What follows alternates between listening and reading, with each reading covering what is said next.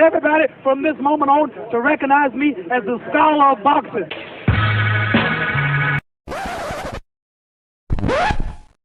You see, their morals, their code, it's a bad joke. It's dropped at the first sign of trouble. They're only as good as the world allows them to be. I'll show you. When the chips are down, these civilized people, they'll eat each other. 49 hours declaring it a riot. Cruiser 5 to 50 feet advised, County Police 1 advised trying to breach and get to the Capitol.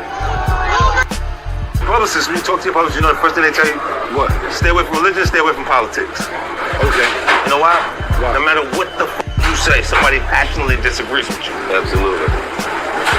No matter what religion, you believe in Allah, then you're saying that's not the right way. You believe in every Christianity, that's not it, because they're choosing something different. Your political party, the Democrat, Republican, the disagreement completely. Yup. So I stay away from it. When I get pulled into politics, I go, Yeah. and I have nothing to say. I'm just That's the looking. same way we are. We don't no politics, none of I'll this. with that. Like, I don't stay there because I'm still entertainment. If it's not music, then it's film and television, but it's still entertainment. So why would you turn someone off by saying that? Right. I want everybody to enjoy what I'm doing. Right. Not just a selective few amount of people. I focus on diversity because it's needed. Right.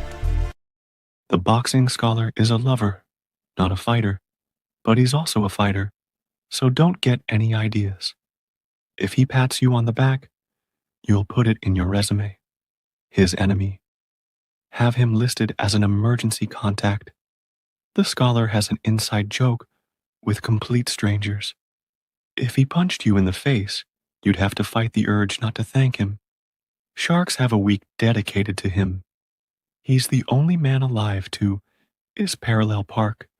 A train is count to infinity twice.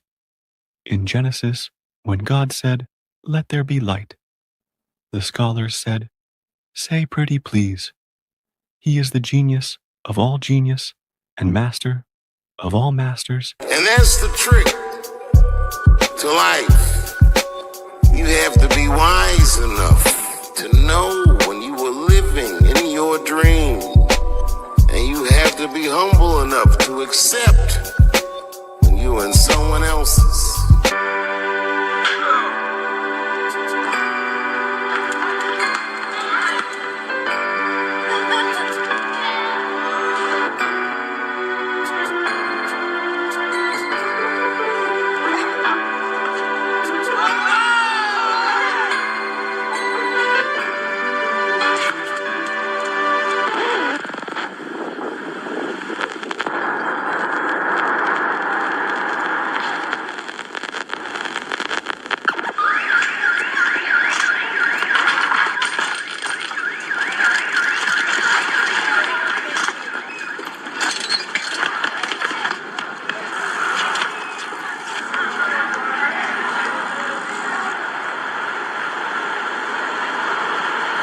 Yo, the boxing scholar's on.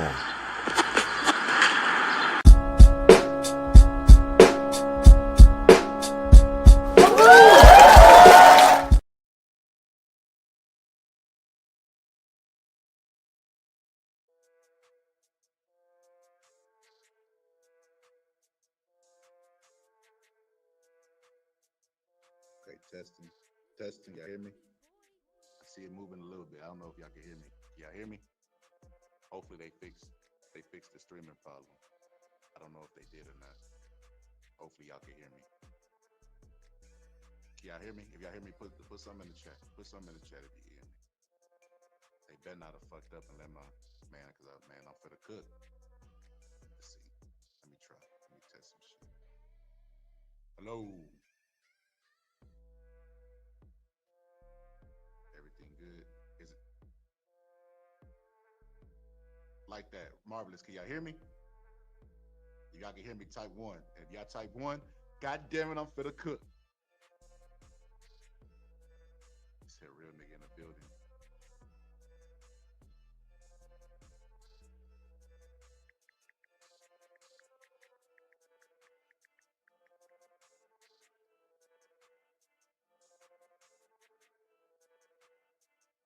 Oh man, they done fucked up like that. Like that, they fucked up. Oh my goodness, goddamn genius is back. Oh shit, it's over. It is fucking over. What's up, everybody? Oh my goodness, I got a good one for you guys today. Ah, the genius is back. Motherfucking genius. So first off, I want to say this. I want to start off by saying this. I don't know if y'all be looking at my community tabs, but I'll be active. I'll be active out there. I'll be posting little stuff. You know what I mean? A lot of people don't understand that. Damn, you can barely hear me. Shit, I'll speak loud, dude. I'll speak loud if y'all can barely hear me. But so I don't know if y'all been watching my community tabs, but there's a guy, you know what I mean, that I pissed off, you know what I mean, and I kind of feel bad about it. I just want to take a moment of silence and say, "Fuck you, Evan Deere." Bro, it's this guy named Evan Deere, bro, who pulled up to one of my lives, bro, and he like, you can't make this shit up. I said, "Yo, Evan Deere, show your face, man, because I don't want nobody to put no dick pics on my screen." He was like, "Nah, bro, I don't do that anymore." The fuck? What the fuck, bro? What do you anymore? That's the weirdest shit I've ever heard of in my life, right? So yeah, Evan Deere, bro. Evan Deere, he's been harassing me. He tells me that he knows about boxing. So the day he pulls up, right? He pulls up. I got the thing on the screen. I'm just listening to him because I'm trying to get a feel of what type of person that I'm dealing with. And he told me basically that if I think Devin Haney beat Loma, I'm racist. Can't make this shit up, right? That I'm a racist if I think Devin Haney won against Loma. You can't make this shit up. And so ever since then, I've been thinking he was weird. And he's such a coward ass little pussy that he got he spit his science and ran off the panel. He didn't stay for the rebuttal because I was for to cook his ass. I had let him talk respectfully, you know what I mean? But he didn't want to allow me to have a rebuttal. So that, I mean, he's just a coward. He's a coward ass dude. But he pops up every now and then, harasses me with arguments, and then when I kill his arguments, he goes into other arguments. But yeah, he's just a weird guy. He's just a weird guy. But see, he's so obsessed with race. I don't think he's aware of this. But he better leave me alone before he get put on that fucking Summer Jam screen. I mean, Marvelous and like that. Everybody know what I'm talking about. Evan, if you don't know what I'm talking about, you better Google that shit, bro. Like, you pulled up to my live yelling at your mom, bro. Like, so you're one of those guys. You're one of those guys who live with your mom, probably mid to late 20s. Like, bro, you don't want this, bro. You've never taken a punch in your life. Like, bro, I'll put you on that Summer Jam screen. So I suggest you leave me the fuck alone. I mean, go find, you're not even welcome here. Go find another channel, bro. Like, I'm not interested in trading wits with you. Like, you're unarmed. I never took pleasure in taking the wings off a fly as a kid, bro, and you are a fly. Said James Toney versus Razor Ruddock. Oh shit, that's today? I didn't even know that. Bro, what the fuck? Ain't it in Jamaica? Hey, I'm gonna be honest with you, Lennox. That's gonna be hard to find the link.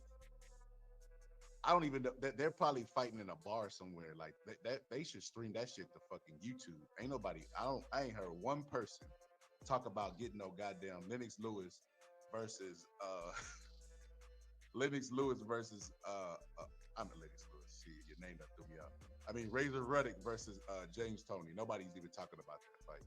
So no, I don't think anybody's looking forward to watching that fight. So yeah. I'm not sure. I see someone commentating. Oh wow. Damn, Tony Razor. I forgot about that shit too, Rob G. Man, let me check the links. Let me check the links to see if anything is on there.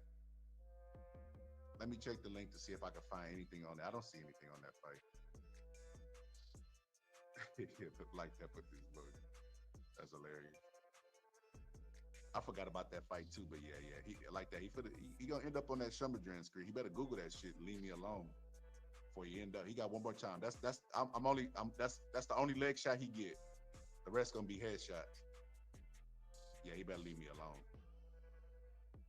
So, Crocs motherfucking Ennis, man. We could jump into this shit, bro. Because I always like to wait and let everybody else cover this story. and then cover it last so that y'all can see. So it'll be my own original ideas.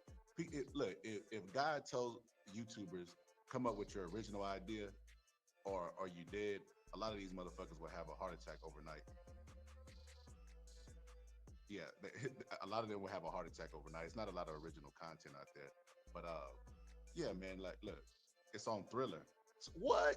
Let me tell you about Thriller, man. Thriller is fucking hilarious, right?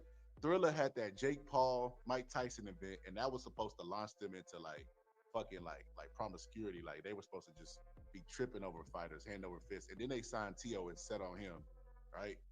Gave T.O. all this money, and then the fight never came to fruition. And then now they doing James Toney. Their ace in the hole was like, all right, I got it. We're gonna take a washed up version of James Toney, put him in there with a more washed up version of a late 50-year-old Razor Ruddock, and we'll bring him back. Yeah, that'll work. Like, you can't make this shit up. Tie-in Booth walked out of the ring. It was crazy. Damn, I missed it, man. I was just waking up to get the fucking work, so I missed a lot of that shit. But everybody knows how I feel about Bud, right? I've been like, it's not a secret. Like, I remember arguing with people. Like, he done got this new fan base. You know what I mean? From people who just flip flop, or just people who just new to the sport and like the way that he beat the shit out of Spence. But I've been rocking with Bud for a long time. As a matter of fact, I remember arguing with people about how cold Bud was, and they just thought that was the craziest shit in the world. When I was like, he's the best fighter I've seen in like the last 25 years. They were like, oh no, what the hell are you talking about? They couldn't even name me fighters. They don't even know, like, what, bro. They were just Bud ain't fought nobody. Like, I remember all of these arguments, right? But so I'm consistent. I criticize Bud when he needs it. I let Bud make it when he needs to make it. Like for instance, I just seen Bud. Facts, press. I just seen Bud. Um, he basically was arguing with. He was arguing with like YouTubers, and he been going ham on YouTubers, and that really bothers me. It bothers me because I'm like, you're Terrence Bud Crawford. Like, you having a fucking mansion built. Like, we seen that, right? And the mansion ain't even that impressive. Let's keep it all the way at Thou Wow, right? But that's besides the point. That's besides the point. He's a millionaire. He got a lot of money in the fucking bank account. He's the number one pound for pound boxer. Why does he respond to fucking negativity? It doesn't make any sense to me. It's like he has all these channels out here riding hard from him, and he won't give interviews only to women. And then he'll go and respond to negativity. I remember when Knockout Boxing said something about him and he responded. I was so shocked. Like, Bud is not a smart. He's smart in the ring, but he's not smart out the ring. Like you would think it would be go hand in hand. Like, how are you that smart in the ring, but outside the ring your IQ ain't as high as it is in the ring. I thought that was really weird. But yeah, Bud responded to Knockout Boxing, bro. What the fuck? The dog barks at the moon every night. If the moon ever turn around and bark back at the dog, he make the dog famous, bro. I don't understand that shit. He said Ray Jackson is the one trolling all the boxers on Twitter. Okay, that's who it was. Yeah, I couldn't understand why Bud has a frail ego. But even that, Pittsburgh T, he can have a frail ego, be sensitive, right? I just don't understand why he would respond to a YouTuber, but he won't respond to positivity. Well, if you be consistent, give YouTubers interviews. Then get the YouTubers to do your work for you. You think if you give these YouTubers interviews that they wouldn't go out there and do the hard work for you? You would literally have a Bud Hive. Like Beyonce got the Beehive, you would have a Bud Hive. They already do that shit. But imagine if you giving them interviews. Oh my God, they would chase them people up out of the fucking YouTube metaverse. But I think that's just crazy that Bud is responding. I think he should change that. I noticed that it's a trend of fighters. They only respond to negativity. They will not give YouTubers interviews who support them, who talk about them every day. They might even tune in. They might be in the chat, but they never respond. The moment it's some negativity, oh, they jumping out the window. I don't understand that shit. So, but anyway, I digress because we got to be honest with you. Bud is the victim today. Bud is the victim of some fucking bullshit, right? So, he said, look at what Shakur is doing. Should follow his example. Look, so recently, it's no secret, right? The IBF stripped Bud of his belt, right? Which was fucking bullshit, right? And their logic behind it was they don't support rematches, right? So I had to go back, you know what I mean? And it doesn't take long. This is why when people talk about Jake Paul, I always be like, bro, you gotta stop this shit. Boxing is a whore, bro. And even if you put lipstick and them eyelashes on it, it's still Kim Kardashian is what she is, bro. You can shit outside, wrap it up in a gift bag, and it's still gonna be shit at the end of the day. And that's what boxing is. Boxing does not have like this high moral ground for hill for us to all rest on and set up a tent. Like it is what it is. Boxing is fucking quicksand. You know what I mean? And it's a whore and it's sold to the highest bidders. Historically speaking, it's never had integrity. It's always been ruled by the mafia, et cetera, right? But yeah, so Bud had his belt stripped for no apparent reason. So I looked up the ESPN article. You know what I mean? Because I like to take cues from real journalists, not YouTubers, right?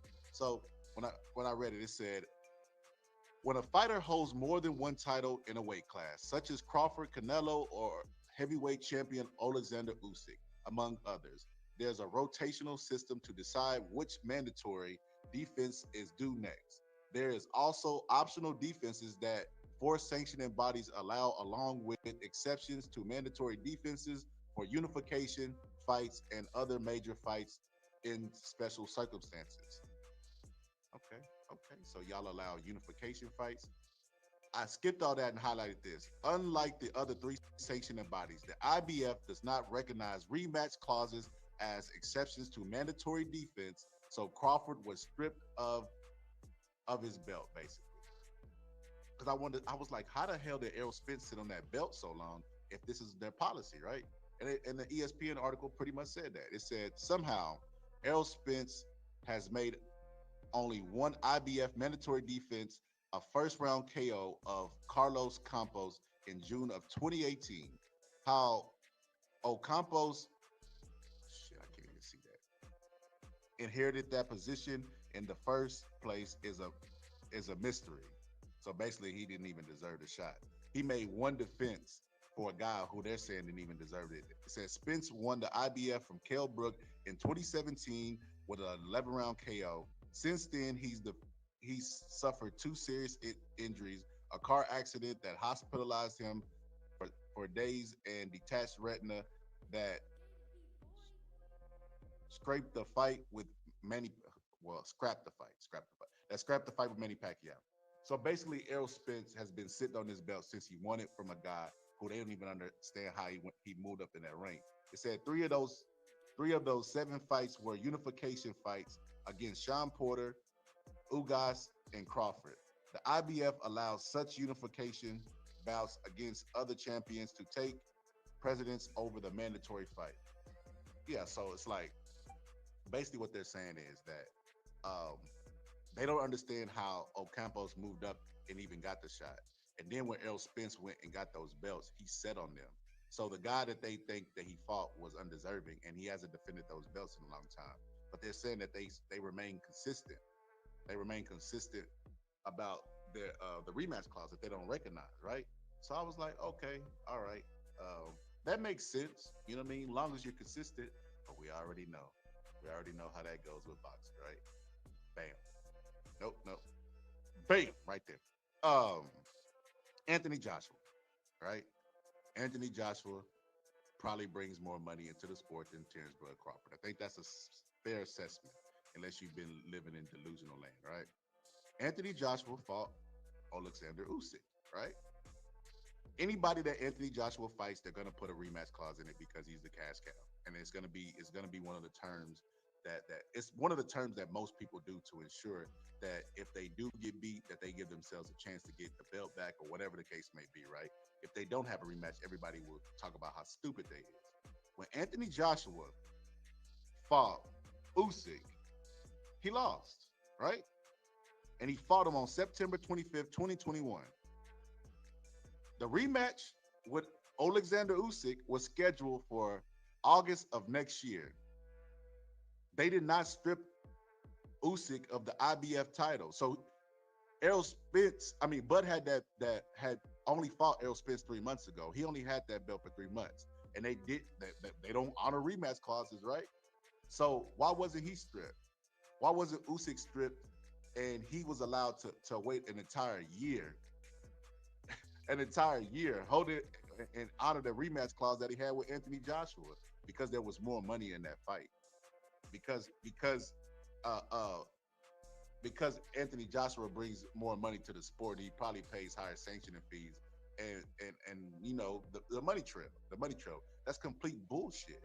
Look, I'm the furthest thing from a bud, buddy. I would consider myself a truth teller, right? I gotta start bringing my glasses to work too. But I would consider myself a truth teller, right? So why in the fuck was Bud stripped? That's an injustice, but corruption has become so normalized in boxing that all we do is overreact. There's no action. There's no call to action. There's none of that shit. As a matter of fact, the complete opposite happened. These dumbass these dumbass Errol Spence fans was celebrating. Like, yay. They were in the streets like ding dong, the witches did. You know what I mean? It didn't and I think that is the stupidest thing in the world because number one, yeah, he took the belts away from the guy that beat your guy. But do you think that your guy could beat him? What do you celebrate? If anything, your guy was did an injustice just like Bud was. But I'm gonna get to the history of that in a little bit. But I just think that is stupid, man. That shit is retarded. But I'm gonna give you a synopsis of the history of what happened because Boots did not want to fight Errol Spence, and he definitely did not want to fight Bud. As a matter of fact, the what's happening right now is not it was by design. It was on purpose. They went into there with the intentions of what happened exactly the way it happened. They wanted it to happen like that. But check this out. So let's go through the history. Y'all remember on the Gilly and Wallow show, whenever Bud went on there and Boots pulled up and said he'd been trying to fight him since 2018, and we all thought that shit was hilarious because we didn't even know who. He basically cleaned it up at the end. Like the very end of the clip, he was like, "I've been trying to fight all the top fighters," because he didn't want to make it seem like he was talking about Bud specifically. If he said he was trying to fight all the top fighters, then he's lying, but sort of kinda. You know, people know how it is. You know what I mean? Like it's like a girlfriend be like, "Did you cheat on me?" Well, kind of, sort of, but not really. There was no penetration. You know what I mean? It was like dancing around the shit. But yeah, so let's go to that. Let's go to that. Like I said, I'm gonna get this shit to you in chronological order, and I'm gonna tell you exactly what the play was. But check this shit out. What we know? Y'all know everything. I don't know nothing. I'm trying to find out what I know. Enlighten me. What you mean enlighten me? You for Devanese and you could for me. You jumped up out of my sanction body to go fight in the IBF. So what I know? What you mean? What you mean? What I mean? Would you rank that in the WBA or not? Yo, it don't even matter. Yo, all right, catch up, little homie. Catch up, then. If it don't matter, catch up. Yo, he picked Evanesian. Catch up. Evanesian was way under. You just said it don't matter. Catch up. I'm talking about before that. He not about it. We already know he's not about what he's talking about. I'm not about what? I'm not about what? You don't want to fight. You said I'm not about what? You don't want to fight. Man, go to sleep. Go to sleep. Go ahead. You dreaming, man. You talking in your dreams, don't man. Want to fight. Yo, we asked for that fight plenty of times, yo. When? Plenty of times. What's plenty? When? Man, you front. You front. Go to sleep. Go ahead. You dreaming, man. You talking in your dreams, don't man. Want to fight. Yo, we asked for that fight plenty of times, yo. Plenty of times. When? Plenty of times. What's plenty? When? Man, you front. You front now. Don't front for Gilly now. No fronting. All right. Keep it being though. We asked for that fight plenty of times. When? That's what I'm saying. When? You keep saying keep it a buck. I'm saying when. Now you saying one thing and your dad saying another. So when? What you mean? You saying one thing and your dad saying another thing. So what is what? We asked for that fight. I've been asking for that fight since 2018. What are you talking about? Since I was a baby. You've been asking to fight me since 2018. All the top guys. Cut it. You believe that? You a fool. You believe that? You a fool. He's drunk. He's sleepy. Good night. You believe that? You a fool. He drunk. He's sleepy.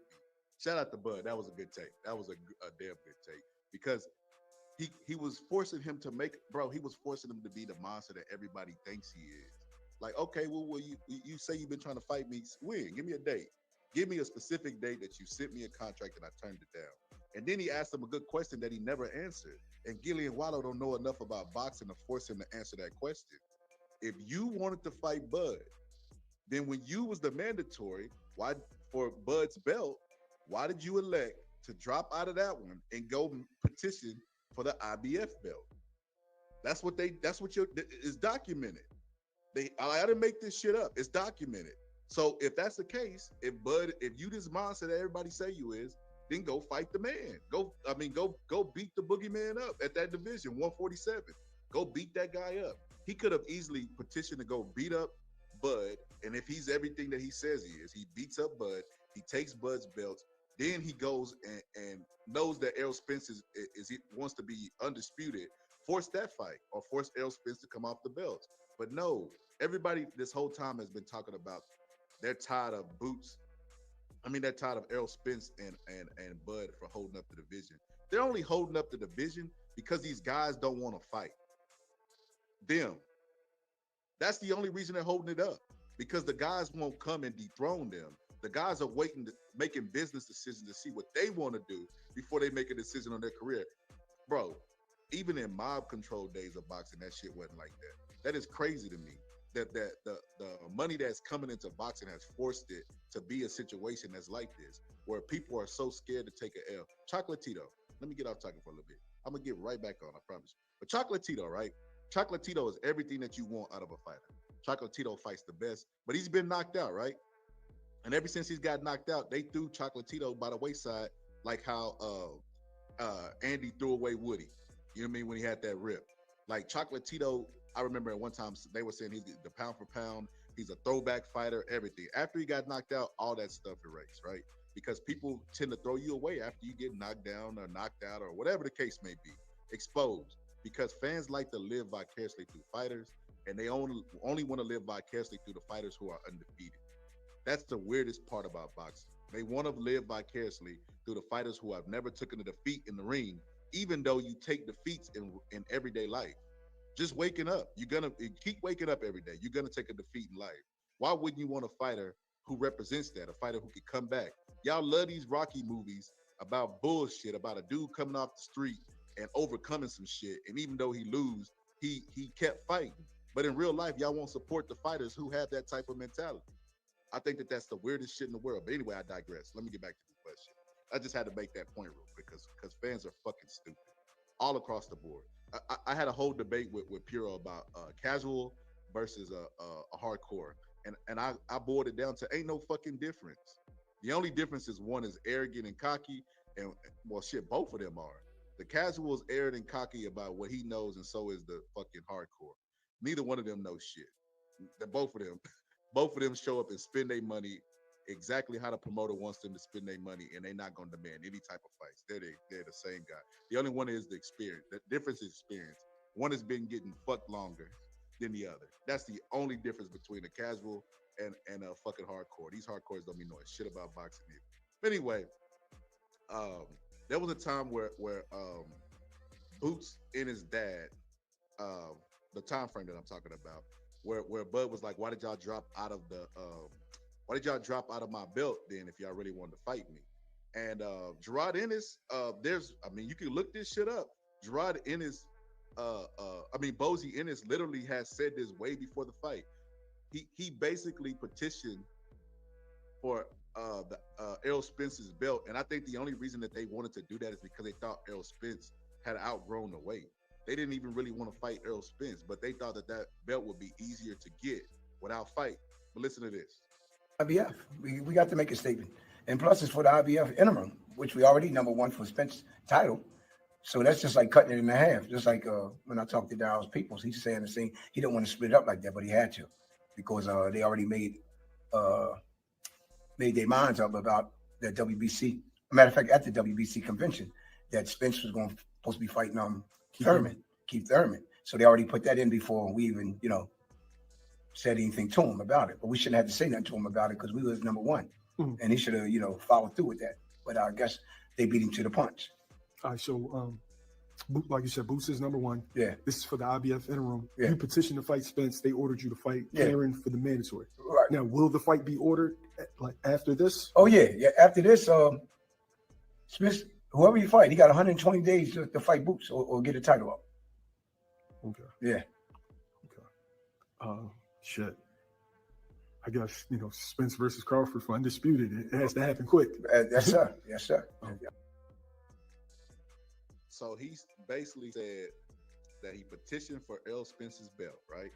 And that they already had Keith Thurman versus Errol Spence in the works. And no matter the result of that, he had 120 days to respond to them or give up the same belt that Bud was stripped from in 3 months. You can't make this shit up. There's no sense of urgency to strip Errol Spence with 120 days. He did. I mean, the only other fight after outside of their unification bout was an Bud Crawford fight. So you can't say that, they was waiting for that fight. Then why the fuck wasn't Errol Spence stripped? It doesn't make any sense. Errol Spence should have been stripped of anybody, but they never had any intention on fighting Errol Spence. I think they thought Errol Spence would outgrow the division.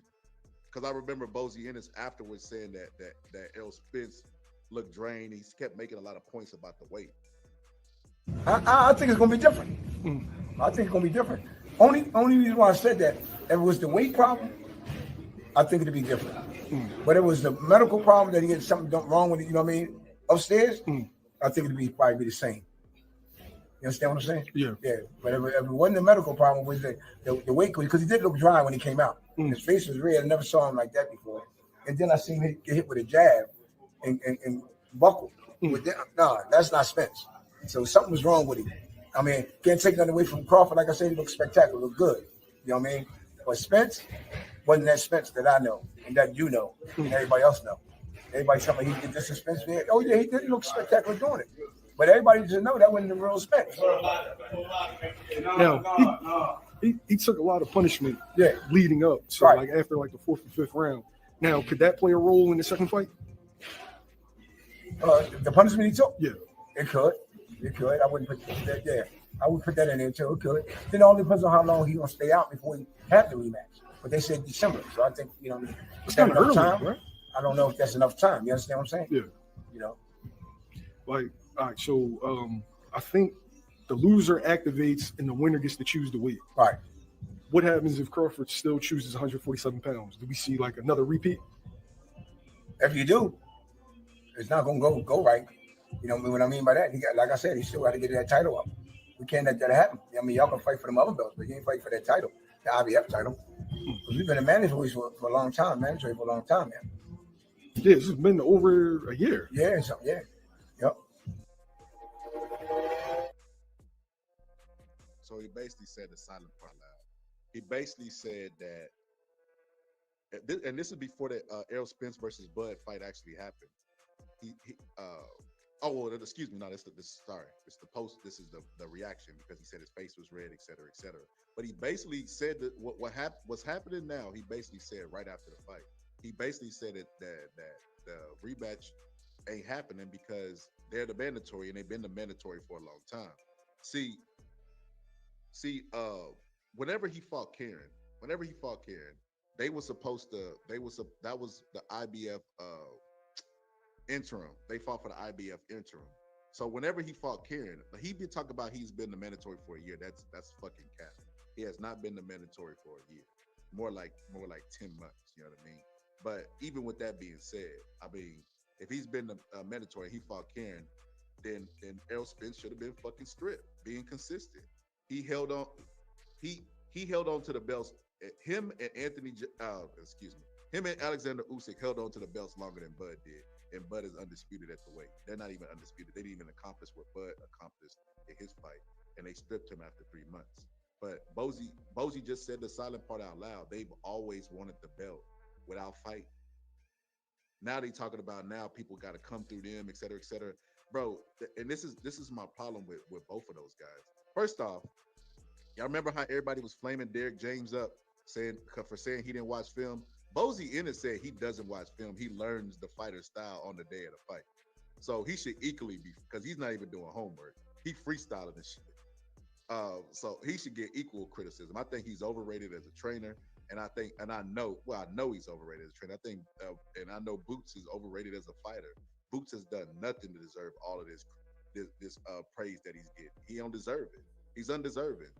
him and his father's plan was to fight Errol Spence, hope Errol Spence vacates the belt or outgrows the division, because Errol Spence had been tweeting to Bud like when the negotiations fell out, like, damn, it's not easy making 147. Like, you know what I mean? Bro, they've been playing chess this entire time.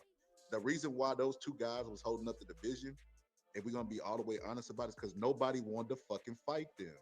People was electing to move around them like like water around a rock in the river. They did not want to fight those guys. That's the only reason they was holding up the division. But these stupid ass content creators don't even know anything. They looking at it and blaming the two guys, the two top guys, instead of blaming the guys up under them, the Virgils, the Boots, the etc. Stanionis, all those guys. Blame those guys. Those guys wasn't out there calling out the top dogs in the division. And if they wasn't serious about fighting them. Boots talking about he been trying to fight Bud since 2018. Get the fuck out of here, bro. You lying. But yeah, the silent part out loud, they literally giving this man a participation trophy, and everybody is happy about this shit. Like they criticized Devin Haney for being an email champ. Oh my God. But this motherfucker, we gonna call him the Amazon Prime champ. This motherfucker had his shit delivered to him via Amazon Prime. Like, you can't make this shit up. Like, that dude never wanted to fight no goddamn Bud, and he definitely didn't want to fight no damn Errol Spence, bro. But he just thought Errol Spence would be the easiest out of the two because they feel like Errol Spence would outgrow the weight division. He didn't want to fight that guy. But here's the notice the optics, because I ain't showing the videos, but listen to the optics. You remember when Bud said you and your daddy saying two different things? They do be saying two different things. Both of them be saying two different things, but they always end up revealing their evil plan, the silent part out loud. Listen to this. What's your thoughts on the whole situation? I mean, it is what it is. They abided by the rules. It was out of my hands. It was an IBF thing. So at the end of the day, I'm a world champion now, and I'm ready to make these big fights happen. Fight all the top guys, and make my mark. In this boxing game. Like I said, if I get my hands on one of these belts, it's over with. It's over now. They might as well pack it up. Now, do you feel like, well, for most of your career, you were considered high risk, low reward. Yeah. But now you're the IBF world champion. Do you feel like now that they'll be forced to get in the ring with you? They got it. Yeah, you got to get in the ring with me. Like I said before, it's going to be the excuse now. Like, I got a belt. Now you don't get the belt. But the belt's not important now. So you say you got to see, see what they're going to do.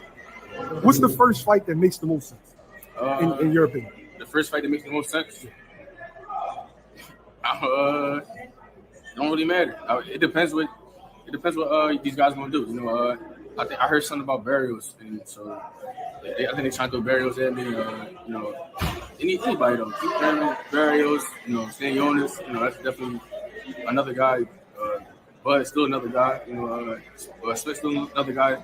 Even though I think Smith about to go to 54 or whatever, but all those guys still on my radar. I want to fight the best. I don't want to fight like people know. Now, you mentioned Terrence Crawford, even though he vacated or he got stripped, he's still on your radar.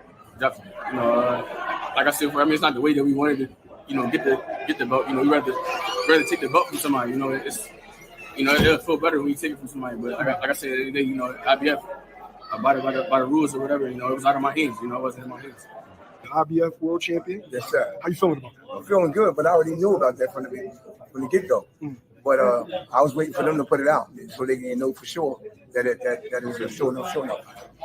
Now, you've been having trouble getting fights, right? Historically, for like the last 2 to 3 years. Do you think now that you are world champion and that it will be unification bouts with the other champions that you'll be able to get them in the ring? Oh yeah. Now, if they want to fight for the title, they got to get in the ring now. You know what I mean? Or they're gonna move up. I don't know what they're gonna do.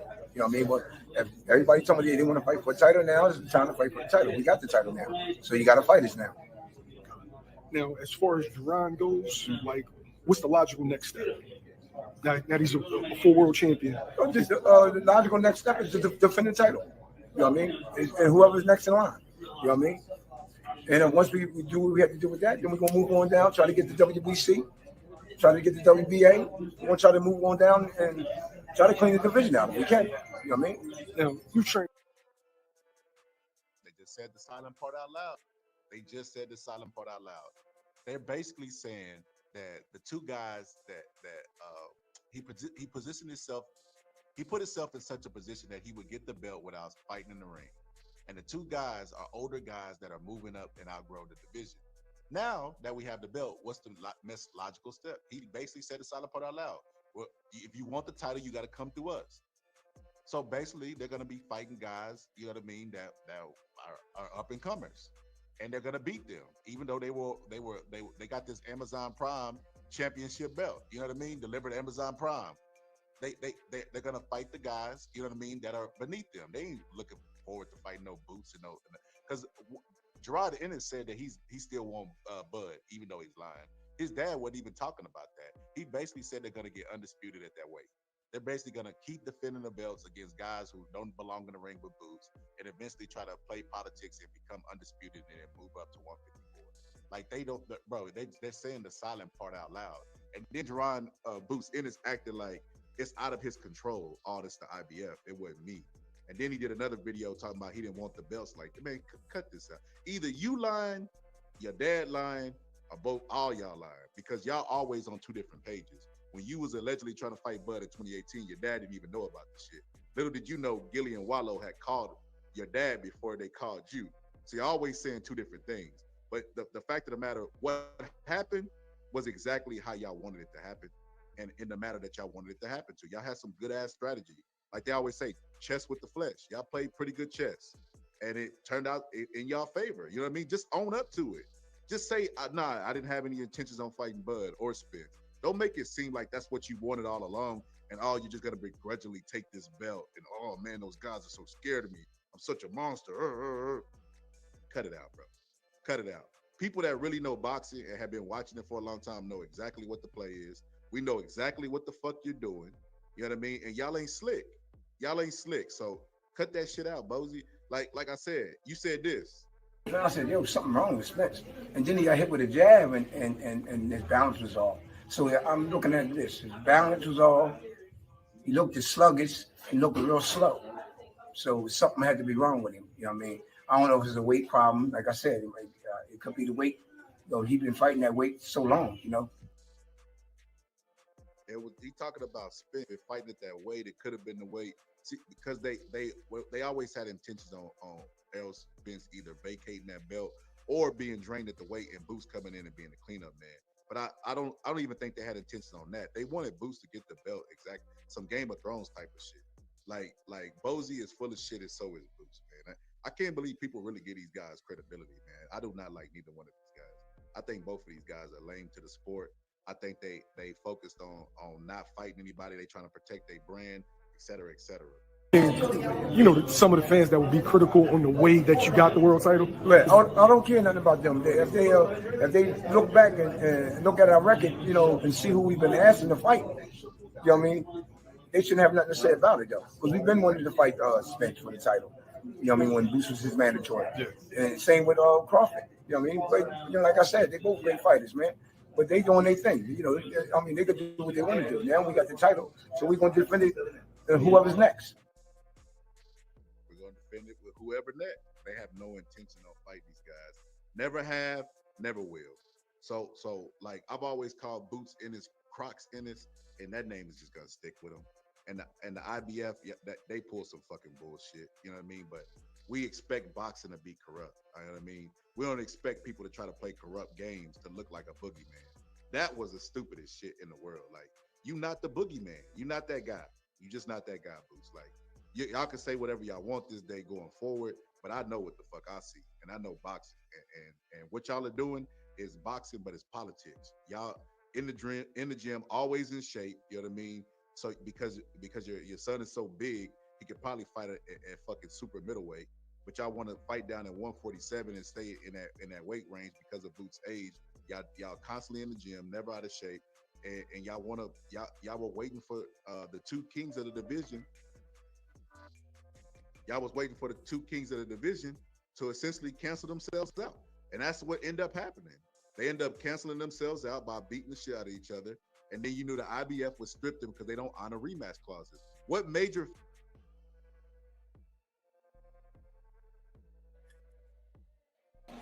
Yo, what's good, BBO? What's up, brother? How you doing, man? Man, look, BBO, I made this video. See, BBO, this you ever heard that Pound Cake song with Drake?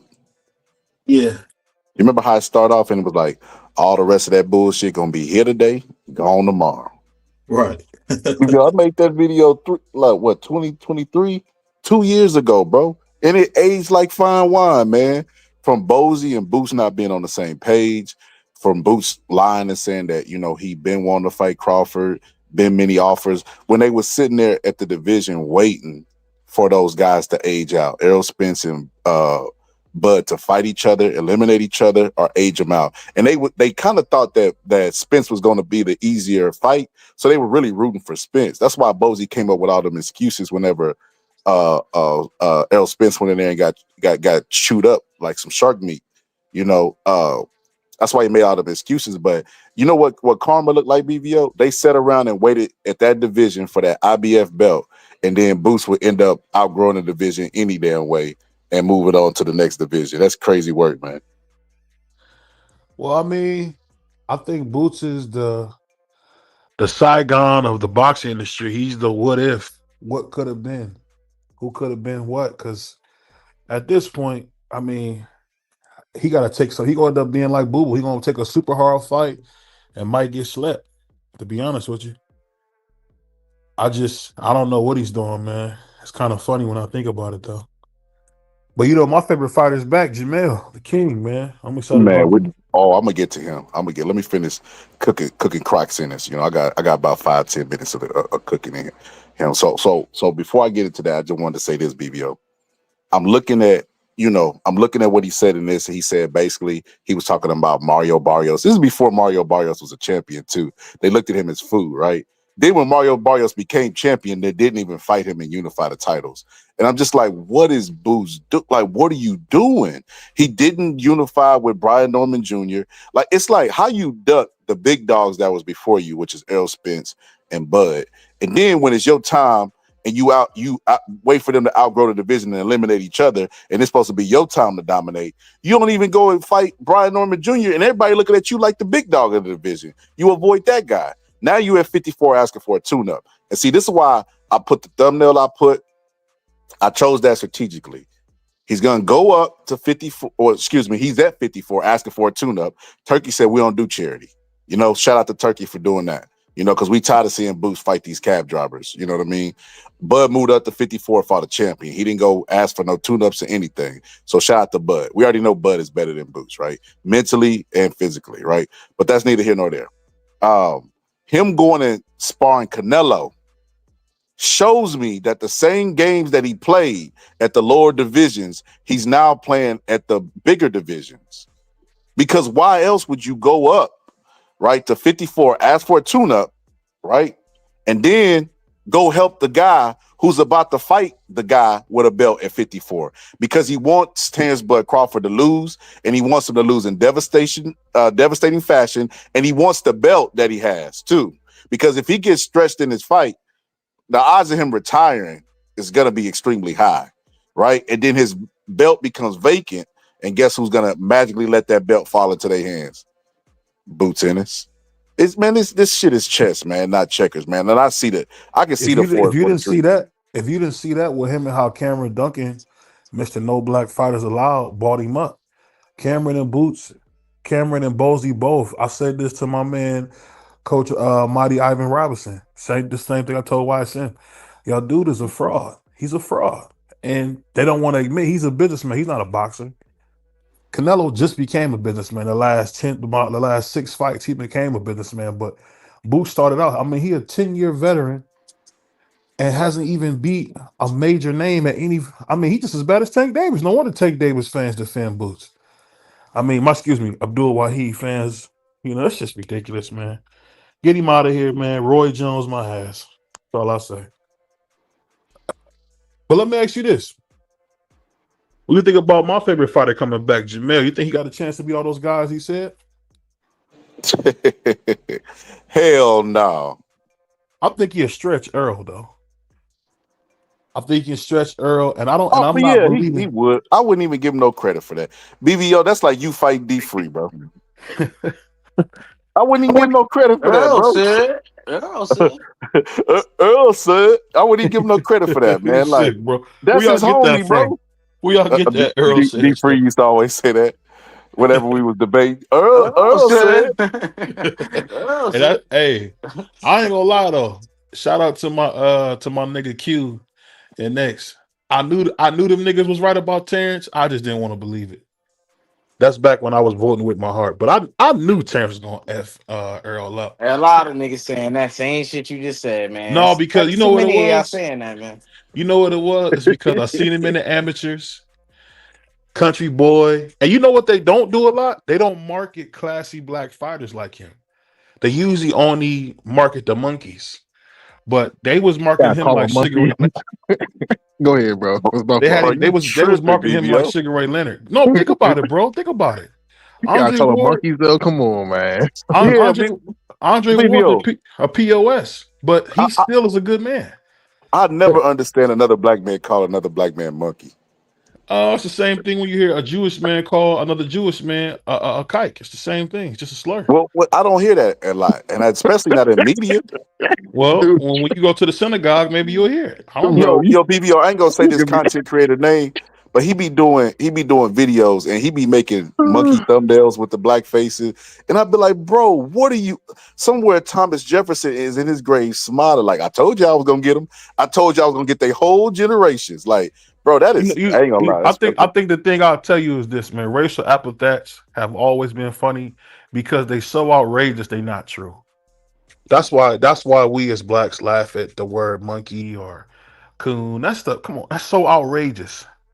Like I heard some dude saying that Boots was a raccoon because he wanted to go fight with the best fighter of this generation. Like, come on, bro, stop. Man, if you don't stop that, bro, he is not the best fighter of this generation, bro. Yes, he is. Who's better than him in his generation? Bud, Floyd. Also, when we Floyd is before him.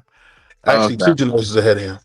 So when we step on your boy Crawford, I want you to give us full credit, and I want you to erase he's gonna win the the fight, Mayweather bro. loss.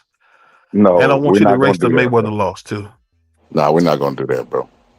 This is a mismatch, bro. We're not giving them no credit. Yes, you are. How you gonna tell me what? Bro, I'm not giving that man no credit, bro. Yes, you are, because you give Muhammad credit for beating George Foreman. Bro, how is that the same? BVO, you gotta stop this crazy shit. No, stop How is it. that Stop in it. any way the same thing? Hold on. We seen Muhammad after he stole one from Ken Norton go in there and beat George Foreman. He stole that second fight. You know it. He stole it. You know BVO, it. now you moving the conversation. Okay. I'm Let's just trying stay to here. tell you, man. If you Okay, give let's people stay here, credit for BVO. that, Let's stay with your crazy comparison. George Foreman was a younger guy, right? Ali was 35. Okay, and George Foreman was what, 24, 25? Might have been 10 years younger, right? Maybe 9 years. I think he was 25 right? or 26. And he's beating the people like Ken Norton. He's beating the people that's going life and death with Ali like nothing. He's dismantling them. Easy work, bro. Right? They're saying this guy's the hardest puncher in history. Like Joe Frazier was considered a hard puncher. Joe Frazier looked like nothing compared. He was dribbling Joe Frazier's head like a basketball in the ring, bro. Right? Me and you both know he overrated. So let's stop.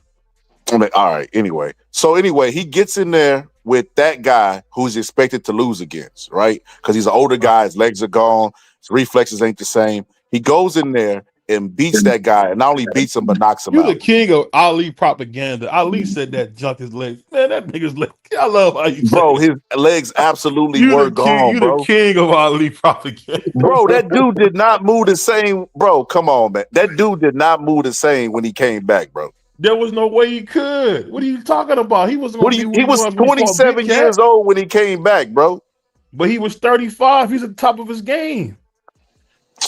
So And why he lay on the smashed ropes George. then? Hold on. Why he lay on the ropes then if his legs? Man, you know he ain't lay on no ropes, man. That's overstated. He was in there He tagging did. George. Oh, BBO. He didn't We're lay gonna on have to the do ropes some the whole film time. breakdown. We're gonna have to lock you in the basement and let you watch film all day because you be No, we're saying gonna some put crazy you in the shit. basement because you ain't watching. Hey, whoa. Y'all on that Diddy stuff, man. Ain't locking nobody in basements, man. No, we locking BBO in the basement. We just not gonna be in there with him. We're gonna leave him down there with some Twizzlers, some baby oil, and some boxing film. Oh man, we're gonna put you down there with Timothy Big Head Bradley, man. Hold on. That's a friend of the show, BBO. You know how we do that networking stuff. We don't talk about friends of the show. Here you go, man. Hey yo, No, BBO. This is what I think about. This is what I think about your precious Charlo. The Charlos have a history, bro, of calling people out and not doing nothing. Remember this? It's the Jamal the Hitman Charlo. Let's get it. Who won it?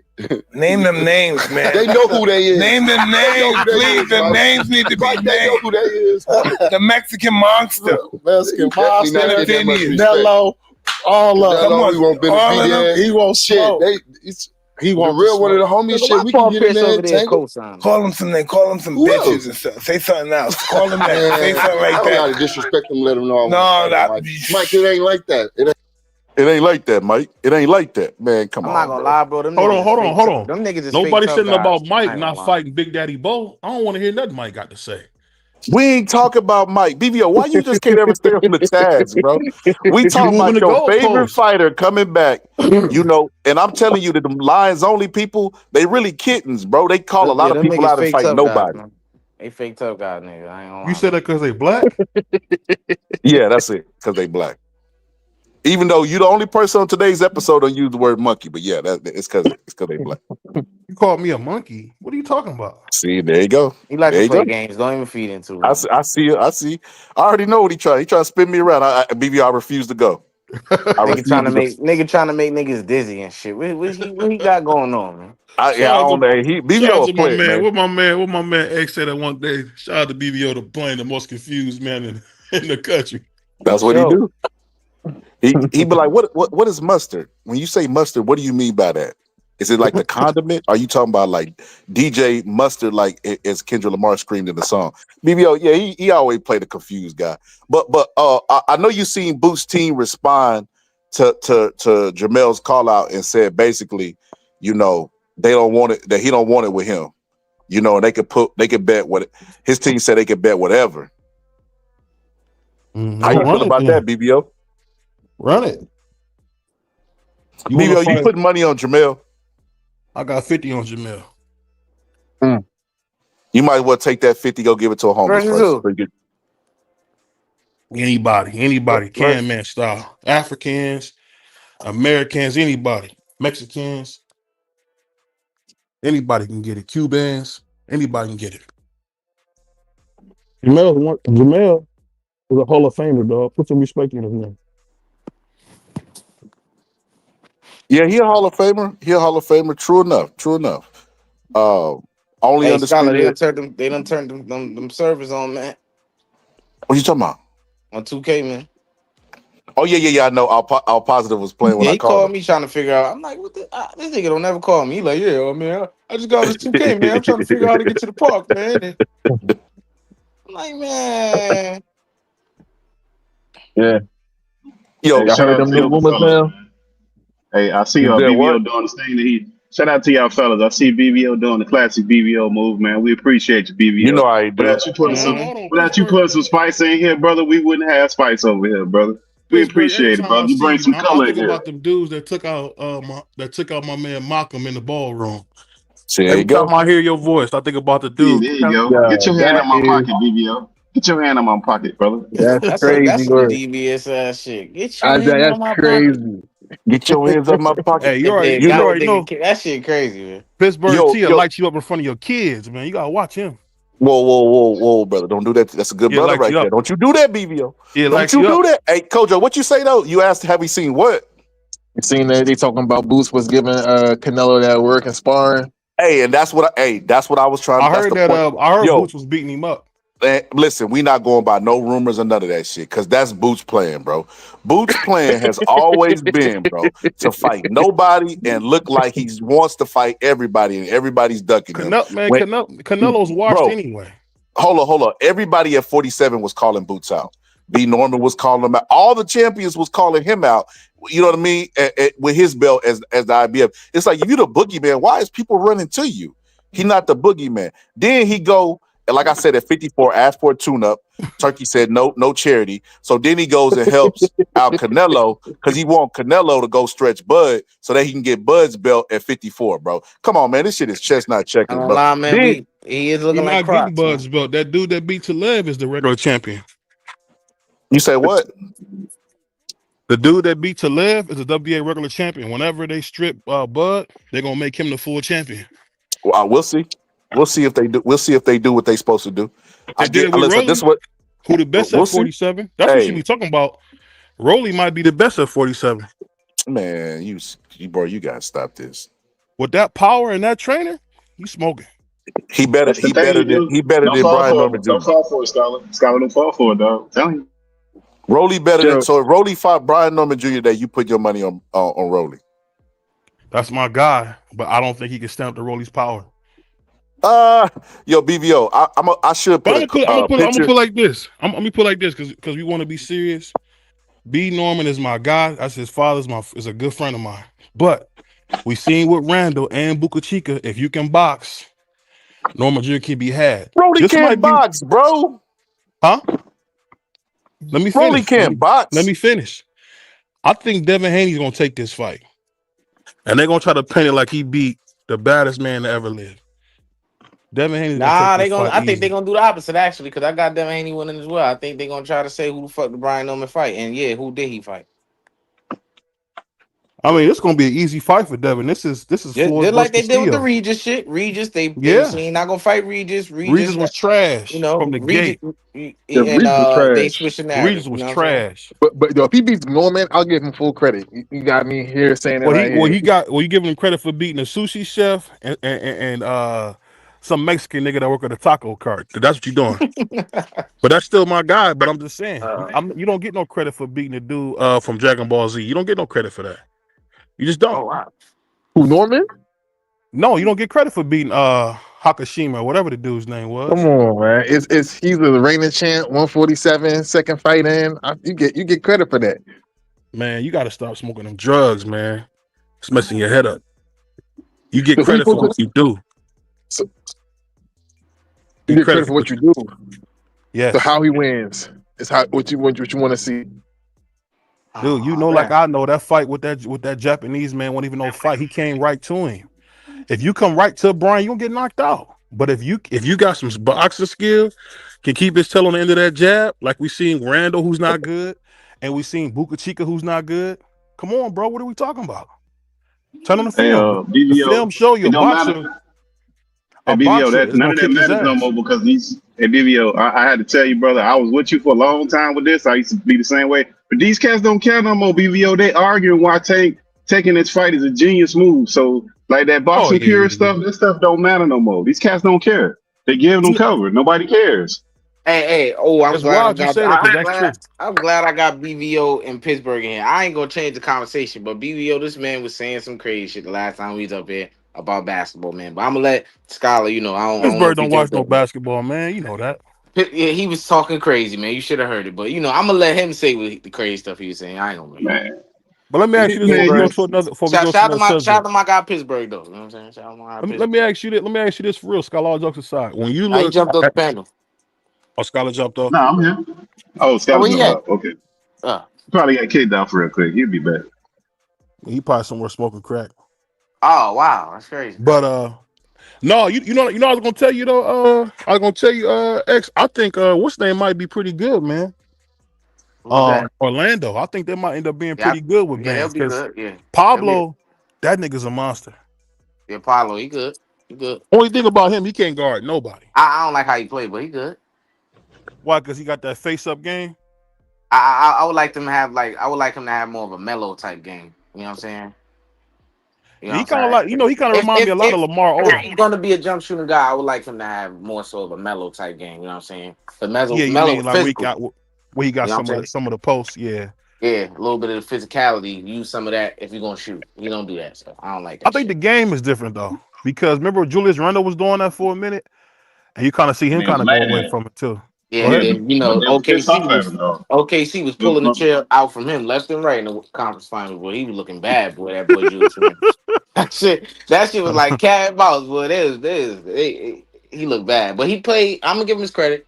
He been a choke in the playoffs, but this playoffs he showed out until he met OKC, and they embarrassed him. It was bad. Hey Let me man, ask you this. Let me ask you this because he my favorite player playing right now, man. What's up with John Morant, X? I finally got to see him play live in action in the playoff series. Yeah, That dude is good, man. I ain't gonna lie. He's good. It's just he probably Can't just one stay of out of those guys trouble. who don't have like his style is not. It doesn't contribute to winning. You know what I'm saying? That's Nah, probably what it is. he can't stay out of the extra stuff, man. That dude is straight pure talent, man. He just can't stay out of trouble, bro. He's nothing but trouble. And Hold, also his hold team. on, hold on, I hold on. won. I won. I Hold on. We won. get pause that. We go right back on. I want to show BVO this. I left the panel just to pull this clip. So you asked me, BVO, I just showed you the brother capping right on Mike Tyson's show. They know who they is. I ain't gotta do all that. I ain't gotta disrespect them. Like X said, they fake tough guys.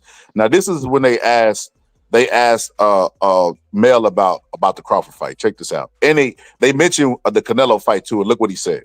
Fight with you, the mega fight with you and Crawford for 150. If we can make it at that weight division, I mean, whatever weight division I'm at, if wherever we still boxing at the same time, let's do it.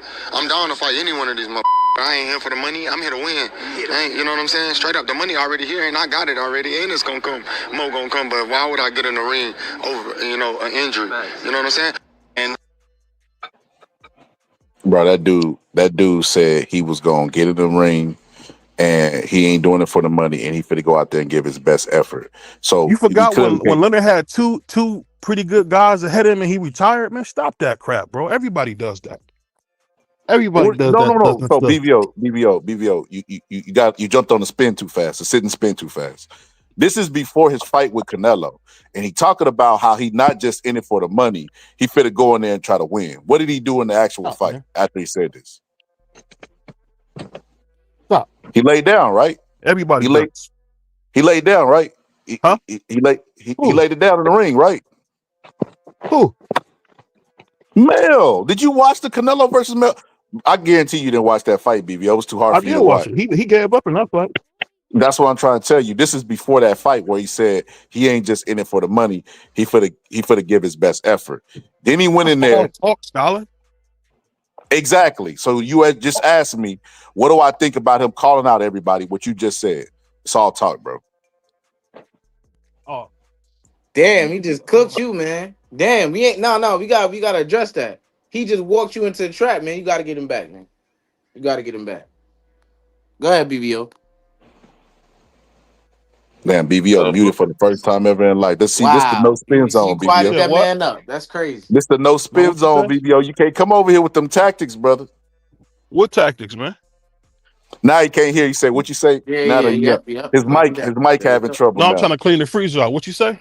Are you trying to clean the freezer? Are you He trying the to get only that old black man I know tilapia in the out of world there? clean his Man, freezer. why you ain't throw that? Why you ain't been throw that old tilapia out the freezer, man? Come on, don't try to Man, make no, that he got the excuse, real man. peas inside his refrigerator. He throwing Oh yeah, away he the got real those peas. shits. Yeah, the real peas. He brought them. I think he had that experience in New York. What Yo, we not BBO gonna is do, fellas, is hilarious. mess with the brother. And what we not gonna do is mess with a brother and his peas, fellas. We got to relax over. Hey, man. Yo, I ain't gonna BBO lie, remind man. me of this. Go ahead. BBO, you remind me of the movie I seen called Major League. I don't know if you ever seen that movie, but it was a scene in Yeah, I there see where the what dude Charlie was like, seen. no. Oh Yeah, no, that's what Little Charlie Big seen, League. man. No, I'm tripping. It's called Oh, Little Big League. You, Where the dude is young and he inherited a baseball team, but he really, really smart. But check this out, you talking BBO. about There's a Keanu scene in Reeves? there. Keanu Reeves. Yeah, Nah, he that's wasn't in Keanu that. Reeves.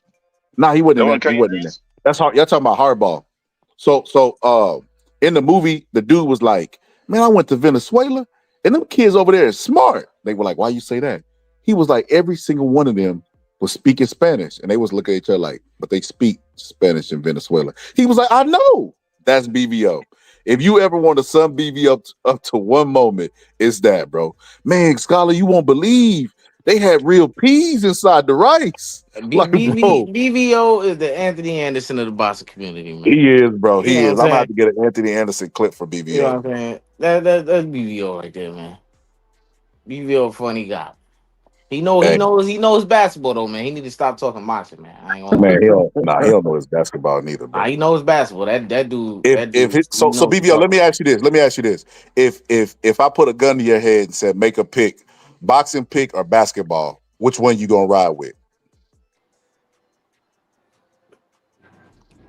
Got his dude cleaning out the fridge again. Yep. Anytime some tough questions come on, he cleaning Hey out the man, refrigerator. hey brother, when you're dealing with a savant, I mean, you got to know. Everybody can't pick them bees like that, Scholar. We got to recognize greatness, brother. That is hilarious. BBO I ain't gonna multitasking. lie. This 2K is good, man. This 2K is good right here. I like Man, this shit. all the 2K caves is the same, bro. I wouldn't Nah, buy this that. shit is good, man. They put a little spin on it. I like how this one last year's was terrible. Oh, it was god awful, you know. But this one, I ain't hear no complaints so far. You know. Hey, Canelo. Hey, when Canelo, let me say this now so I can clip it up. Kojo, Canelo Yeah. next fight is gonna be Jamal Charlo. Look, Now it's gonna be yo. the Jamel rematch, bro. Look, yo. Listen, by any chance, if what Boost is saying is true, Terrence Crawford might go in there and whip Canelo's ass. Man, yo, bro, Shit this don't is work what like that. this is the See, y'all game niggas that is Boots is funny, man. playing, bro. I hear you. Boots, Boots is I'm the going number into one Boost camp. hater. Boots is Believe going me. into. But hold on, Boots is going into Go ahead. camp. He stand to gain from this because if Bud lose or get stretched, he can stop being compared to Bud. So he Yeah, knows what he's yeah. doing as far as chess, right? But if you plant the story out there that you pieced them up and sparring it, and Canelo team never denied it, it looks true. See, but that's the We thing, can't though. confirm those sparring stories, bro. No, we Listen. can't. It's true. It's true. Nah, I believe it's true. I believe it's true. I ain't See, gonna. I don't I'm not believe it, even. bro. see, but I hear both sides of it, right? YSM and all them dudes, they be clout chasing 24/7. So I look at everything with a grain of salt. But in this case here, I seen the Blue Blood interview where he broke it down how Stephen Fulton was like, yo, he gonna go spar him. Then right after they sparred, he was like, yo, Terrence Crawford gonna win. That's all he said. And it made perfect sense.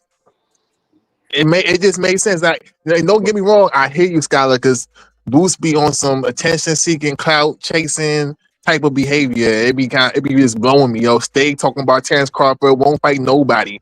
But there's a chance this is true. A chance. I hope Hey, bro, people, people we ain't see me gonna just though. act like. Hold on, we ain't gonna just act like you just didn't make Blue Blood a source of record here, man. We just gonna act like we ain't hear All right, that. fair enough. You know what? I don't even. It's my first time on this channel. I mentioned Blue Blood, so fair enough. You What's can roast me good, on that one. YouTube? It's your boy, Blue Blood, Blue blood boxing. Blue Blood Sports TV. B Back L at you with U another one. E B Back L at you O with O another one. D. But yeah, Fair man, enough. look, man, I was telling scholars earlier in my life, man, the dynamics of sparring is different, man. You know, True. True. that's you know, I think Boots in the sparring with Canelo, I think he's bigger than Canelo right now.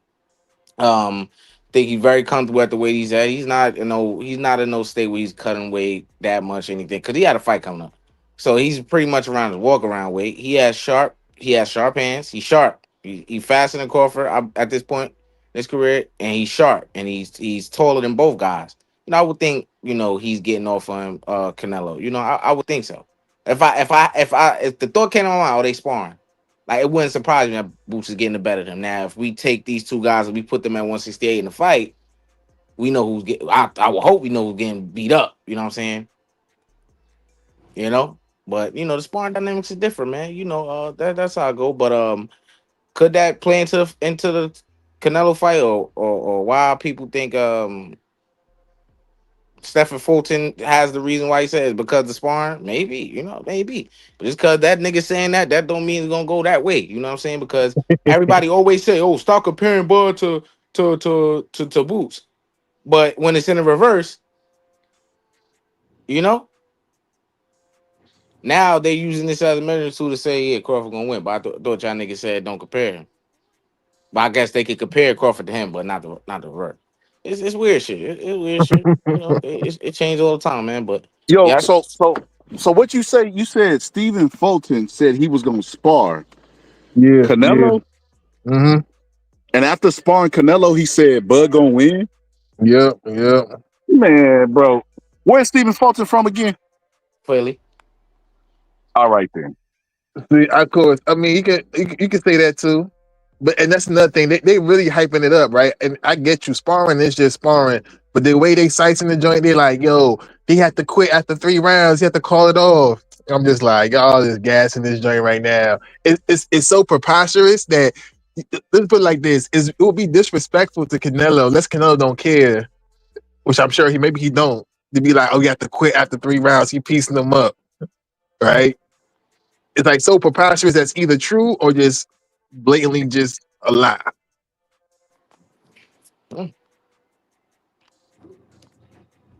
So yeah,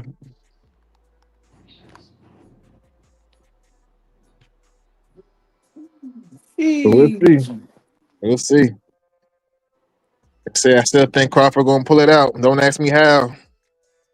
Yeah, a lot of niggas sound like Kojo, that. this the craziest part about that sparring stuff, bro. This is why I can't get jiggy with that, bro. Right? Yeah. Some dudes, bro, like especially fighters that's been around for a long time, they might be sparring 6 rounds that day. And they know they sparring 6 rounds. So by the time they get to the fourth person, they warm, but they For might sure. not be going as hard. You know what I mean? Like, bro, do you not think Yeah. that Canelo could have stretched Stephen Fulton, bro, in sparring? In a way, stretched him.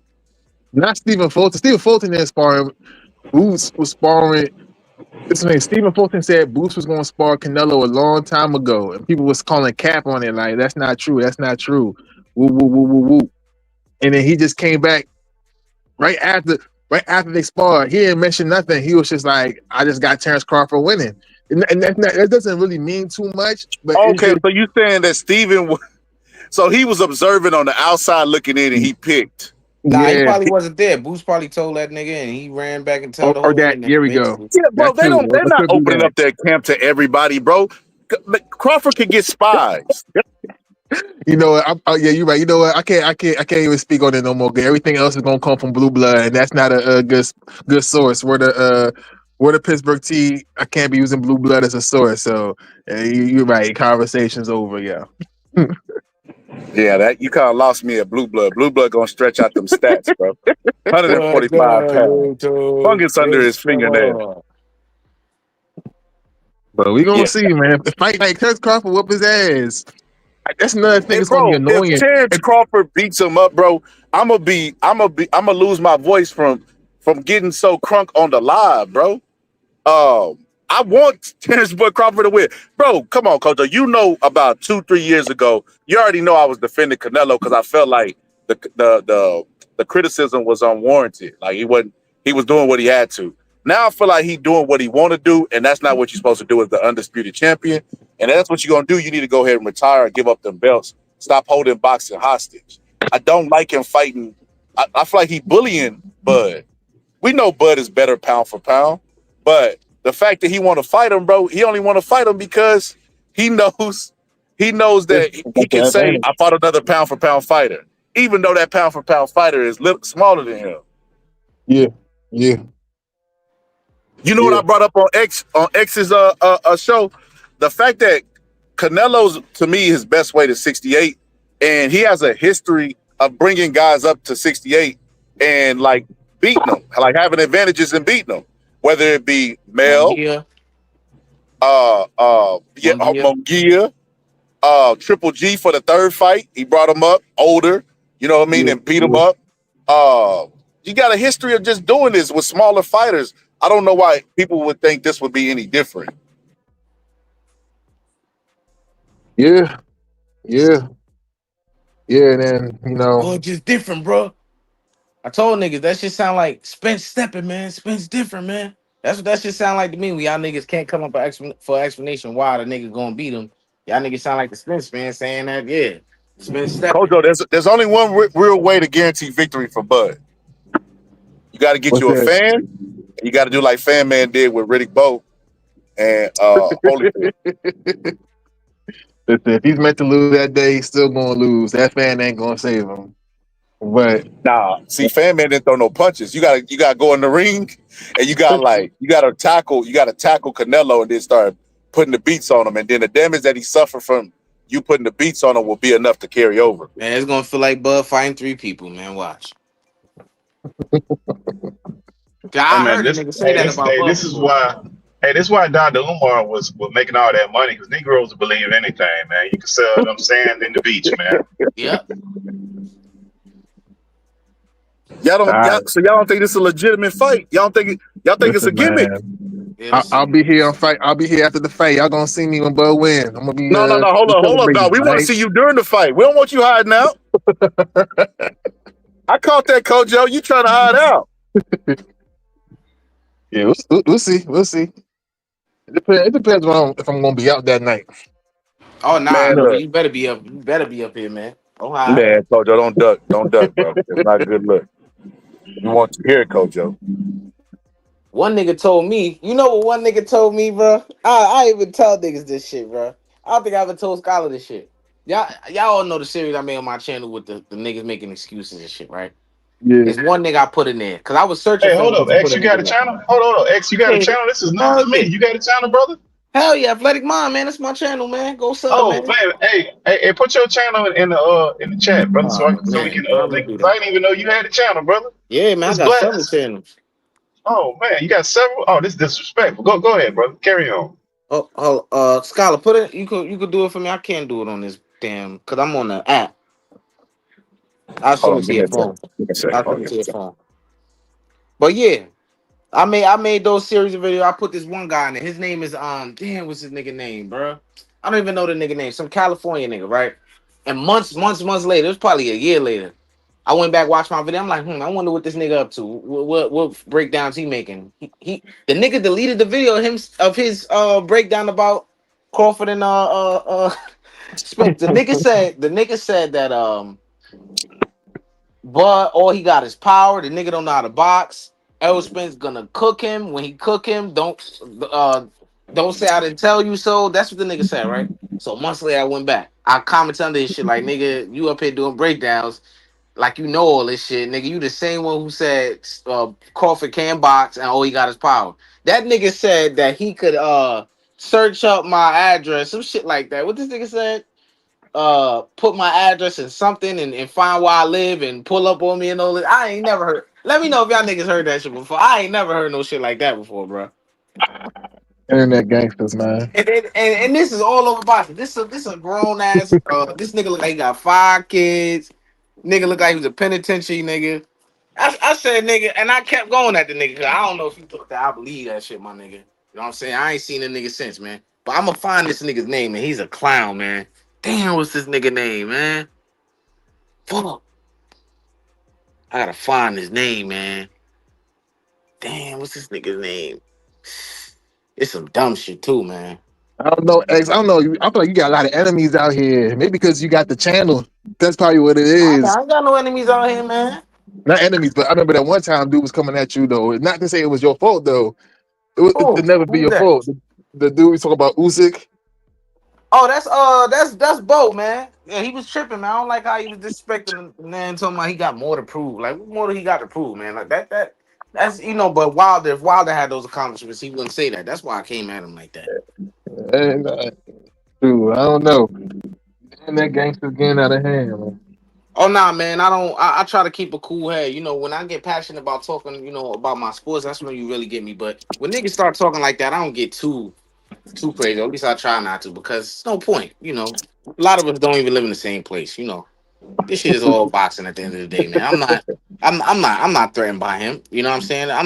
I hope he think I will hope he doesn't think I'm scared of him. I'm not I'm a humble guy, man. If you think he can whoop my ass, man, that's listen, man. I'm humble, man. It is what it is.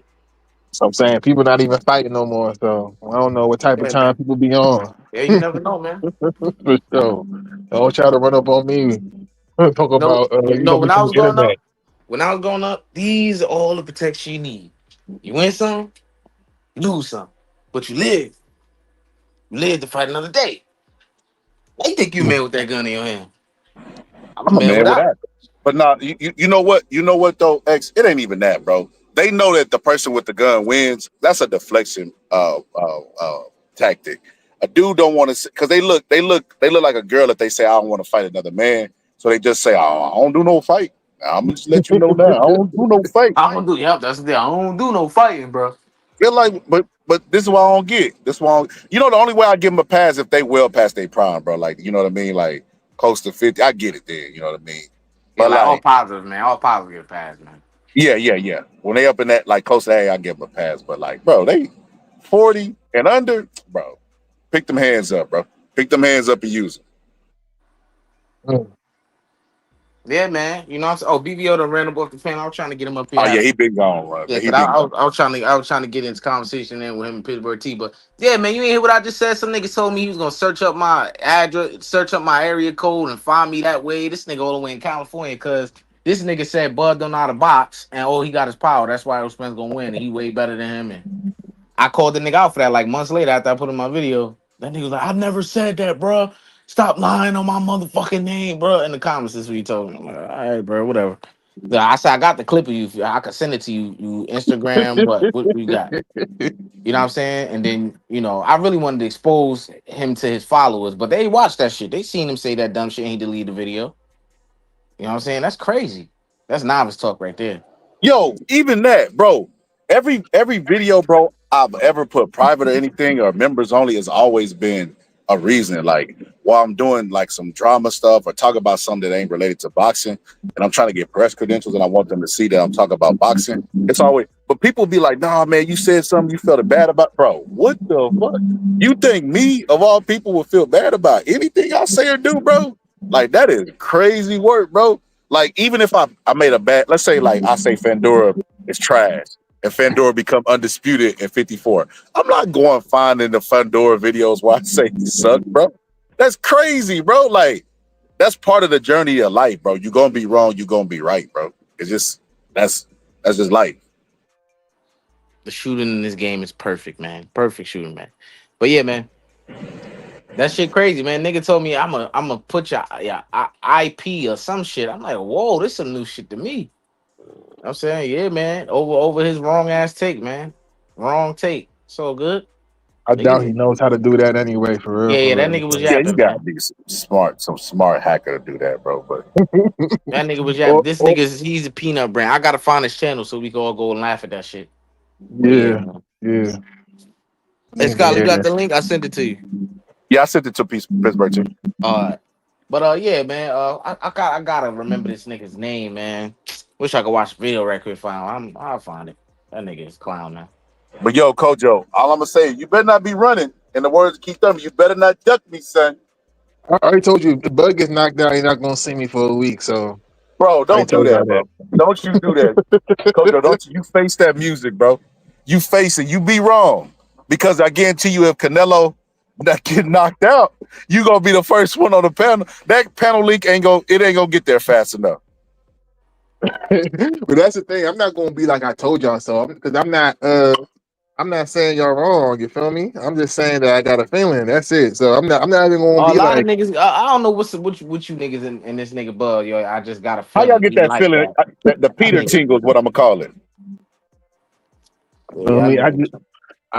I could just I got my evidence. The evidence ain't good. It's not scientific, but I just got the boost Baby, baby, sparring I now. got that feeling. Oh, You know baby, that's true. baby. Y'all niggas tripping, man. Hey, y'all, listen, Kojo, when it's a feeling and it ain't involving no logic, probably wrong. Cooked. Hey, good luck with that though, my boy. For Good luck with sure. that. Nah, I'll be online. Even the bug gets knocked out, y'all gonna see me. It ain't that deep. Shit, I mean, I may not even go live. Shit, I may be. I'm talking this shit now. Canelo gonna win and all this shit. If it really do happen, I'm like, damn, like I'm I know I definitely was going right, but live. damn, I don't know what fashion it's gonna be like. You know what I I'm saying? was, Like, I was gonna go to the fight, right? But the tickets were so expensive. I'm like, bro, they always do this, bro. I hate that they do this to boxing fans, bro. When Manny Yeah. Pacquiao and Floyd Mayweather finally got made, they had them tickets $3 gazillion. shit. And then they had the press conference where it was only celebrities that was there. And it's like, come on, bro. The fans been waiting 5-7 years for this fight, bro.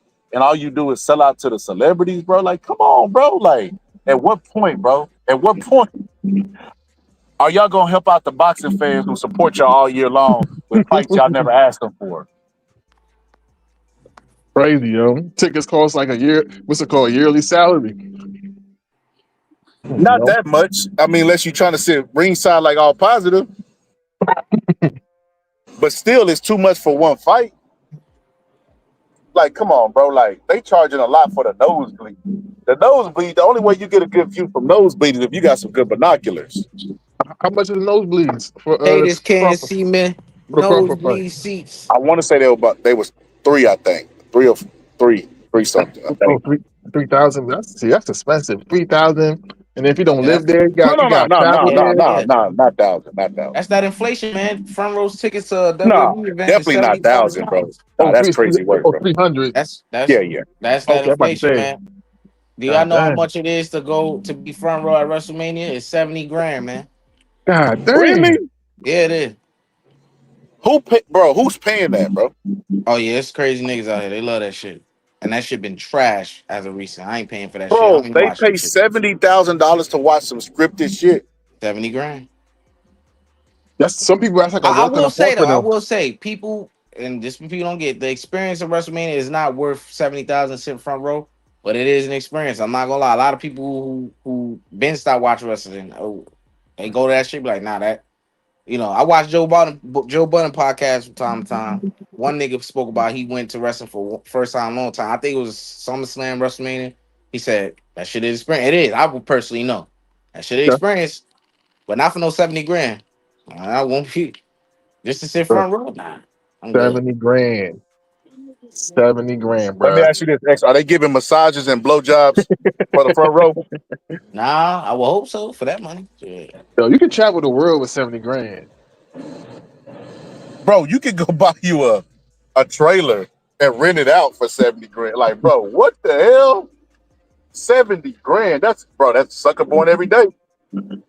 People got Yeah, that man. money. Some people, this ain't a suck. There are suckers born every day. There is that one person that, that little crypto, that Yep. crypto ball they was throwing. Yep. There's let me tell you, there's one fan particularly, and a lot of like this. This is a thing in wrestling. A lot of fans who like you may see fans that be in the front row all the fucking time. They wear the same shirt or something so you can recognize them. There's been this one fan for like since I've been watching wrestling for like fucking 13, 14 years, bro. Nigga wear a green shirt with a smiley face on. It's like the Kool-Aid man, but it's a green shirt, my nigga. He sat at the front row all the time. And people like over the years been seeing this nigga so much. He's become like famous now, my nigga, because of that. Cause he always front row. You know how much money he would have to be paying? He has to know somebody. Now people are guessing if he rich or not, what's his pockets looking like. Just cause the nigga always at front row for 13 years. The nigga ain't missed much dates, bro. He damn near at every event, bro. Especially the major ones. Not much money that shit costs. He have to know somebody on the inside. I don't know. Or maybe he a plant. I don't know. Yeah, probably run a corporation or something like that. Probably what it is. That shit is wild, bro. Run an NGO, run a corporation, run a nonprofit. No nonprofit dudes be getting banked too. If you're the head of it, even though it's nonprofit, quote unquote. Son gotta be rich. That's crazy. I wouldn't that shit is going in the toilet since Vince McMahon. That shit is pretty bad. I think they're gonna put themselves out of business. That's how bad I think it's trending toward. Um and it's been bad, you know what I'm saying? But never to a point where I thought they were gonna close their doors. Um I don't know, man. This shit trending towards a bad way. But say that with a lot of different shit. Talking about WWE. Yep. Mm. Yep. Yo, didn't what you call it step in? Oh. Dana? No, that's Triple H is head of creative. Dana don't have much of a he like that What shit you about told me. Yeah, Turk? he Turk got ain't got nothing to do with it either. nah. Them niggas not hands on with that shit. It's them other niggas, the border, whatever they are. Fuck they call. I don't know. Yeah, them niggas. They If got. I'm Dana White, I'm stepping in. I say, find that Now, dude. I don't think his own his share of the shit allows him to do that. Particularly, he don't got no say in it like that. I don't think he got much of any say, but I think he make a profit from it, like you showed him. Well, then I would sell it, bro, before they get crazy. Cause Before the I stock think start dropping. the Rock, I think the Rock, yeah, the Rock is in that. She's such a sucker. I can't stand him. That nigga said R.I.P. to Hulk Hogan. He already told his side. He is Samoan. He ain't black. He's a bitch nigga, man. Bro, I seen a lot of black people like I ain't gonna, He he was he a Tiger Woods ass nigga, bro. Nah, but he ain't black though, so you can't expect that out of him, bro. He ain't no black dude. Samoan or some shit. That ain't black. No. He is black. He half black. His father was black man. Man, everybody say they black, bro. When they No, he want was they black, want you to bro. buy some No, shit, no, bro. When no. they I'm want you to telling buy you. some No, shit. no. I'm telling you what the real is, bro. He's half black, half Samoan. That's what it is. I'm not saying because he never says he black. That's why I'm going at him. He don't own that he black. You know what I'm saying? He a bitch nigga. But yeah, he definitely for sure is half black. Okay, well that's what it is. That's what it is. I ain't never heard him promoted, so I never took the time to look into it. And I'm that's crazy you say that because that's the type of nigga he is, a fuck nigga. That you don't even know that because he don't talk about it. Niggas like that, man. That's his prerogative though. Nigga scared of his own skin. That's crazy. You ain't the only one, bro. I was looking at something interesting today. I was on 2K, right? And everybody jumped on 2K today. I'm looking at how they created players look. Like, let me see how many dark skinned niggas in here. 'Cause I know it's a lot of it because I usually always see that they make their fucking characters like, and it's just a game, right? But I think Sakashi got something to do with some type of, because I make my character how I am. You know what I'm saying? How I look. You know what I'm saying? A lot of you niggas make they niggas light skinned. Oh, I want to be light skinned in the game. I'm paying attention to little shit like that. Let me know what a nigga on, bro. You know what I'm saying? I look at the shit like that. I don't know. There was a lot of light skinned niggas out there. I will say in the goddamn park in the game. And I seen one dark skinned nigga. I try, like, what up, man? But that's crazy. These niggas scared of their skin, man. Yeah, yeah, bro. We came a long way from came a long way, I guess. I blame them crackers for why we got all type of different skin colors and shit like that. I'm saying, but it is what it is. Yeah. Life is crazy, man. Life is crazy. We got our grandparents. They can probably remember their grandparents who lived like in the 1800s on some crazy shit, man. So all this stuff is just life is just one long day. Might seem like it's a long time, but it's just one long day. My great grandfather is probably white, man. I'm black. I'm black as a motherfucker. You probably wouldn't mean it, but that's probably the truth, man. That's how I go. If you black American, you know what I'm saying, ain't that crazy? Yo, X, you watch football? Nah.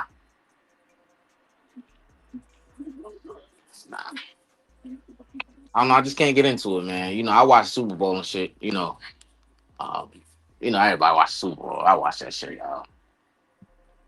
But now I'm not an avid football watcher.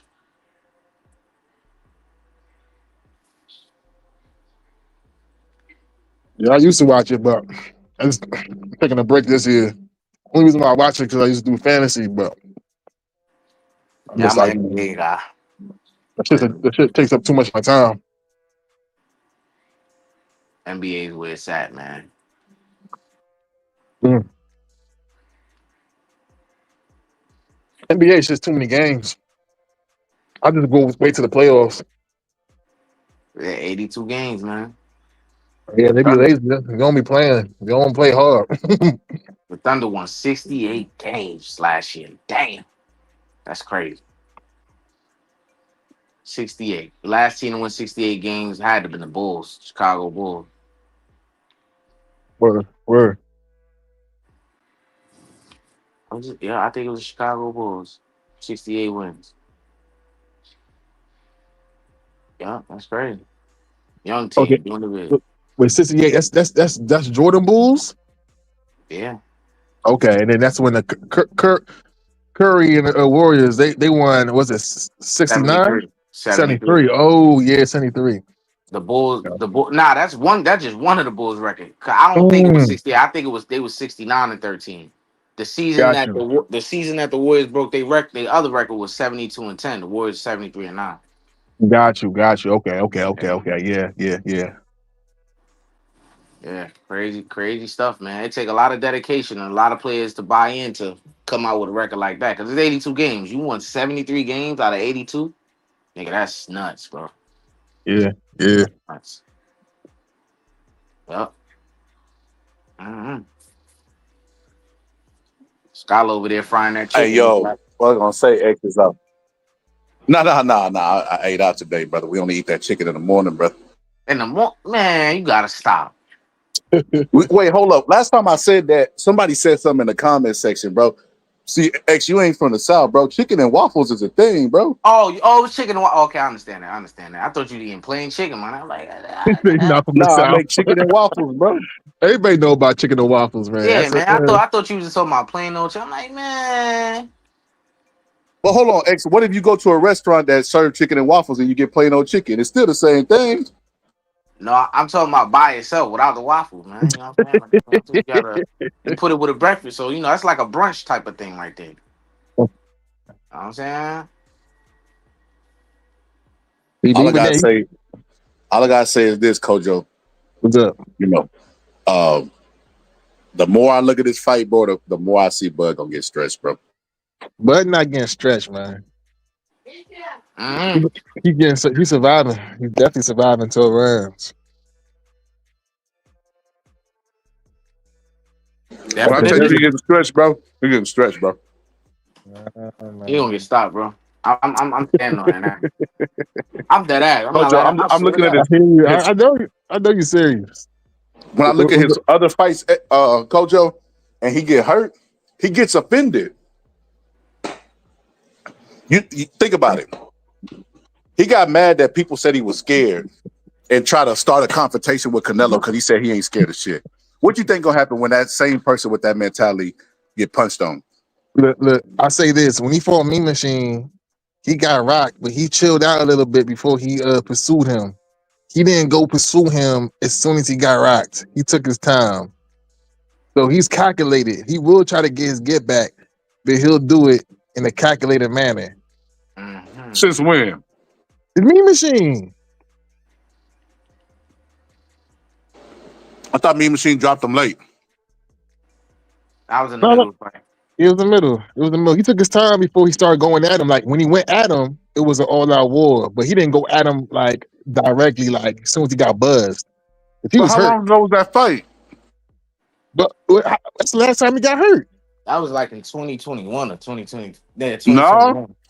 No, 2019 actually. He got hurt. He got hurt against Mazmudov a couple times too. Oh my god! Nah, I ain't saying that. I don't think that. It wasn't like wobbly legs, but he definitely was hearing that little noise that. That nigga Mazmudov sucks. You know what I'm talking about, X? When you get buzzed a little bit, you hear that little. Yeah, I know what you're talking about, but I just don't like to get that nigga no credit. I'm tired of it. Well, we don't hear about him no more for obvious reasons. 2 fight loser streak. The nigga's not what people were saying he was, but He came out and said that he thinks that Bud punches really hard and he got a chance against Canelo, but then warned Bud that Canelo ain't no joke. He's a goofy man. He just What was so bad about that? He just getting all these interviews. He just on a world tour of losing, man. The nigga's sorry as shit, man. You know what I'm Because saying? why would you give a man credit for being the hardest puncher and then pick him, but then say, well, you better be careful because Canelo can. Like, bro, that's that double picking stuff, bro. Who you riding with? Mm-hmm. That nigga. Man. Oh man. I got Baccarat beating the sleeves off that nigga. He probably stopped. Yeah. Yo, I can show Timothy Bradley breakdown on the fight, X. Oh yeah, let's tune it up. Oh yeah, let's get it. Have you seen it, Kojo? No, you just break down on the Crawford fight. Okay, I gotta check that out. When I listen, I'm about to play it. When I listen to people get a breakdown on the fight, I be with them all the way up into the conclusion. They be saying some good stuff like, yeah, this referee right here, he don't allow no holding, so it's gonna be hard for Bud to rest in the clinch. Okay, I'm with you. And then he going to fight down three rounds. Okay, I'm with you, but I'm still riding with Bud. What? With all of that you just said? Hold on. It was a good breakdown too. Hold on. But I'm gonna tag Timothy Bradley. Timothy Bradley, man, you got to give more than just 2 people on the internet interviews, man. Start expanding yourself, bro. Yeah. No, definitely tag him because he'll definitely respond back, especially if you put his name on it and be like, "It's I don't want him to respond, bro. I want him to pull up. I want an interview with Tim. Everybody know anything about the interviews I do. I keep it real. Shit, especially that one we did with me, X, and Big Norman Senior. He spun the block, and pulled back up because he enjoyed the interview so much. I get a best. I know the history. I know the history. I know the current. I study the people that I've been studying Tim way before I wanted to interview. So I could ask them certain questions that nobody else would do. They don't even do their homework before they give an interview. They just is, But here go the breakdown right here. Oh, check this out. Tim Desert Storm Bradley. You already know the rest. Look, been studying Canelo, been studying Crawford, man. Okay, I seen this joint. Damn, this is gonna be a tough fight, man. It really is. Let me just get to it, man. I mean, everybody wants. How you know you seen it? Okay, wait. This is his joint, or this is? I thought you had a breakdown. No. My breakdown gonna go to members only. Okay. Yo, So yeah, Kojo, I seen this joint. Kojo, I did like a marathon while I was playing nothing but all the videos I did, bro. That shit came out to 3 hours. So 3-minute, 4-minute videos came out to 3 hours. I done gave away 3 hours of free content, bro. That is enough. If they don't know boxing by they never gonna get it, bro. Never gonna get it. And they gonna have to pay for the rest, bro. Like I said, I'm not giving away no more free game, bro. Bill Gates don't do it. I'm not. Kind of wants a picture of how the first round is going to go and how the course of the fight's going to go, man. I see the first round being a fill-out round by both fighters. I think Canelo will try to control the center of the ring. I think he might even box a little bit on his toes, due to the fact because he wants. I disagree with that. I don't think Canelo's going to be on his toes. I think Bud's going to want to be in the center of the ring because that's where most boxers are effective. So I disagree with him on that end. They will be jockeying for position but it will be because Canelo wants to be in Bud's chest and Bud doesn't want to give up ground. So the fight will be in the center of the ring. It's going to be a matter of who can make who do what. So I disagree with him on that. To feel the punching power and vice versa. Crawford wants to feel his punching power as well. In the beginning, it's all the position balance. Like both guys are trying to get balance and trying to find their rhythm. Understanding their distance to where they can punch. Gotta add a little caveat to this too as well. I don't know if you noticed this, X. Punchers don't need rhythm. Punchers don't need rhythm. They could get it out of thin air, man. For real. Yep, they create it as they go. They just need one punch. They don't really need rhythm like that. Look at Tank. He be getting like Barrios fight. Barrios had a better rhythm than Tank, but Tank just landed that shot over the top. Punchers do not need rhythm, and Canelo fights. Like he puts his weight on his front foot and he rocks and stuff like that. That's his way of getting the rhythm. But because Bud is a slow starter, I don't think that will be a factor for Canelo. Now, Bud will have to get in the rhythm. I don't think Canelo. I think he's going to try to impose his power early. Bud has to come out early and land a shot early to get Canelo's respect. Make no mistake about that. Or he's going to spend the whole fight fighting off the ropes like he did in the Masvidal fight. Punch, and at the same time, avoid getting hit.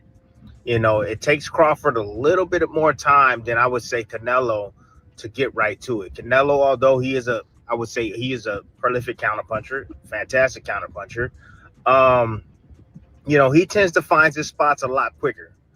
And the indication of that is when, if you look at any of the boxers that Canelo has faced, Trout, even Danny Jacobs, even when he fought against Charlo, you just check out the first round. He usually takes off, just feels the power, cruises, see what these guys know, couple of feints, level changes, Let me pause him there. I gotta pause him there for this too.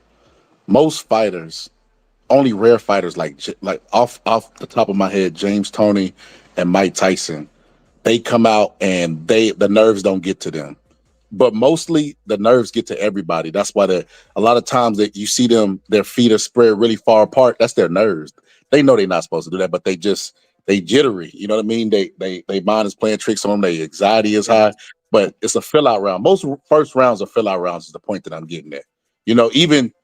Even Bud, whenever he was fighting Spence, the first round was a fill out round. Spence actually did better in the first round, than the entire fight. That's the only round that he won. So most fighters are nervous is the point that I'm making. You got very, very few of them who can still perform with that level of anxiety. So the first round is normally a fill out round for both parties. Gathering information, right? Crawford does the same and similar things. So I think the first round is going to be a real like calm and cautious round by both fighters.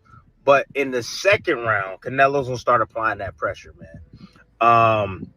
Pre-engagement with Crawford is a little bit more difficult than a Charlo. Okay, let me explain this. So pre-engagement is the movements before you get into that sweet spot, which is mid-range, to be able to let your hands go, right?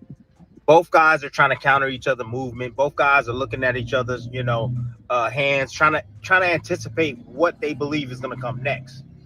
During those periods right there, Crawford is one of the best at it, okay? Because he's smart. He's cerebral. Like a fighter to a fighter, we can feel when another fighter is like, oh, he's on my rhythm. You can feel it, right? And Canelo, I feel like Canelo will, in those instances, will be able to understand and get to Crawford a lot quicker because he knows he has the weight advantage. He understands that he's stronger. I agree with what Tim is saying to a certain degree. So a lot of times what you see is you see a lot of fainting and all that stuff because it's like I said, it's anxiety. They're trying to get their nerves down. They're trying to work themselves into the fight mentally because they're already there physically. They didn't train all this time, right? So a lot of times you see them doing a lot of posturing and stuff like that. I think that Canelo, from what I remember in most of his fights off the top of my head, if you're doing that in front of him, he'll take the lead. He'll try to make it happen on the front end. Some fighters won't do that. Bud is one of those fighters early on. He won't take the lead early on. He will sit there and posture with you like he did with Kell Brook. So I agree with Tim, but at the same time, I don't completely 100% agree with him. I think if they're sitting there posturing and trying to, fainting and changing levels to try to work themselves into the fight and, waste time and delay time, I think that Canelo will take the lead. So he said that Canelo would jump in his chest, which I agree with that part, but just for different reasons. He's going to feel Crawford's power. He's going to say, okay, it's nothing I ain't never felt before. And he's going to be willing to walk through some things or smother a lot of Crawford's offense to be able to get to him to break him down. Understand this, that Canelo is a guy that has a ton of experience. He's been in there with all different types of styles. Punchers, boxers, southpaws, you name it. He's been years in the game, man, since he was 14 years old, sparring against pros in Mexico. So he knows that when you're in there with a smaller fighter, you're putting, cerebral pressure on him, smart pressure on him, man. You got to throw precise shots, which is what he does, and you got to debilitate him. He's going to be looking to attack Crawford's body. That's what he's going to do. He's going to try to attack his body. And I'm going to be honest with you, and this is why I've been saying more and more and more, Kojo, I think he might get stretched. I take you back, Kojo. I'm going to take you back, and I'm going to give you some homework, too. I want you to go look at the fight that Terrence Bud Crawford had with Sean Porter. I was at that fight, right? Yeah. And I remember, this is first, let me tell you how funny people is, right? I wasn't thinking then. I should have went live and gave people's responses and stuff like that. But anyway, so I'm at the fight, right? And mostly Bud fans, people picking Bud that's there, right? And that's when I knew Bud had a hardcore fan base because people from Omaha would follow him to Vegas and they wouldn't even go to the fight. They would like go somewhere that they were showing the fight and watch it or buy it in the hotel or whatever the case may be. And I was like, damn, you flew all the way to Vegas just to support the man and not even purchase the fight. That is a level of, that's some MAGA stuff. That's MAGA level of support, right? So that's what I knew he had a large fan base, but majority was picking Bud that was there. But you had some Sean Porter fans there, right? And I was listening to them break down the fight and how Sean Porter's going to do this. And I'm not going to lie to you, Kojo. Bud being a slow starter, people always keep in mind of what he did at the end of the fight, or because he's good as the fight goes on. Down the stretch, Bud is good. He's the one that finishes strong. He don't start off good, but he finished strong. So people remember how he finished, and they equate that's Bud's identity, but they forget about the slow start because Sean Porter early on was giving Bud work. He was giving Bud fits at first. Bud was having a hard time timing Sean Porter coming in at first. The uppercut kept missing. you know, and then he figured it out and got him out of there. But there was I want to say it was the 9th round, maybe the 7th round. Go through 7 through 9, Kojo, and I want you to look at this. There was something in the fight I'd never seen Bud do. Bud did like a high guard, and he didn't punch off it or anything. He just kept making faces, like sticking out his tongue, and that's because Sean Porter was hitting him with body shots, and it was taking a lot out of Bud, and I had never seen that before. I had never seen anybody go to Bud's body, which I thinking like as far as strategic goes, why wouldn't you go to Bud's body? He has a small waist, like Holyfield. The body is definitely the place you would want to go, you know. But nobody has ever went to Bud's body, and Sean Porter went to his body, and I'm not gonna lie that for a while till Bud figured it out, it was like, oh, what the hell is going on here? But if Canelo goes to Bud's body, man, I don't know. It's gonna be a long night for Bud. Bud gonna have to earn his check that day, and I mean earn every bit of it. He gonna have to, you know what I mean? No Diddy suck peanut butter through a straw. No Diddy.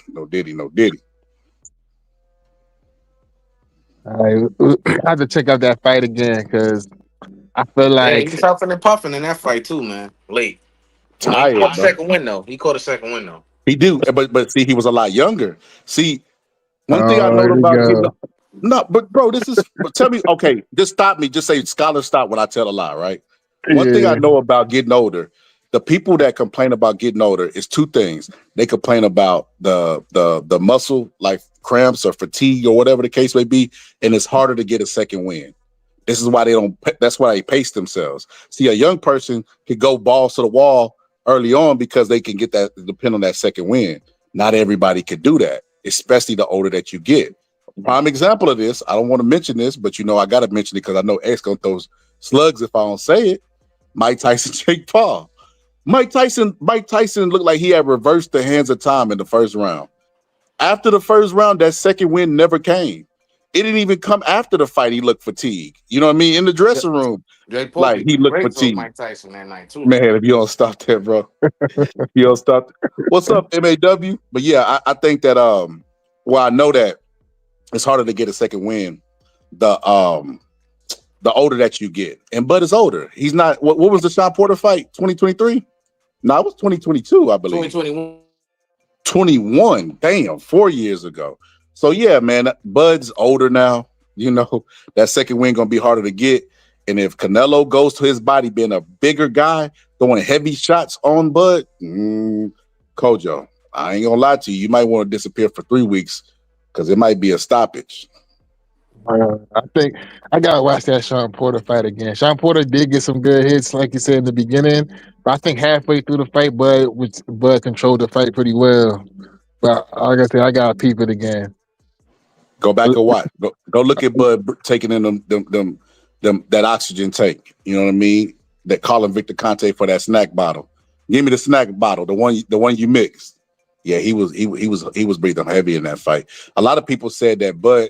I couldn't wrap my mind around this, bro. A lot of people saying that Bud took it easy on Sean Porter, bro. I'm like, bro, I have seen people in the gym, bro, try to knock somebody out in front of their family, God, and country, bro, to get a reputation off of them. And the fight didn't count for anything. Nah, And I they think he wasn't did take getting it paid. easy on that nigga, bro. Bro, there is no fucking way. I got a Terrence good Bud reason why. Crawford, who's competitive in fucking quarters, table tennis. I could tie my shoe before you. I could drink more liquor than you. Like whatever. Well, he's super duper competitive. There is no way possible, bro, that he went into a fight and took it easy on Took it anybody. easy on that nigga, bro. Bro, no I fucking think way, the bro. reason why they said it is just because after Tim Bradley told him he was down, which he wasn't, he just turned up. But I agree with you. He was taking it easy, but he still had another level he could take it to. But that is, bro, just because he didn't have He to took it dig easy deep. on that nigga, bro. No, you know what it's like? You know what it's like? Canelo nowadays, like whenever he's beating Mugia, like he'll knock a fighter down and just cruise to a victory. Now picture me telling Canelo in the corner, you down. You want me to lie to you, Canelo? On an unofficial. And then Canelo go out there and knock out Mugia.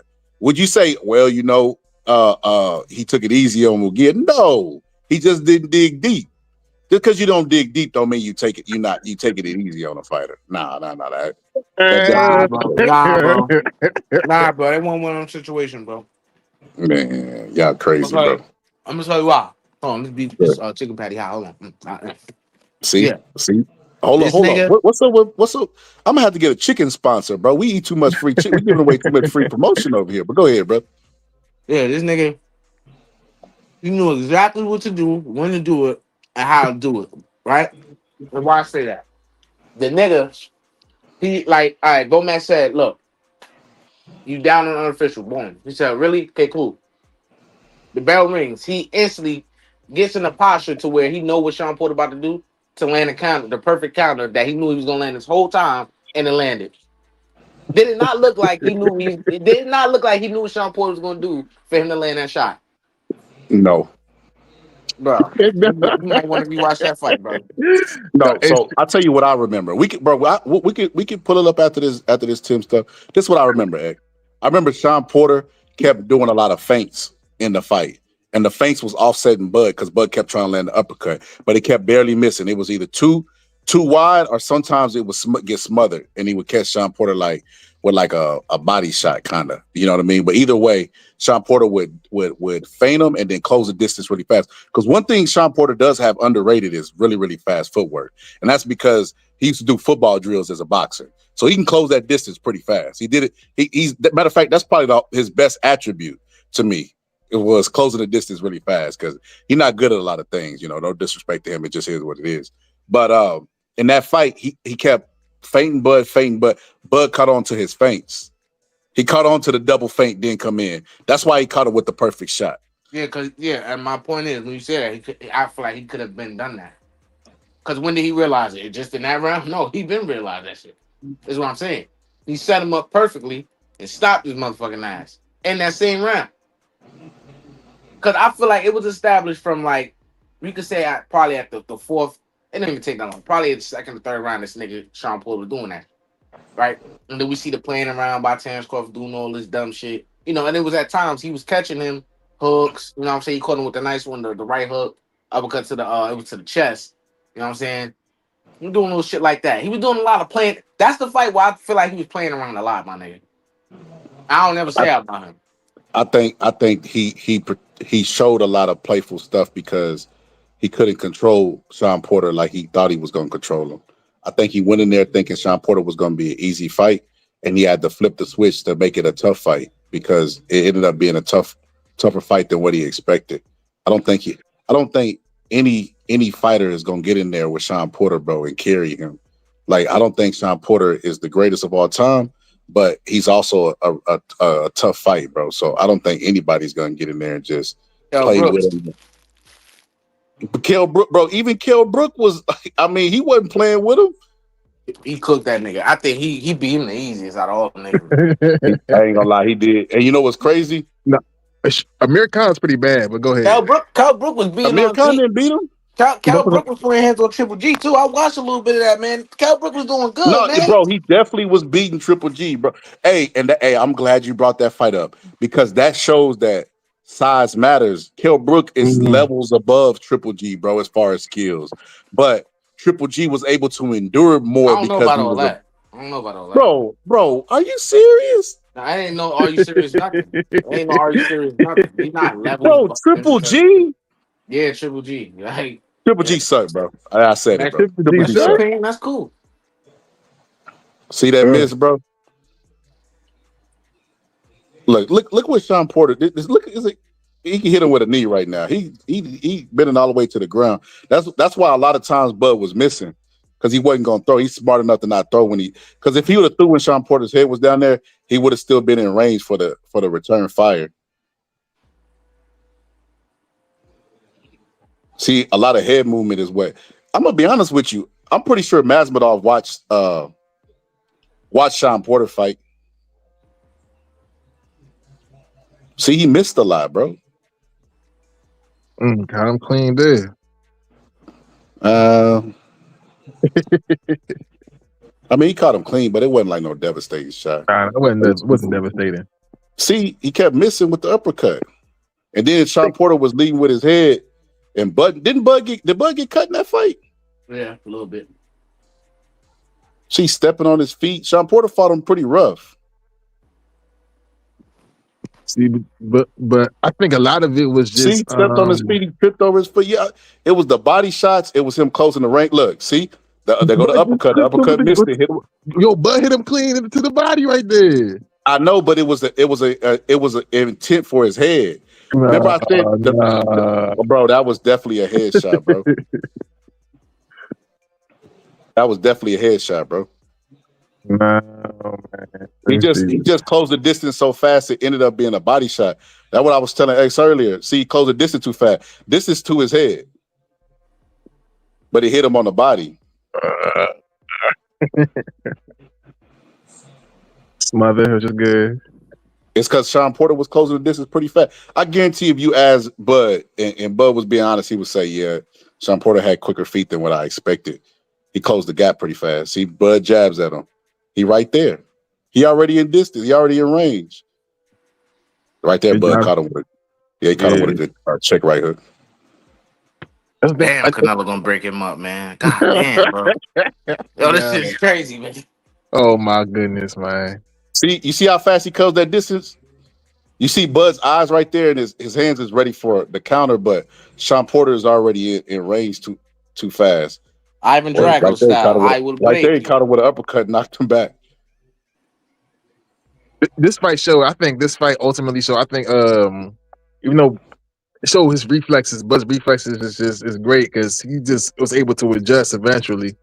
But did you see that, Kojo, where you was talking and telling how great Bud you was? Go ahead, play it again. Go ahead. Sean Porter closed that distance fast. I tell you, football player, bro. Bud started doing stuff I ain't never seen him do too. Like leaning in front of him to bait him in, stuff like that. Look at Bud find Gary Antoine Russell. Look at that. He jabbed Bud and made Bud get off his square. Gary Antoine Russell could be all mad about it all he want. This is who he is, my nigga. Yo. You know what I remember too? I remember Bud was hooking, doing the check left hook, not to land to like steer Sean Porter. I think he might have stood him into the turnbuckle. Into the corner head first. Sean Porter was there though. I'm not gonna lie to you, man. He made a good account of himself. Yeah, I guess. Bro, you want to give that man credit, bro? No, I still think Bud controlled most of this fight. Like Yeah, even when I do. No, I didn't say he didn't. But what I was just telling you, bro, that Bud did good on the second half of the fight. When it started off, like I say 1 through 6, it was kind of close. And then if you go to the other rounds where Sean Porter was hitting him with body shots, he was sticking out his tongue and not throwing punches and huffing and puffing. Stuff I've never seen him do in other fights. Which let me know. Oh, go ahead. You know what? Which let me know that, that's the key to beat Bud. But check this out, Kojo, before you speak. Look at this right here. Remember I told you the feints was getting to him? Look at this. He fainted and got Bud's trap out. Look. Faint, but fired prematurely. That's what he was doing the entire fight. That's why there's no way to me that Bud carried this dude. I just don't see it. I don't think Sean Porter's a guy that you just gonna get in there and just carry. Look at all these punches. They're not even landing on Bud, though. That's what none of these punches are landing clean. To say what? What did that mean? This the highlights though, Kojo. This ain't the highlight. Yeah. This ain't the round by round. Hold up. I know you seen that, right? You said, what does that mean? Yeah, that he not landing. What you trying to say? I'm trying to think, at least for Scholar's case, he's making it seem like what's his name? See you missing the forest for the trees again. So look right here. Look right here. See, look, Sean Porter. Look, this is the football shit right here. He fake left, bro. His feet squared up like a football player, bro, doing cone drills. Then he put his head right, and then he just catches him with a spear jab. Bam. That's a good one. That's a good one. While Bud is trying to land the uppercut. That's what I mean by his awkwardness threw Bud off, and his feints threw Bud off to where a lot of the exchanges, Bud would get the best, but it wasn't like a majority of the exchanges. That's why it took him so long to get the knockout. That's the only point that I'm making. But anyway, I say all this to say this, man. Bud is going to get stretched. I agree with X. And I don't think he carried. I disagree with X. I don't think he carried no goddamn Man, What's he up, carried Picasso? that buck. He carried that buck tooth nigga, man. Stop lying to Oh, us. bro, why you hating on that dude, bro? Bro, why you hating on that dude, bro? Don't do Nobody that, hating bro. on that dude, Don't do man. that. Don't do that, X. Don't do that, brother. That nigga is another showbiz. And you got the nerve to be giving him credit. You know what's funny? What you mean? Nah, bro. So I'm fair, bro. I'm fair. Like, I don't know. Showbiz 2.0. Yeah, but he also was a champion, bro, and he fought everybody during this time. You know, I got to get him that credit. You right.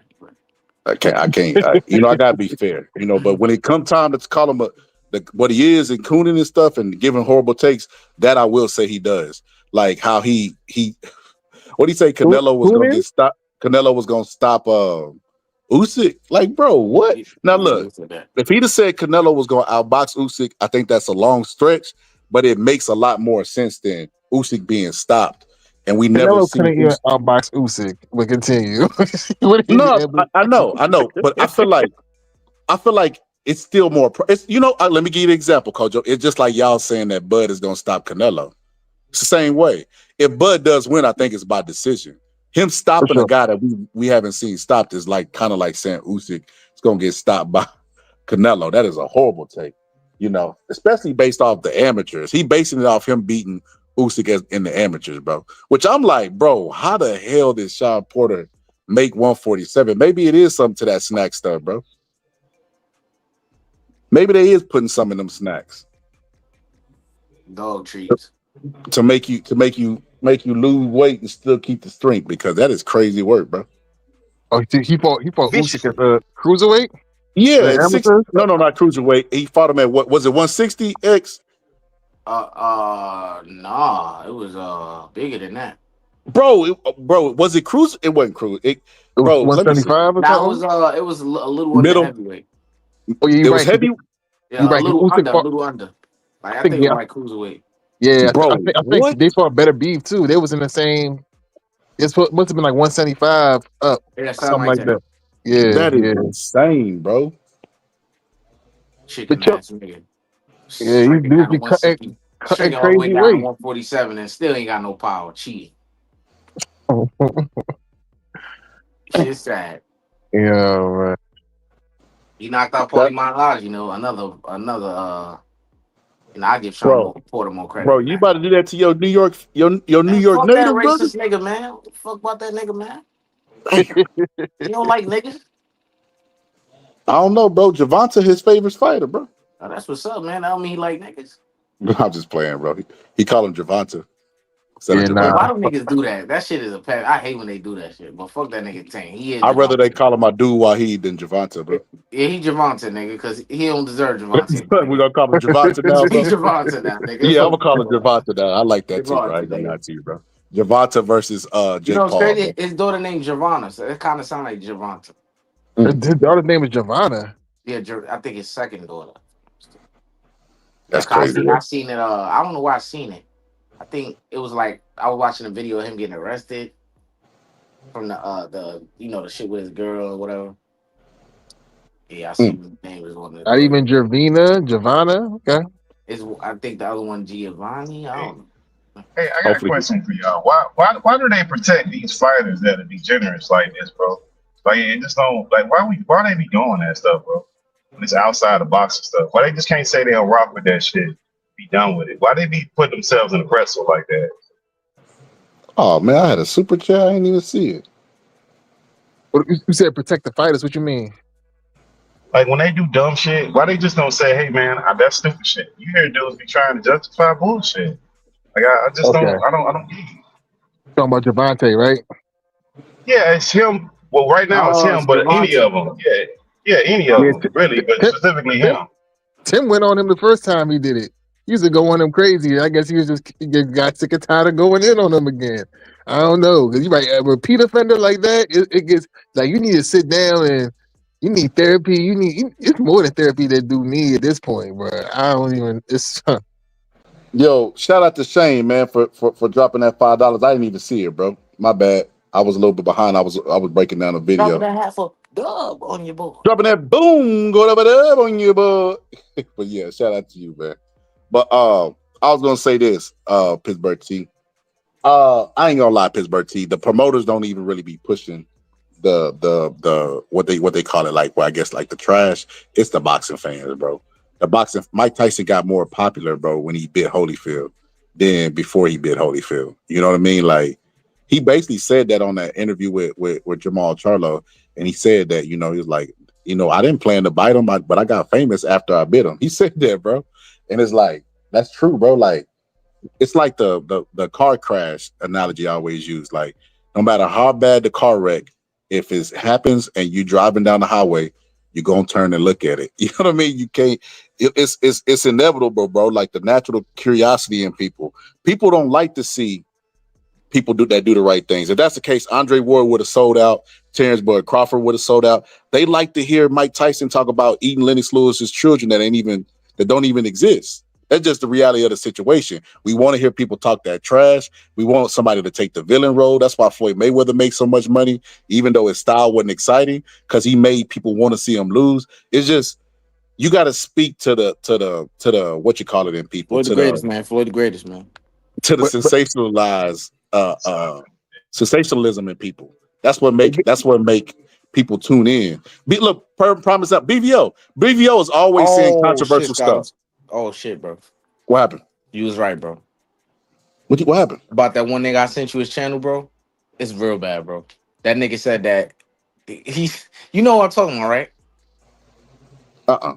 I sent you his channel. He like he was reacting to the Roy Jones shit that he was saying Oh about yeah. Floyd. Okay. I Bro, got it's you. bad, bro. The nigga said it's no way that Sugar Ray beats Floyd. Like it's literally impossible.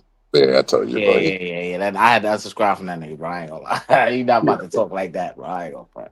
No way. Yeah, that It's was crazy. insane. Yeah, that's absurd, bro. But now it just, but back to what you were saying before, it just gets to that point where it's just like, and tell me if I'm wrong, it seems like the black fighters, they're the ones who doing all the crazy, fucked up stuff, getting put on the front, right? Well, you got to look at it in terms of numbers. You got to look in terms of numbers, Kojo, right? What's up, Stormy? You got to look at it in terms of numbers, right? Majority of the stars in boxing are black, right? Historically speaking, you look at the Hall of Fame, mostly black faces. So, and a lot of them come from Detroit. They come from the pretty rough areas. And I don't know if you ever heard this before, but they say most rappers want to be athletes, and most athletes want to be rappers. So there's always a hip hop element attached to like Javante Tank Davis, like he walking out, with the rappers, the YNs and stuff like that. So it's just like, I don't know that that's necessarily the case, that it's just black people doing all this, but it's like ours could be monetized, in my personal opinion. Yeah, but that's what I mean. That this the monetization of it. But Jake Paul act the fool too. Jake Paul does WWE things too. Jake Paul has took the wrestling style and made his go to the next level. He skipped the line. Jake Paul made more money than Usyk. That's the thing, though, right? You gotta look at Tank's rap sheet. And granted, it might not. Maybe I'm dragging it because I can't think of anyone else right now who's as bad as Tank. But Tank got a horrible rap sheet, yo. It's to the point where it's just like he just keeps on getting chances after chances after chances. Oh, but that's just money, bro. That's just money. You know, there's a different set of rules for people that's poor and people that's not, bro. That's it's been like that since the beginning of the justice system. Now, I'm just saying because Pittsburgh T is 100% correct. I don't even with Floyd, yo. But Floyd covered his shit up. We know that he paid money to get that stuff taken off the internet, scrubbed off the internet, and everything. But it seemed scrubbed like off the internet. Him being his wife. That wasn't scrubbed off the internet. It's just an old story, and most people love Floyd. Man, Floyd ain't never did that shit, man. Y'all niggas hate. You know what I mean? See, you can barely find the joint. You can barely find the joint online. That's because the majority of content creators love Floyd, so they wasn't talking negative about Floyd. But I wasn't creating content then. But you would have found about 6 or 7 videos on me. X already know how I feel about Floyd. I would have definitely been on top of that one. Remember they what they did when he was in his prime. The last case he had, how they did it when he finally had to go to jail. They petitioned the court and said the conditions are too harsh because he couldn't work out and all kind of bullshit. So he had they've always done all this special stuff, and you have people arguing oh yeah, he's a professional fighter. They just can't lock him up like nobody else. Like why the fuck not? Like who gives a shit? Like, why the fuck not? Yo, Like, you break the law. Pittsburgh Like, T. what the fuck is going on? Let me say this, T, because I got this got to be said, bro. What did Devin Haney do to America? I'm just look. I gotta listen. I hate that I gotta go out there and Man, hold Devin he Haney. can't punch, man. He hits soft, man. He not Floyd, man. Yo, X. I be hearing people clown on Devin Haney for everything under the book. Devin Haney's the first fighter where the fighter cheated against him and they got mad at him. Well, no, because they did that with Daniel Cormier and John Jones. Everybody got mad at Daniel Cormier for John Jones cheating. It's the same thing with Floyd Mayweather. With Devin Haney. He was cheated against Ryan, and they clown him about it. They clown him about the Boots fight that's coming up. They clown Devin Haney about everything.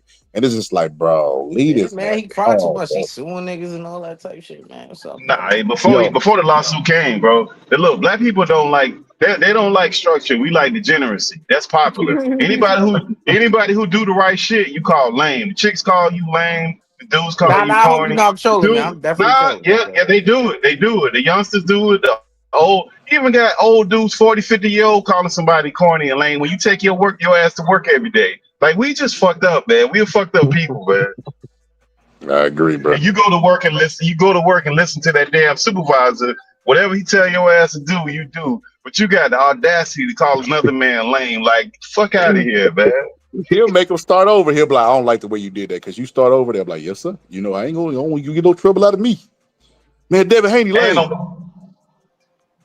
And I lastly say this. And look, this the other part. All them dudes that be hollering about the dude corny, when their ass get pulled over by the police, you'll think they're in the military. It's so many yes sirs and no sirs and yes sir. They talk to the police like boy, yes sir, yes sir. Then you be like, damn, this a different person. Motherfucker that got the police behind their ass. They ain't tough no more. Now they might even call him daddy. He'd be like, hold on, what you just called me? I'm sorry, I panicked. But yeah, you're right. That's the degeneracy that we love. Even dudes that go to work, it ain't even the street dudes. It's dudes that's going to work calling somebody fucking lame. That's just the idiocy behind that shit. That's the thing. I don't think they ever called. Did they ever call Andre Ward lame? Yeah. Who did? Yeah, they did. They did when they was boxing. They called Andre Ward because Andre and Floyd was at the same time. Andre Ward, the Drake of boxing, man. Drake. Nah, I wouldn't give him that, bro. I definitely would get it. Nah. I wouldn't do Andre Ward like that, bro. Drake is when it comes to sports, bro. Drake is always wrong, bro. He always try to ride the wave of whatever person he think is hot in the sport, and he always end up like joining a team right when they lose. Like he go in Conor McGregor's locker room. Conor McGregor definitely get knocked out. Matter of fact, if you want to for sure bet X because you be bet, just follow Drake's Twitter and find out whichever fighter he's picking. And go the opposite. I guarantee man, he was right when Kawhi Leonard done won the championship, man. It's fine. I'm talking about fighting. I don't think he's ever been right with fighting.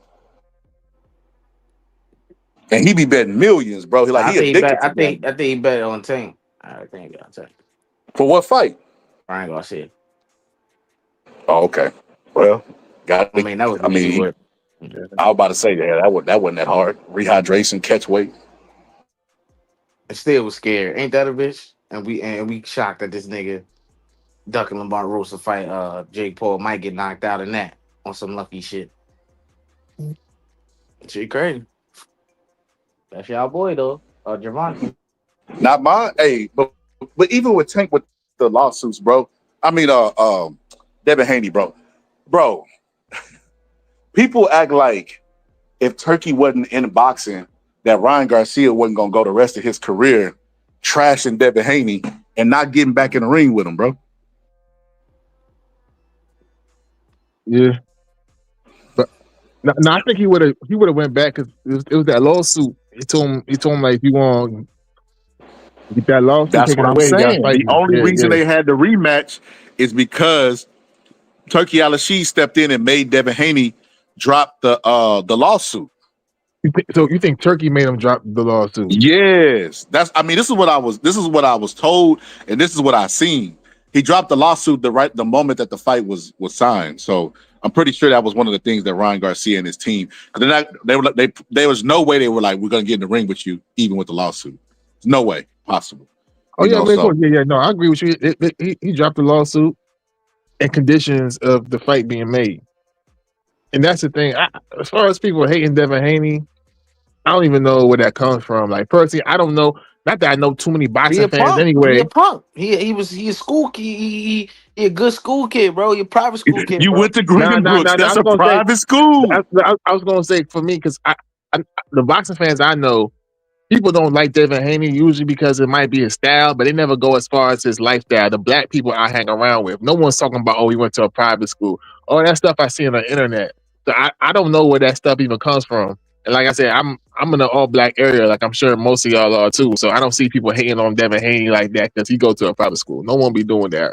How y'all feel about this? Rob G said Devin Haney gets clown because he talks about an even playing field and he's in business with the biggest drug cheat in the game and balloons up in weight. It's very Oh my hypocritical. God.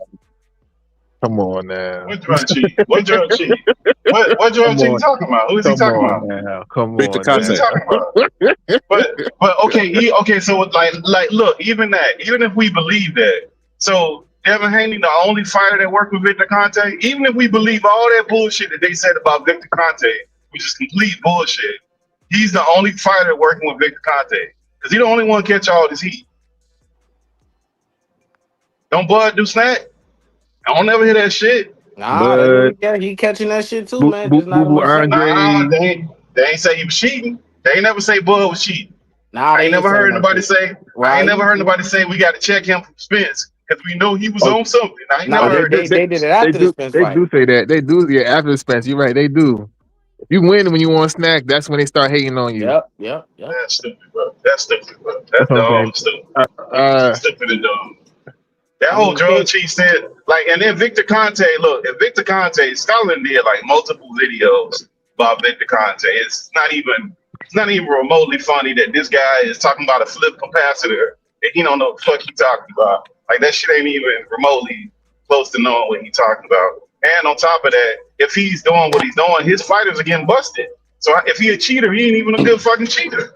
I know he ain't no good cheater. That's why he got a lawsuit before.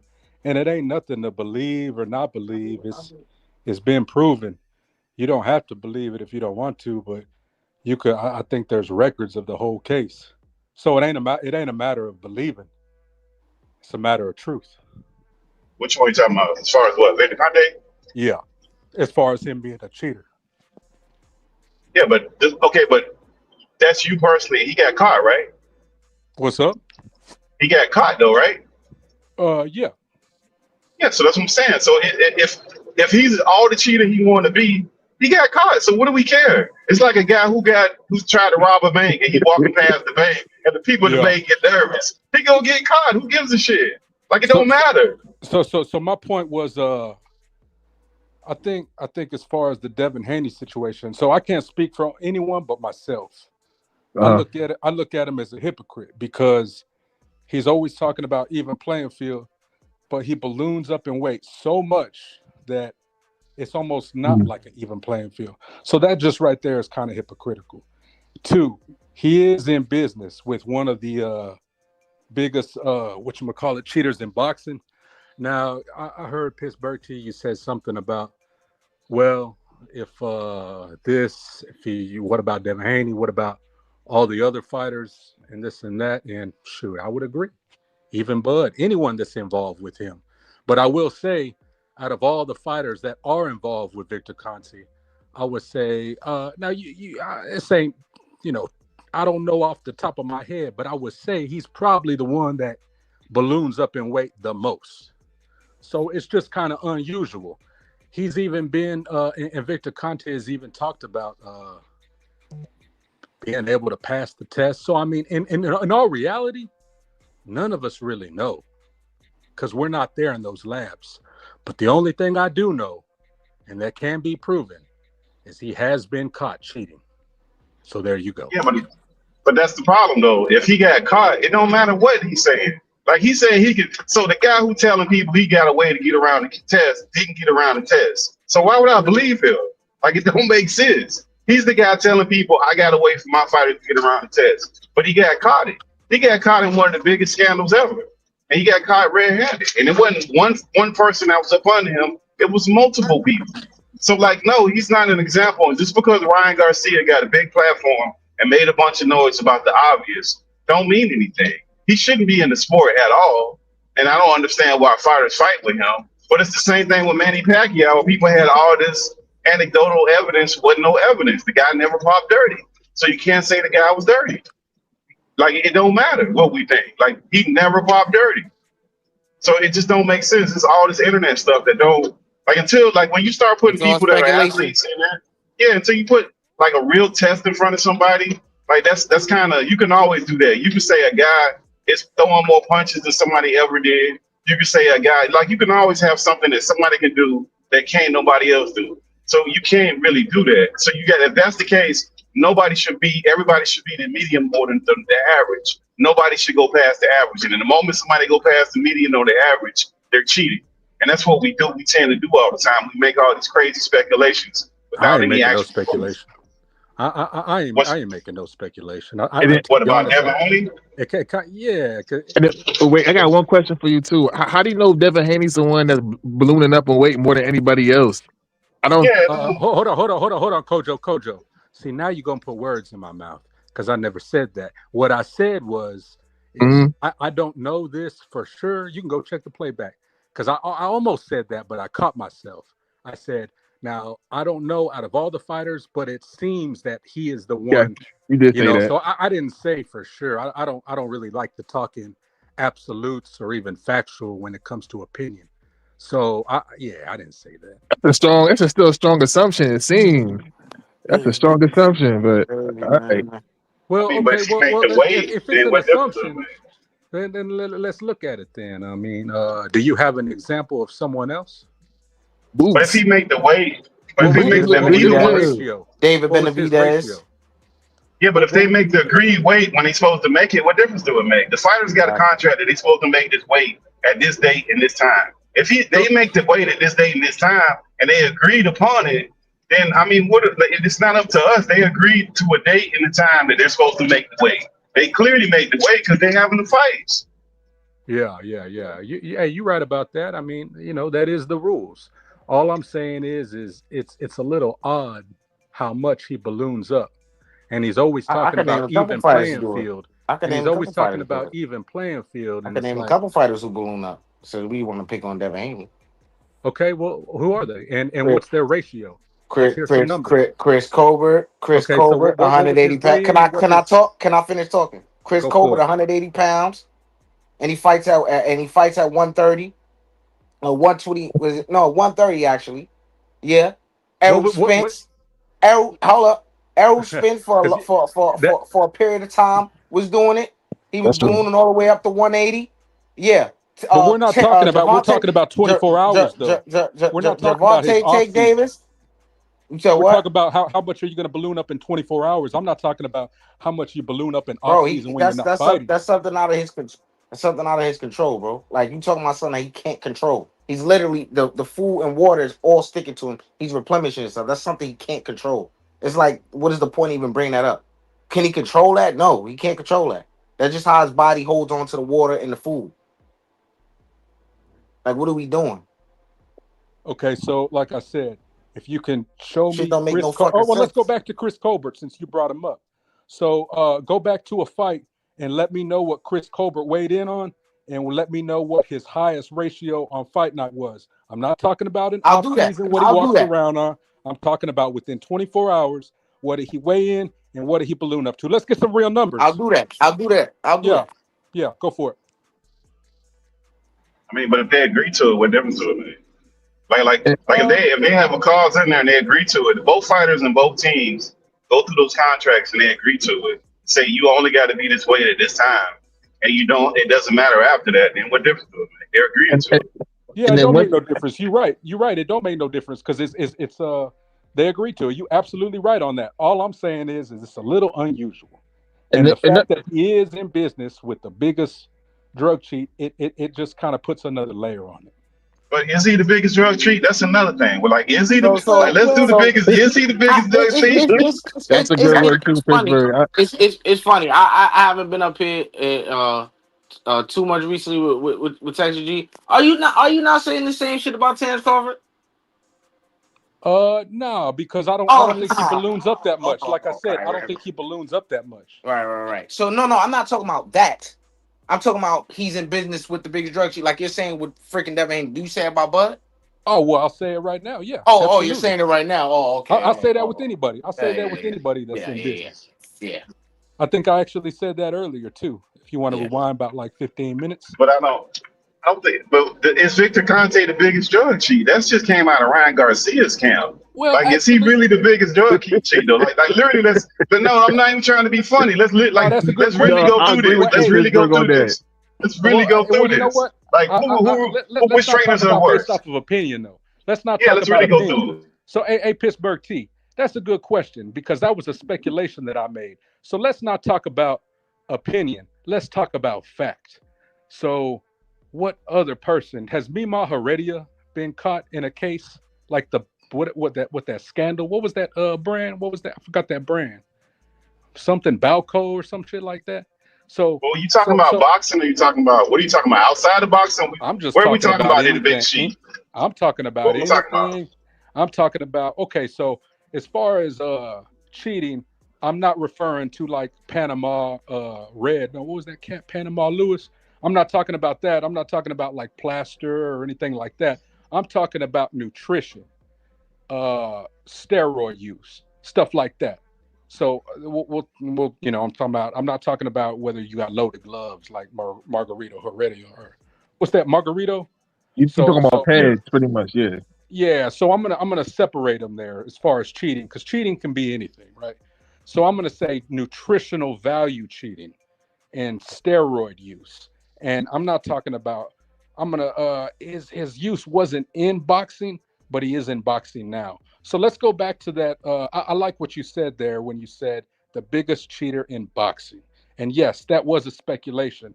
So if you tell me another person that has had was that a federal case or was that state? I'm just curious. With the Balco. But that wasn't. Yeah, was but Balco was federal. State? That was federal, but that was boxing. Okay, so now we can. Okay, so let's go step by step now. Let's peel the onion back. So that's federal. So now let's list another boxing trainer, strength and conditioning, whatever. Has anyone else had a federal case? And if they haven't, then I would nominate Victor Conte as the biggest cheater in boxing. Unless you can tell me what other person. I mean, it's not based on opinion, Pittsburgh T. You should be able to look this up. So I'm waiting on you. Go ahead and tell me another person that has a Fed case. I'm waiting. No, but if that's your standard of just the federal case, then there's no other person. Like, but if you're talking about specifically, that's why I wanted your definition. No, but that's your definition. But we can go through boxing camps. Okay, but we can go through Canelo's boxing camp and look at all the fighters that pop dirty up under the same trainer. So in boxing, he ain't the biggest one. Outside of boxing, yeah, you got a point. And that's a federal case. We ain't never seen nobody get caught like that. Never. Okay, then there. And it never happened again. Point proven then, huh? I would say, yeah. Because I mean, unless you can prove it. I ain't talking about speculation. Because when you want to talk about the Eddie Reynoso thing, that's speculation. Now, so all them fighters didn't blow up. All them fighters didn't get popped dirty. Hey, listen to me now. What is all? Wasn't he the trainer on record? Wasn't he the trainer on record? You trying to put words in my mouth, Pittsburgh T? No, I mean we talking about fact. He was the it's a fact that all those guys came out of his camp popped dirty. It was a fact that guy was a strength and conditioning coach or the trainer or whatever the fuck you want to call him. He was the guy on record. So that would make him. Okay, go ahead. Well, I like that word that you said, fact. So is it a fact? Can you prove it that Eddie Reynoso was responsible for all those people popping dirty? Is that a fact? Can you really prove that? Or are you just speculating that? Or are you just saying, well, he's the trainer, he's responsible. But can you prove it though? Let's talk some facts, Pittsburgh T. But you're never going to get that. Can you factually prove that?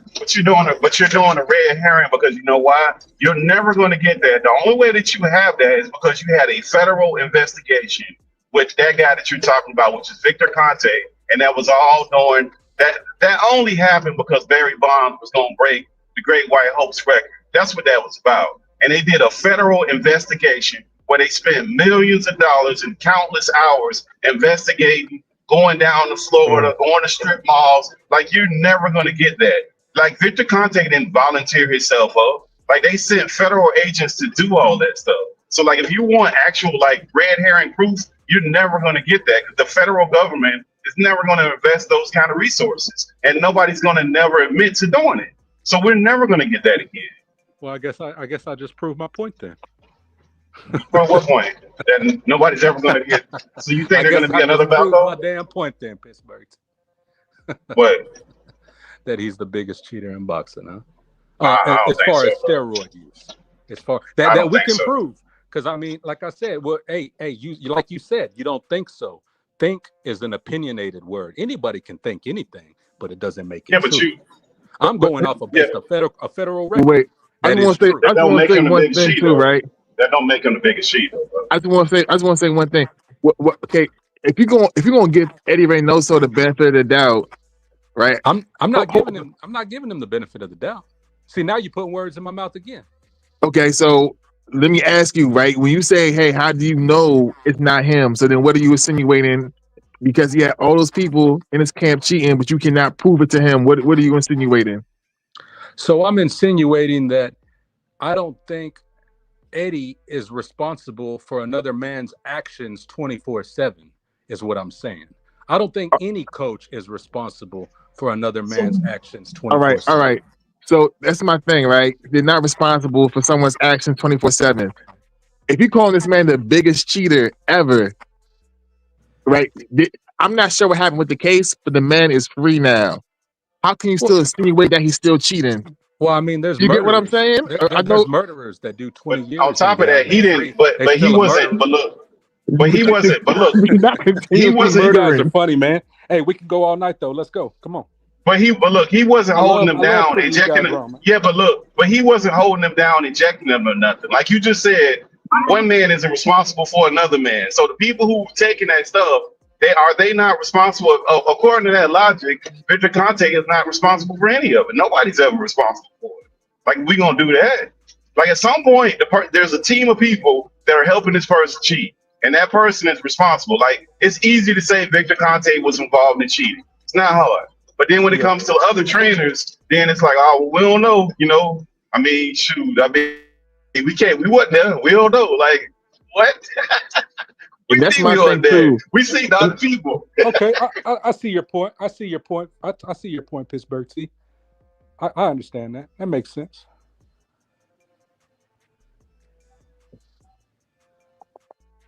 I mean, the cheat is a cheat, bro. That's all I'm saying. And like boxing is different than other sports, and I would even say baseball and basketball. Basketball probably even to a degree. Like they don't have no federal investment. So we ain't never had no steroid scandals in football and basketball and boxing. The only one we ever had was baseball, where they had federal resources where they wouldn't investigate it. So we think that they don't go and check these other sports, that they don't find similar things. They're not going to find similar things. Is insane. So like that he can't be the biggest cheat in boxing. It's the simple fact that they haven't looked into it. It's impossible. Yeah, no, I agree with that, and I wouldn't be surprised if. Yeah, I agree with that. All I was going based off of what I can prove, and he's the only one with the Fed case, so that can be proven. I mean, that's why I said if that's your standard, that's fine. I mean, I can't argue. That's the way you want to. I can't. That's your standard, and that's the way that you're grading it out. I get what you're saying. Well, that's real. I just don't believe he is. My standard is what's real and can be proven. That's kind of how I roll about it. I just don't like to talk opinionated when I can't prove nothing. That's why you never hear me talk about negotiations. You hear a lot of that talk on YouTube, and I think ain't nobody been in those negotiation tables or those calls, so it's all just speculation. You know what I'm saying? But I'm saying the problem with that is we're never going to get no real proof. They're never going to investigate anybody else. Is what I'm saying. They have, like, for them to put them, they put resources where they had the FBI, all these people digging into it. They had congressional hearings where they went. Baseball had a congressional hearing where they had all these baseball players up there. They had the cameras. They had the whole dog and pony show. They spent months and who knows how much money on that crap. Like that ain't happening again. Like, so we probably never, what I'm saying is if that's the standard, if that's your standard, that's fine. But we're probably never going to get anybody that's ever going to be convicted. So nobody's ever cheating if that's the standard, is what I'm saying. Because those guys are never going to admit it. The athletes ain't going to admit to it. Why would they? The trainers ain't gonna admit to it. They want to be in the sport. Why would they? So you're never gonna get any proof. Hey, has there been anything on Mima Heredia? Because that's another name that I hear a lot in speculation for cheating, but I've never seen no like hard evidence. I don't know. What do y'all think about that? There's not been one in boxing though. That's what I'm saying. There's never been There's never been a federal investigation in boxing like that. It only happened in baseball. They never investigated none of that stuff in boxing. It's just speculation. And no sport they ever investigated. Yeah.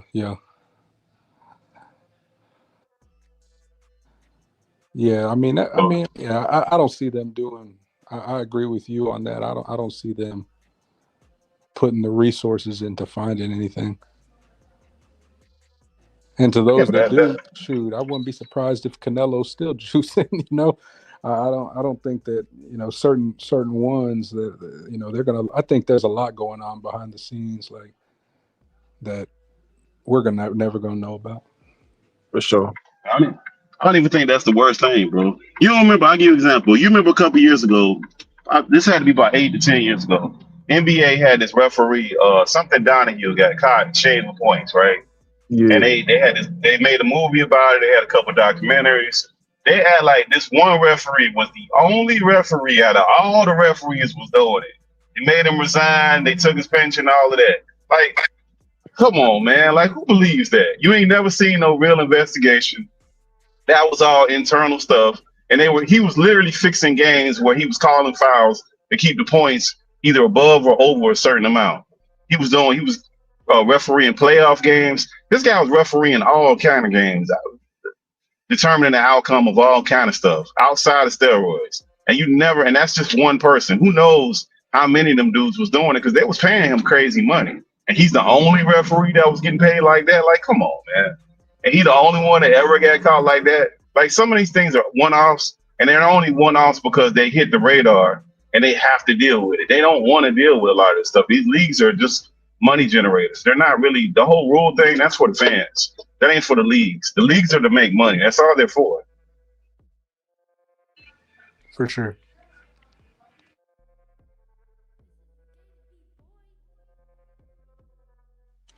Hey, Kojo. Yep. Who you got on Crawford Canelo? Did you already talk about that or no? Yeah, I got Crawford, but yeah, me too. Shit, me too. For sure. I'm telling you. Well, how y'all see it winning? I need to hear this. So, what's y'all breakdown on Crawford winning? I need to hear this. Explain it. You know what? I don't even know, to be honest. I don't got no clear. So I'll tell you what I'm banking on. Pittsburgh T is I think that I'm betting on mentality over physicality, and I think right now Crawford has more killer in him. I think that he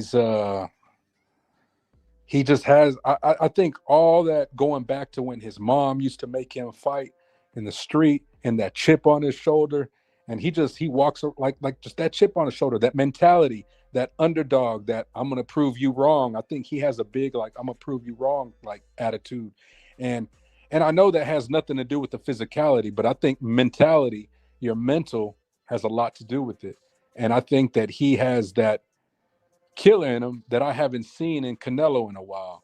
And so that's just what I'm banking on. I think that he just, when it comes down to it, I think Crawford is going to bite down harder. Now, does he have the physicality to withstand him biting down and fighting in the storm? Shoot, I don't know. That's what we're going to find out. But I just think he has more killer. I think that that's all I'm banking on, to be honest with you. I think. No, I respect it. What you got, Kojo? What's your reason? Yeah, I think by the chance, I'm hoping that Crawford got enough power to have Canelo respect him, and I think he'll be able to stick a move for most of the fight. I think Canelo got the slow feet. If he's able to stick a move, pop him in the face a few times, make him respect his power, frustrate him, then he can do that for 12 rounds, and then he can, win by decision. Yo, can I see the screen? Yo, yeah. Yo, Gus sent me this probably like 2023. It took me a long time to find it, bro. This is David Benavidez. How much he balloons up after the weigh-in, and some other people I don't know. Arthur Beterbiev and David Benavidez, the only people I know. I don't know who the Bagasco Muecha. I don't know. That sounds Spanish. Wait, but before this is in the day, right? I don't remember. It's been too long, Kojo. I just know it has to do with weight gain. So it's either what they walk around at and what they fight as, or it's what they rehydrate. I think it's rehydration, but I can't for sure say it is because I don't remember. I mean, I guess it makes sense. I've seen wrestlers rehydrate before. So what's up with the game? What's up? What's good? What's good with the guys? What's poppin'? What's good, man? What's good? What's good? It's Mix. Yeah, it was good. Mix. What up, Mix? Yeah, I heard y'all with a lot of propaganda on here earlier, man. It's crazy. Propaganda? What do say? I heard propaganda. I heard Victor Conte, the biggest cheater in boxing. He's never had one infraction in boxing of any kind. Here we go. We just got off this combo. Wait, did you hear the whole thing, Max? Did you hear the whole thing, or you heard part of it? I came in the middle of that, and then the mention of Eddie Reynoso, which is true. You can't say it was him, but it is his fighters, and from famous to non-famous, that camp does have more violations. I haven't seen a snack fighter yet that's test dirty or anything, and I mean, if we want to keep it real, like I said before, all these fighters are on something because there's legal limits of shit they're allowed to take. So if they're tiptoeing that line and juicing up as much as they can up into a certain limit, I mean, is it cheating or is it not cheating? Cheating is doing things against the rules. They're not natural. I think it's kind of like what Pittsburgh was saying. There needs to be a whole system revamp. It can't just be, unfortunately, you can't just pinpoint one person as a cheater when the whole system is flawed. But it's like, what's the revamping part, right? Like, if you're not able to take, or should you not be allowed to take anything, like not even creatine, not even protein? No, they have allowable limits of what you could take because caffeine in excess, you'll have a positive test. So they give you a list, and what you're supposed to do, Max, you're supposed to submit whatever supplements you might have doubts about. You're supposed to do all of them, so you don't have any positive. But they take stuff like that in consideration, like the production of creatine and how it can be unfair at this level. Like I don't know how they decide the levels. That's the experts, but they do something like that. Yeah, I mean, because even when Canelo shit, he popped dirty for clenbuterol, but you're allowed to take clenbuterol, just not at the level he took it at. You can do it. No, I don't think clenbuterol has any allowable limit. Because they raised the level of clenbuterol after he got popped. You're allowed to take. But Max, you're talking about you talking about two different things. You're talking about the actual test. We were talking about actual cheaters. That's a different thing. Like the actual test is the test. Like that is what it is. But I'm saying, like proving people who actually cheated. Yeah, people how's proving Victor people Conte a cheater though? Yeah, to me, he's not because he ain't never did it in boxing. Like that's outside. No, I'll take it outside of boxing. How's he a cheater in Major League Baseball? Well, they had a whole federal investigation that they linked him into. Him and multiple people. What I'm saying is he's a supplier. He's a supplier. He didn't cheat shit. He don't play the game. He can take as much as he wants. He don't get tested. Those players were the cheaters. The players that chose to take the shit and get popped are the cheaters. I was with you all the way up into there, Max. You lost me. Yeah, I don't know about that, Max. But it's true, but how can you cheat? How can you cheat in a game you're not playing? That's an interesting spin, though. So what is he did the OJ bloody glove defense. That's what I'm saying. So Victor Conte helped players cheat, or I can even say he helped. He supplied the shit that players used to cheat, but he himself didn't cheat anything. Yo, Max, hit us with if I wasn't Jamaican, would I wear this cap in? I was just saying, man, before you throw labels on people, you gotta, you know what I mean? Like he's not held by no standard. Wait, how did Victor Conte help them cheat? What did Victor Conte actually do? Did he like, was it timing about how to beat the test? So this is what happened. So this is what happened. I'll give you a synopsis of it. Not the whole rundown, but it was a guy named Patrick Arnold who came up with, he was a chemist and he's smart as hell. He's self-taught. He ain't got no degree or anything. He came up with something that he said would be undetectable with the testing agencies, and he was right. He was 100% right. Victor Conte already had SNAC. SNAC was already in existence, and he was already working with athletes. So he just brought in Patrick Arnold, grabbed the stuff, the clear is what they called it, and started distributing it to his athletes. So Victor Conte is not even the brains behind the clear stuff. It's really Patrick Arnold. He's a supplier, yeah, and even like with the Barry Bonds shit, people say Barry Bonds is dirty. Once again, the drugs will always come out before the testing. You need to know that drugs exist to even provide tests for these drugs. So what they were doing was they were always staying ahead of the test. They were coming up with new drugs that weren't yet outlawed. And the thing with Barry Bonds, the shit he took at the time was not illegal. It wasn't illegal until years later, and they pulled his piss back, and it was like, oh, you were taking this shit before it was illegal. That's why I say he was dirty. He just had, he had some new shit.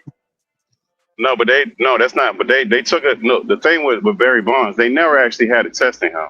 They had a quote unquote anonymous test that they were trying to link to Barry Bonds. He never took a test with his name on it that came back dirty. They tried to do sources. Yeah, they did a source thing where they said this is more than likely a test that he took and it was dirty. He never had a test with his name on it. So it's that whole baseball thing was just stupid. And they only did that as he got closer to the Babe Ruth records. That's when they started. Yeah, that's why he belongs in the Hall of Fame. He technically has never had a dirty test. And he's tested though. He was one of the most tested athletes in all sports. And he just never had a dirty test because once again, the shit he was taking, nobody knew. Like think about before the world knew there was such thing as cocaine. There's no test. Because nobody knew it existed yet. But they don't even have him with that, is what I'm telling you, Max. They don't have him with any substance in his system, is what I'm telling you. At best, they have an anonymous test with something in it that they're trying to link it to him. They've always had cocaine tests. They would just put it on their teeth. Like, yeah, this potent. Gum it up. Think about the first person that ever had coke, where that motherfucker's probably going through it. No, that's one of the purest form of it. It was the purest form of it. The best coke they could have got.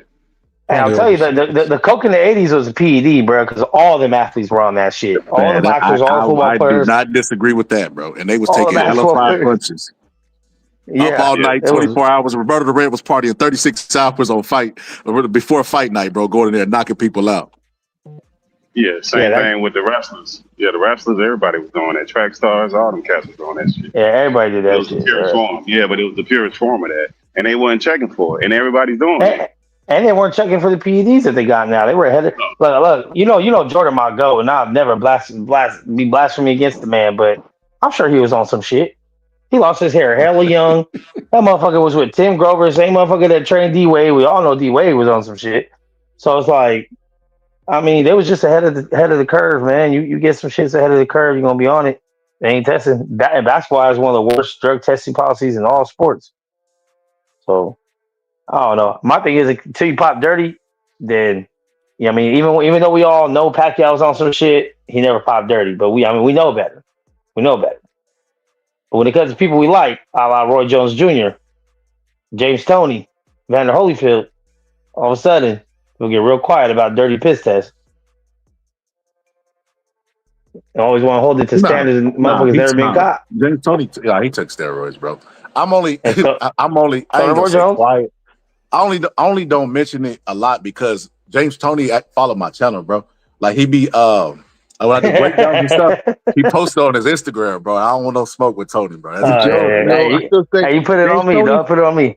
Look, I always say this. People always say I'm wrong. If you get injured, you can take steroids to repair yourself through injury. Yeah. So he said that's why he took it. So that's his excuse. Nah, that ain't what he said. This is what he said, bro. He said that, and the excuse always comes after. It's never before, right? Like I would have appreciated if James Toney would have came to word like, look, guys, I'm on steroids. Like before the test even come out, I just want you guys to know, and this is the reason I'm taking. It's always after they get like, man, I couldn't get a boner, man, and I was just going through a rough time in my life. It's always the excuses afterwards. But he basically got a doctor to come in. Facts, bro. He got a doctor to come in, and the doctor was basically saying that repeated head trauma affects the pituitary gland, which affects your testosterone. And he said James Toney's levels were lower than like like low. Like the person that come in that they would prescribe testosterone to, it was lower than that. And he said it was due to repeated head trauma, and that's why he gave James Toney the testosterone. And James Toney was like, "Yeah, I wasn't feeling too good, so that's why I did." But it's always after they get caught, so that's why I didn't really accept it. Got you. But he's still a hell of a fighter. I don't even, he kind of like, to me, is like Barry Bonds. And so it's is like Roy Jones, and so is Anderson Silva, and so is Tyson Fury, and so John is Jones too. Anderson Bex, Silva John pop too? Jones John took it too. Jones. Oh, But shit. you know what's crazy about them? Well, John I'm Jones is gonna a be little honest with different than you. everyone else's, but he still has shit in his system. Whoa, Beck, hold up, Max. I hear some biasness. Why is John Jones different? I'm saying his testing process was different than everyone else. Everyone else popped hot for steroids.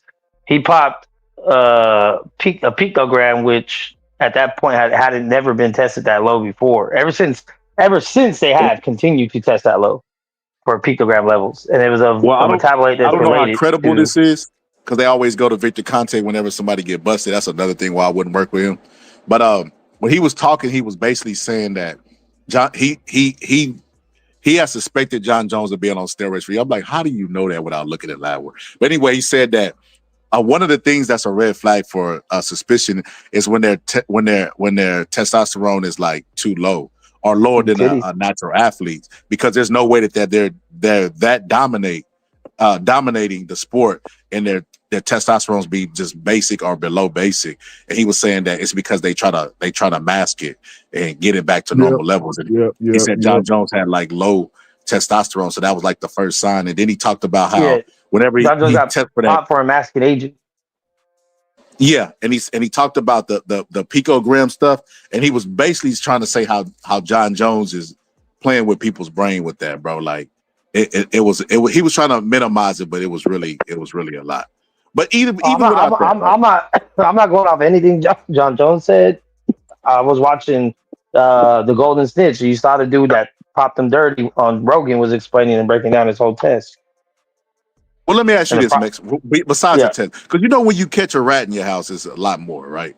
So, do you think John Jones did what he did in his career naturally? I don't think any fighter has done anything naturally. And that's now, if you're talking about illegally, there's a difference between naturally and illegally.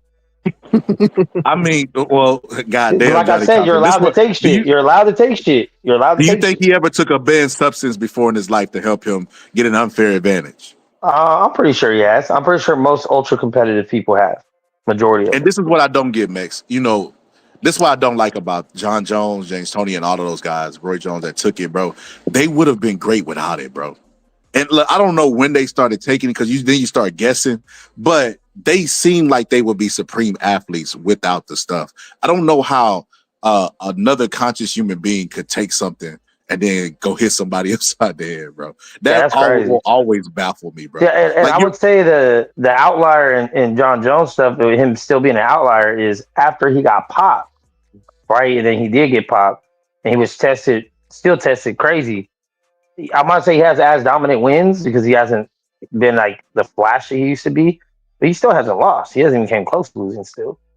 He's still good. Like his technique, his length, like you can't teach that shit. He's the only person, because most of the other people fell off after they got popped. Like everyone they get popped, and then all of a sudden the next couple fights, they're not the same person. Now they're losing, and they retire. I'm not gonna lie. Ever since he got popped, he done got fat as shit. Yeah, that's why he went up to heavyweight.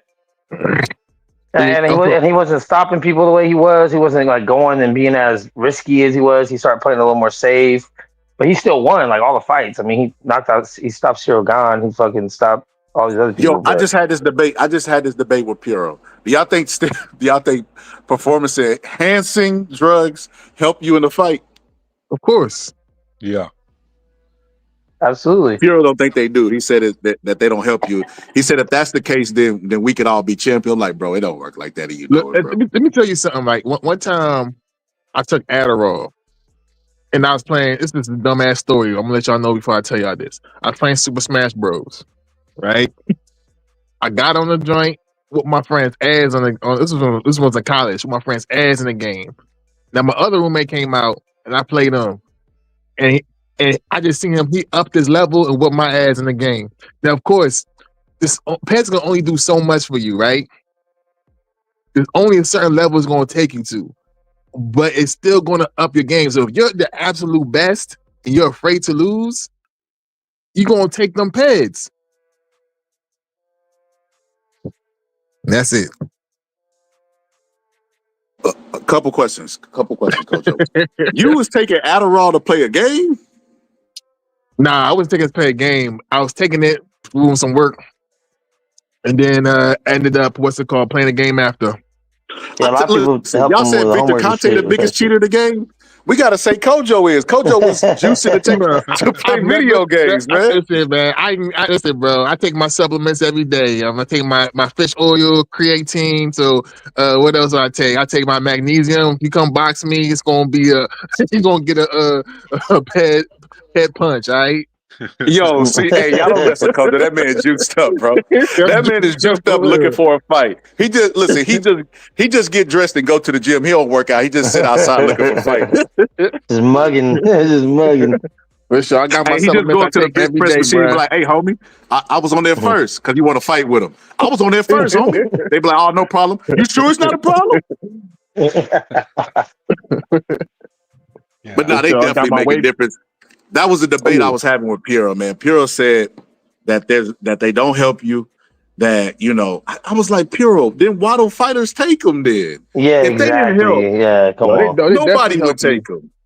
They definitely help you. They definitely help with stamina, recovery from training. I mean, speed, strength. They help with depending on what you're taking. Like some of these fighters are taking EPOs that help them cut weight. You know what I'm saying? Yeah, and That's give what them TJ more Dillashaw got wins. caught for. Yeah, they Yeah. give them more. What do you call it? It's an anabolic steroid. Give you more stamina. But you know what's crazy? The example I gave to Pure was Jaime Munguia, bro. Jaime Munguia was stretched by a bum, bro. Oh Like I yeah. don't even remember old dude's name, bro. In the rematch, Jaime Munguia was juiced to the gills, bro. He went in there and beat the bum up. I think it was one thing I Yeah. seen. It was legal though. I think it was Muhammad Ali. It was someone who was taking vitamin E before they fought and said it was just helping them with their endurance. Yeah, I mean, but that's the thing too. It's just like having a good diet. Like some supplements are just supplements. It's when I guess it's a certain level when you go like I guess messing with your hormones or something. I don't know. Yeah, You know? so I this is how they look at it. They look at it like your body processes stuff differently than everybody's. So you can cheat basically because creatine is concentrated. Creatine is concentrated. It's unfair. You wouldn't get this from eating salmon. You know what I mean? But your body still has to process it. It can't use all the creatine that you take. So they look at it like, well, you're still working within the natural elements of what your body can and cannot do. Steroids is going to boost up everybody's testosterone. You know what I mean? Whoever takes it, whatever this testosterone level is going to spike. So that's why they're like, oh, no, this is an unfair I mean, advantage. I thought about taking that shit later. Like, I mean, I'm almost 40. I'm 39 right now. And I was like, man, I ain't in no fucking sports league, bro. Like, give me the fast pass, but I don't like needles. I was like, if y'all the same shit, I'll take one a day and just get my shit I going. ain't gonna lie. I always say that, Max. When I get older, I'm gonna definitely do therapeutic use. But then, the side effects, bro. Like one of them is cancer, bro. It ain't worth getting cancer, bro. That's crazy.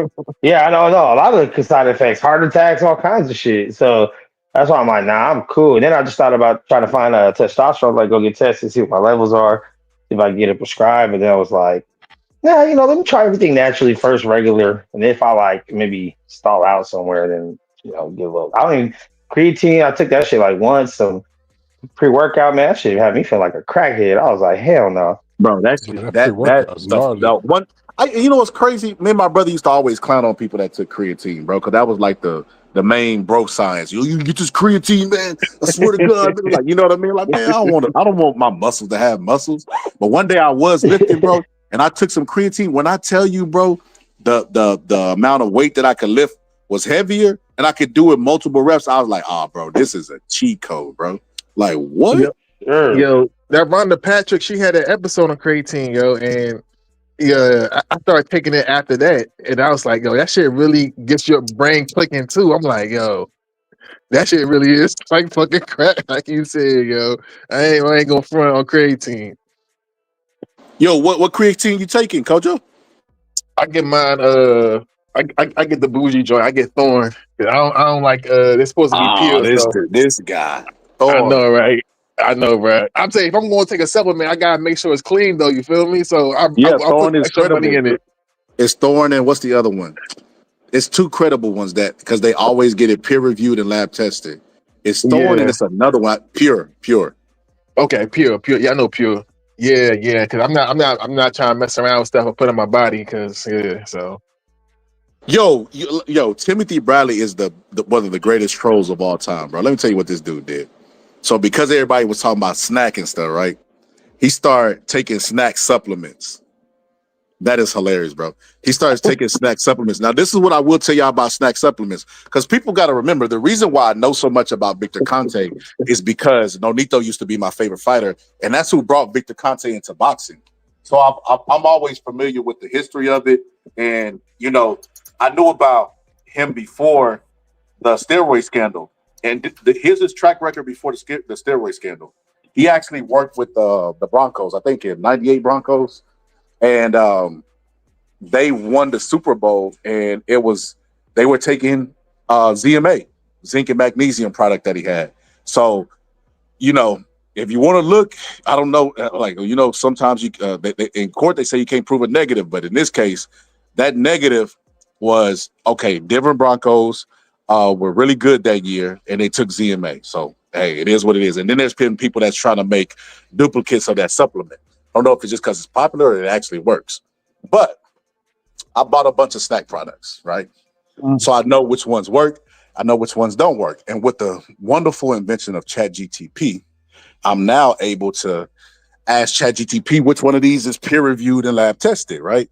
And when I asked, so let me say before I ask ChatGTP, so I've taken all the products, and let me say his pre-workout stuff that what is it called? It's not Vitalize. Damn, what is it called, bro?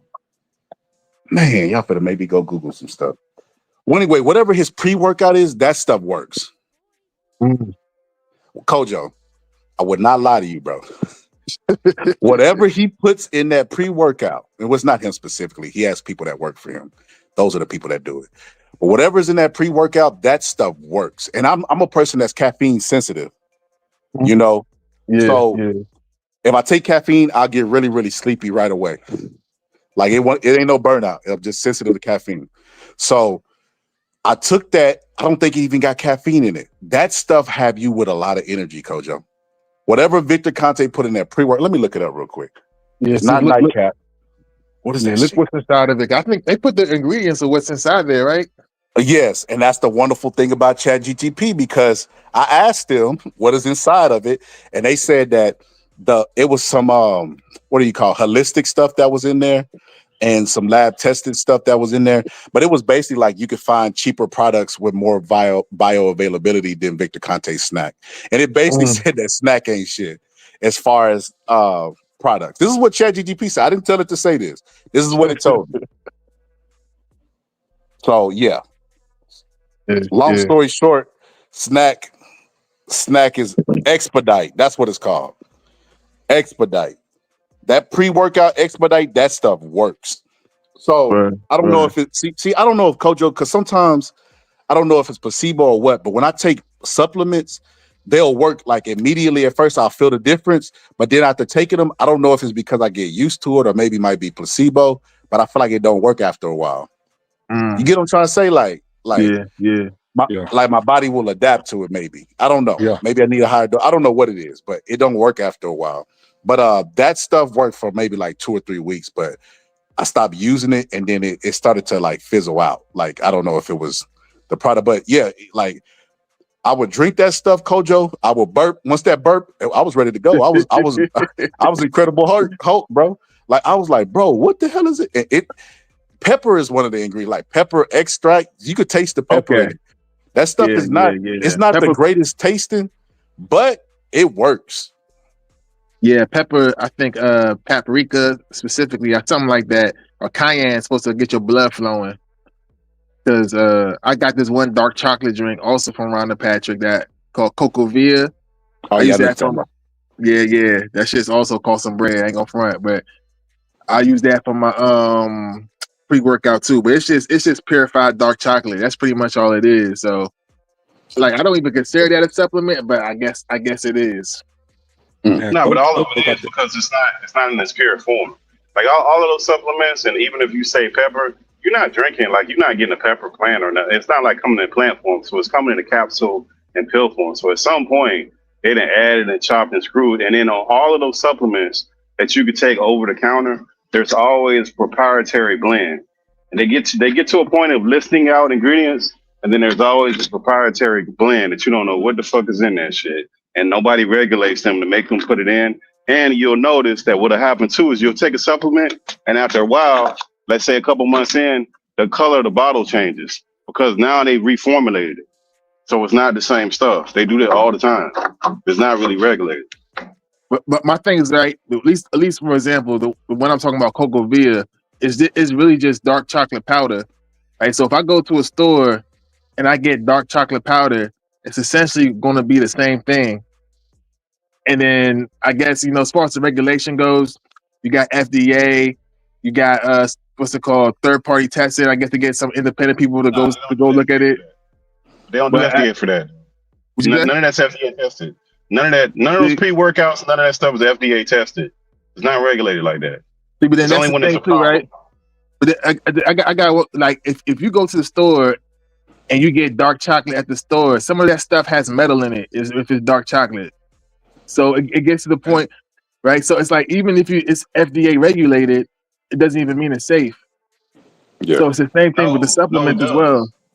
No, it does. No, it absolutely does. Yeah, it's completely two different things. So FDA meaning they would have had a trial where they would have had a control and then they would have tested against it. When you're buying supplements, you're just taking the manufacturer's word that what they're telling you they put in there is what they're putting in there. Until you actually test it, like me and you can have a supplement and we can list a bunch of shit out, and then who would know that the shit that we listed is even in the fucking bottle? Who would know that? Yeah, but I mean, of course, it's always going to be tested, right? But even if you go to certain testing regimens, if you go compared to, like, let's say, some places in Europe and compared to the US, there's some things they won't even allow to sell in Europe that to get sold here. So it's all about the testing regimens and who's testing it, right? Even the same thing with the supplements. There are third party testers who test every single product out there, right? And say, hey, this is good, this is bad. But they don't, though. That's what I'm telling you. What they're testing for is efficiency. They're not testing the actual ingredients in the supplement. That's what the FDA does. No, some of them do. I agree with you. It's not everything's not, but I don't think everything's black and white. Some of them doing test ingredients, some of them don't. And of course, you have to be skeptical on it. I just don't think it's black and white. But I hear your point. Yeah, because the FDA, look, the problem is that most of those supplements, me and you can have a supplement company. If we had the money to get the distribution, to get the product made, we can have a fucking supplement, right? We're going to test it, right? Obviously, we're not going to list out any bad shit. Why would we? And then we're going to test for effectiveness and how effective it is. We're not going to test what's in the drink if it fucks somebody up or any of that stuff. Why would we do that and fuck up our brand? We're obviously not going to do that. And then that's what the FDA is supposed to do. So a lot of the tests, there's some companies that do it, but there's so many products out there that nobody's really testing those things. And the FDA is really, when it comes to those type of things, they're testing when it's a problem.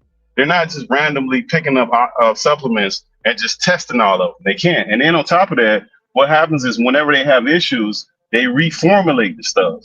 So it'll be the same bottle, then they'll change the color, and then they'll change a couple of ingredients to reformulate it to get away from any kind of lawsuits and any other stuff. So like that's like the Wild Wild West, man. That stuff is not really regulated. It's almost on a trust system almost. That shit will never be regulated, bro, because the drug makers will always be one step ahead of the drug testers. Always. No, he just talking about regular supplements, man.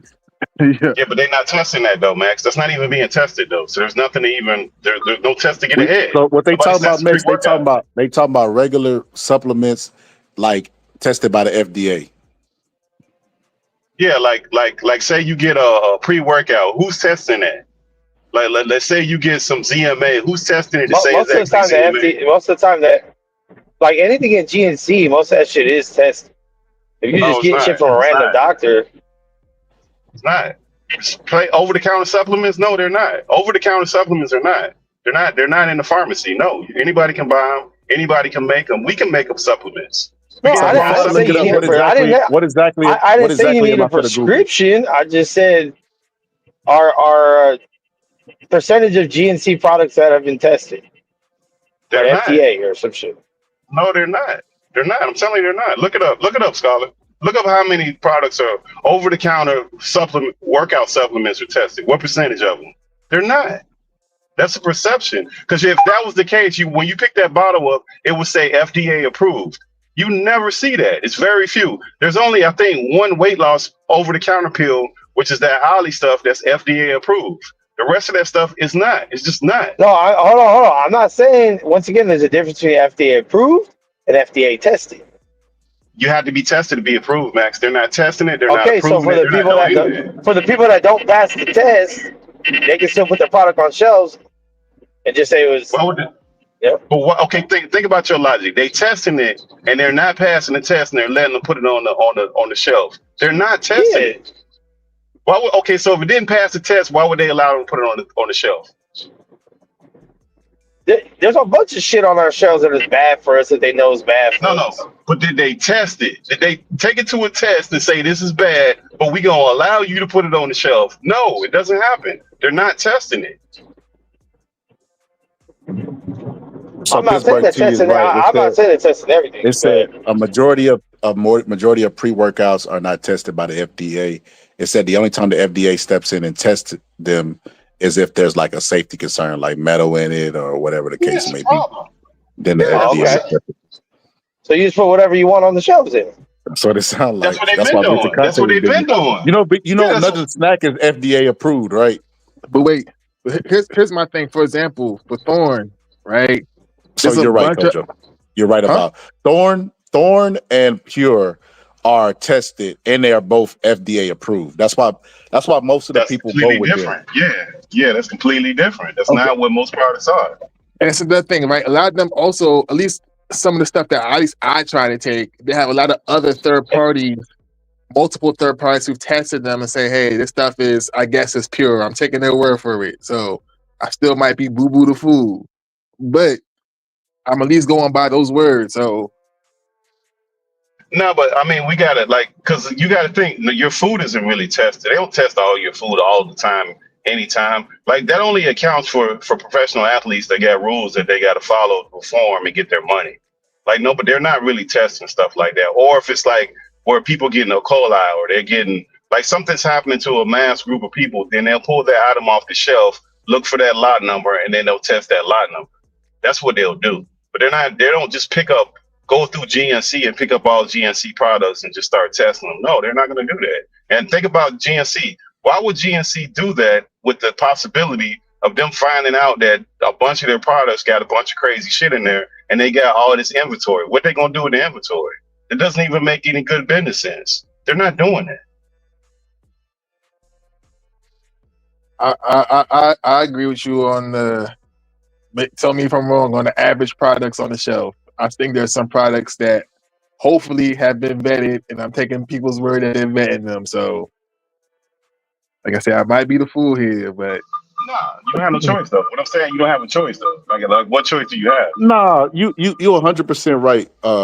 You and Pittsburgh T, y'all saying two different things.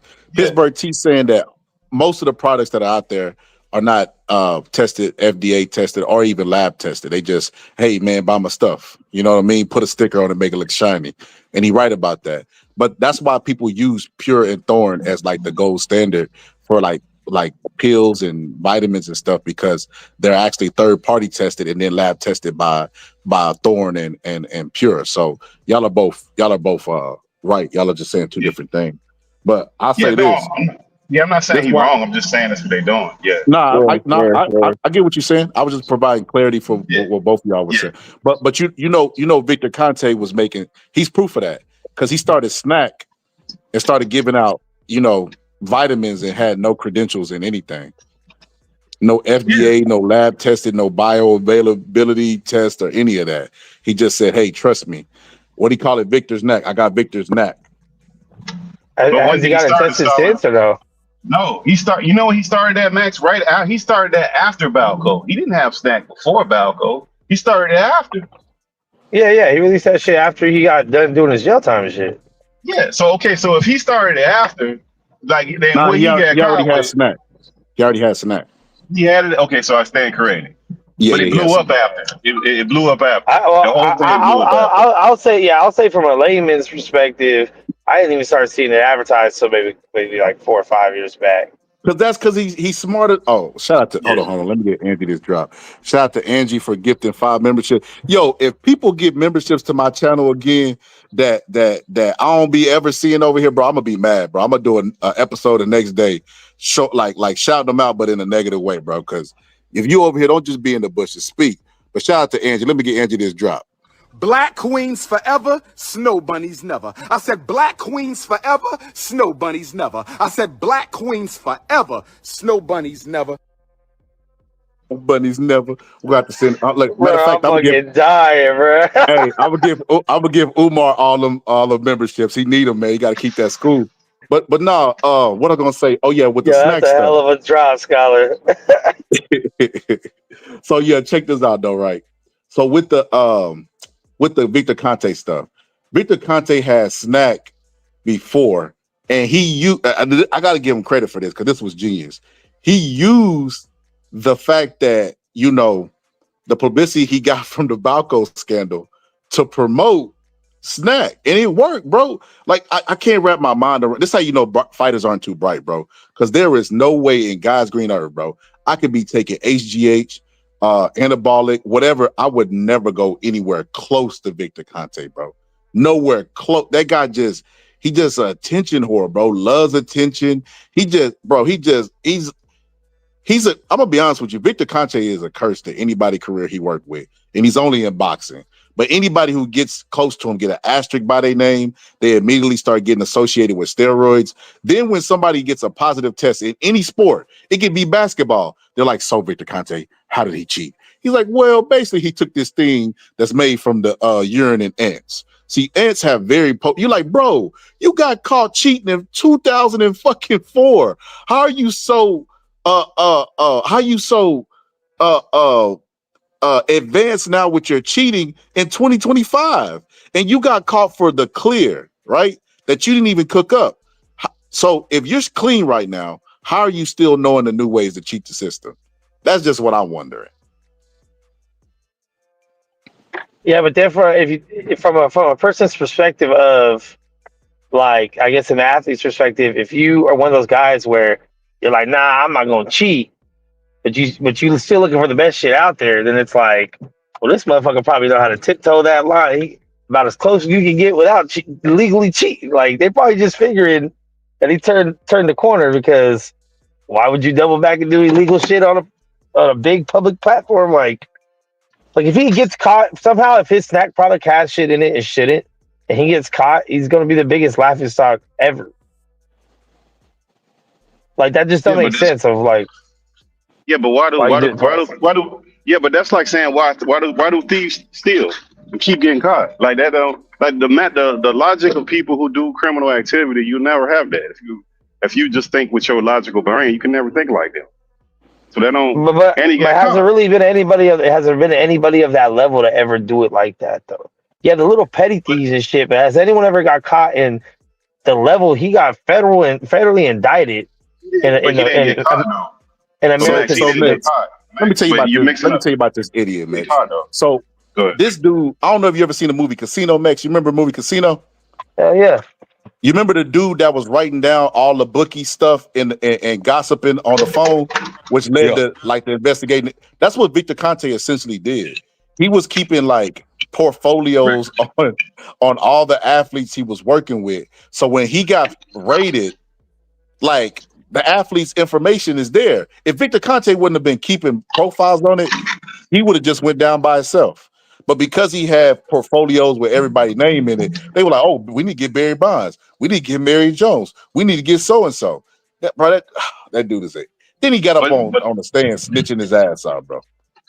You don't think he still has that? I think he probably still has it for all the boxers he works with. No, you don't. But Max, Absolutely. this is the problem. But Max, this is the problem with what he was doing. Remember, they were going after Bonds. He got caught up in it. It's not like they went and said, "Hey, let's go get all the drug chiefs." They were going after Bonds. And then, like when Scholar said, they followed Bonds' people around. They figured out the little strip mall. He was going to the little fake doctor. And then when they bust that doctor, they had this whole fucking thing laid out with all these different players from all levels of sports that they were doing all that. They're like, oh shit, that's what happened. It wasn't like they were just following his particular lab. He just happened to have all the fucking records. He just be dumb enough to keep everything. So it was they weren't even. He just got caught up in the crossfire. It's like a Rico or what? Well, they were Basically. investigating Bonds. They were investigating Basically. Bonds. Yeah, That's they what it weren't was. investigating him. Yeah, they were not investigating that fool. He was just Because he too took a lot stupid. of he took a lot of people down with him, Rob G. He even got Hey, he didn't take Bonds down though. he yes he did. Yes he did. Because Hey, what nobody happened snitched on him. Bonds' team stayed solid. no, what happened Bonds is stayed. they won't even let Bonds be on the home run list. They put asterisk by his records and everything. So it did kind of take away from like they didn't get Bonds no jail time or anything, but it definitely tainted like Bonds like his Yeah, I mean, career. he was publicly tainted, but like I'll say, all the people in the case, like nobody snitched on him.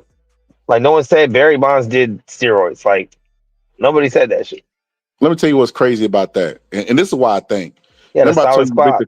Victor Conte was a glory hog. I think honestly, Victor Conte. I think he just likes the fact that what you call it was a record breaker. What's his name?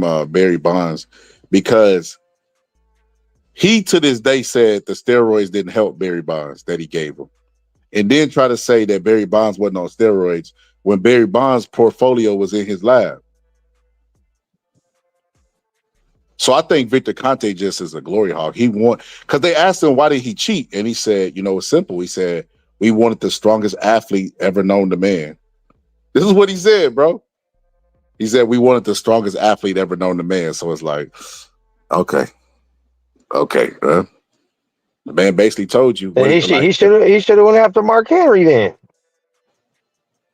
Facts, bro. Bro, Yeah, but and they it would have been legal in going after wrestling, bro. That's like good point, Max. Why didn't he go to wrestling where people ain't hitting each other upside the head? because there wasn't no money in wrestling. Yeah, but all the money was in baseball. You know, the baseball players always had them crazy contracts. So once he got in the baseball loop, that's what happened. All them baseball players was Yeah, going remember over. they were getting like $250,000 contracts and shit. Yeah, they I were mean, getting quarter crazy. Even in billion. well, not now, but back then, even in the '90s, baseball player, and back then, baseball was in its prime. It's not like it is now. Everybody watched baseball. All kids watched baseball. Baseball was in its heyday. That was the it. That was when the home runs was flowing. That's when Barry Bonds was knocking them out the park. And Seiko, bro, you had the Marx brothers, Mark McGuire, and what's his name? You had all that Sosa. So it was rolling. Then you had the pitchers. Like young boys aspire to play baseball. So that was the heyday. So he went to the Nah, sport with all the baseball's still money. playing though. Not like What's his that name though, just set Max. the record? What's his name just set the record of That Not dude like 15 that from New years though. for York, right? 765 million, bro, for 15 years. Yeah. Oh, Almost a you talking Yeah, but about the billion. dude Max. from the dot? Listen, this is what I be wondering For in the Mets. baseball, No, bro. Otani was 700. This one beat him. When they be giving them contracts, Max, I'll be like, where are they generating the money? Do they have a printing machine in baseball? Who the fuck is watching baseball, bro? I remember when we was kids, Max, The It's Sandlot that was a old big money, movie. bro. You know what I mean? Like The Sandlot, we used to actually go play baseball, even if we didn't really like it like that. Like, you know what I mean? We participated in it. They don't even got the start. They don't got a King Griffey Jr. now. Where are they generating all this money from? Bro, they got an Otani. Yeah. What is that? Well, no, it's corporate now. It's corporate now. So they have like They players like Otani, which are like Otani's a pitcher and a home run hitter. Like he's like Babe Ruthish, but he's Asian. yeah, but that's the thing. They get players now that are from certain countries, and they get a whole country behind them, Scholar. And that's what it is. And then they make them buy these packages, and then they get I mean, sponsorships. That's where the money coming from now. it's just not America's game anymore. It's still No, international. They still got yeah, it's all not those our for game. Juan Soto. Juan Soto was the one I was talking about that beat Otani's contract. 15 signed him 15 years for 765. That's crazy.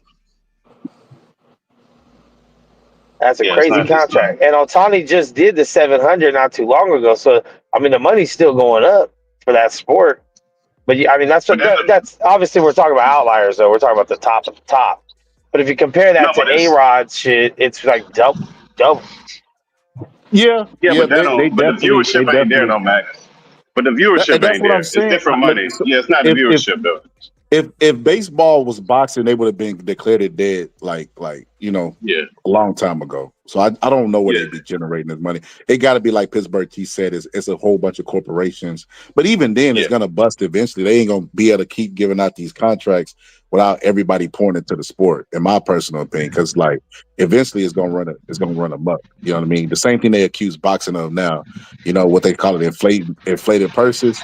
Eventually, the bubble's gonna burst, in my opinion, because like even with that dude that you said was a star, Mex, we had like 10 different stars, bro. I can remember getting a baseball game with my brother and my cousin, and we would do like home run derby with like Mark McGuire, Sammy Sosa, Ken Griffey Jr. Ken Griffey Jr. had his own game, Yeah, shoes too. He had his own shoes. own And shoes and game. Like it don't get no bigger than that. yeah, Jordans. Yeah, I had a pair. Alex Rodriguez. Like, if you go look at all the people from their era and where they rank in like the home run, the all-time home run list, they are up there. Like their whole generation. Alex Rodriguez, Ken Griffey Jr., Barry Bond, all of them. And it's just like, damn, bro, we witnessed all of them at one time. You know what I mean? Competing in the home run derby. That's when baseball was exciting. You know what I mean? Like, I can remember when Barry Bonds was getting walked every time he went to the plate because he was so cold. Thing is that they had multiple stars. They didn't have like now you can point to a couple stars. Like they had regional stars. They had like guys that played for Oakland that everybody knew in California. You had people on the Mets. You had people from each team that had stars and they were everywhere. So it's not and people they were well known players. And on top of that, it spanned across all races. So you had black players that were prominent, a lot of them. You had Hispanic players that are prominent, a lot of them. You had white guys that was prominent, a lot of them. You had the pictures, you had the storyline. So you don't have all that now. Now you have people that are playing individual players that have like the nation backing, almost like boxers do. That's all you got. And people who watched that sport with their dad, they're still watching it. Yeah, I agree with that. Let me finish breaking down this Timothy Bradley thing. I forgot all about that. It's just sitting in my background. You heard the Timothy Bradley breakdown? I know what you call it. Heard it. Nah, go ahead. What's his name? Yeah, yeah, I heard the joint. Oh, Kojo. Yeah, that's all. I'm drawing a blank, It's Kojo. recent. Is it this recent? It's like 5 days old. Oh, that's recent. Canelo's gonna be looking to land anywhere. It doesn't matter because he knows that his power hurts. He knows.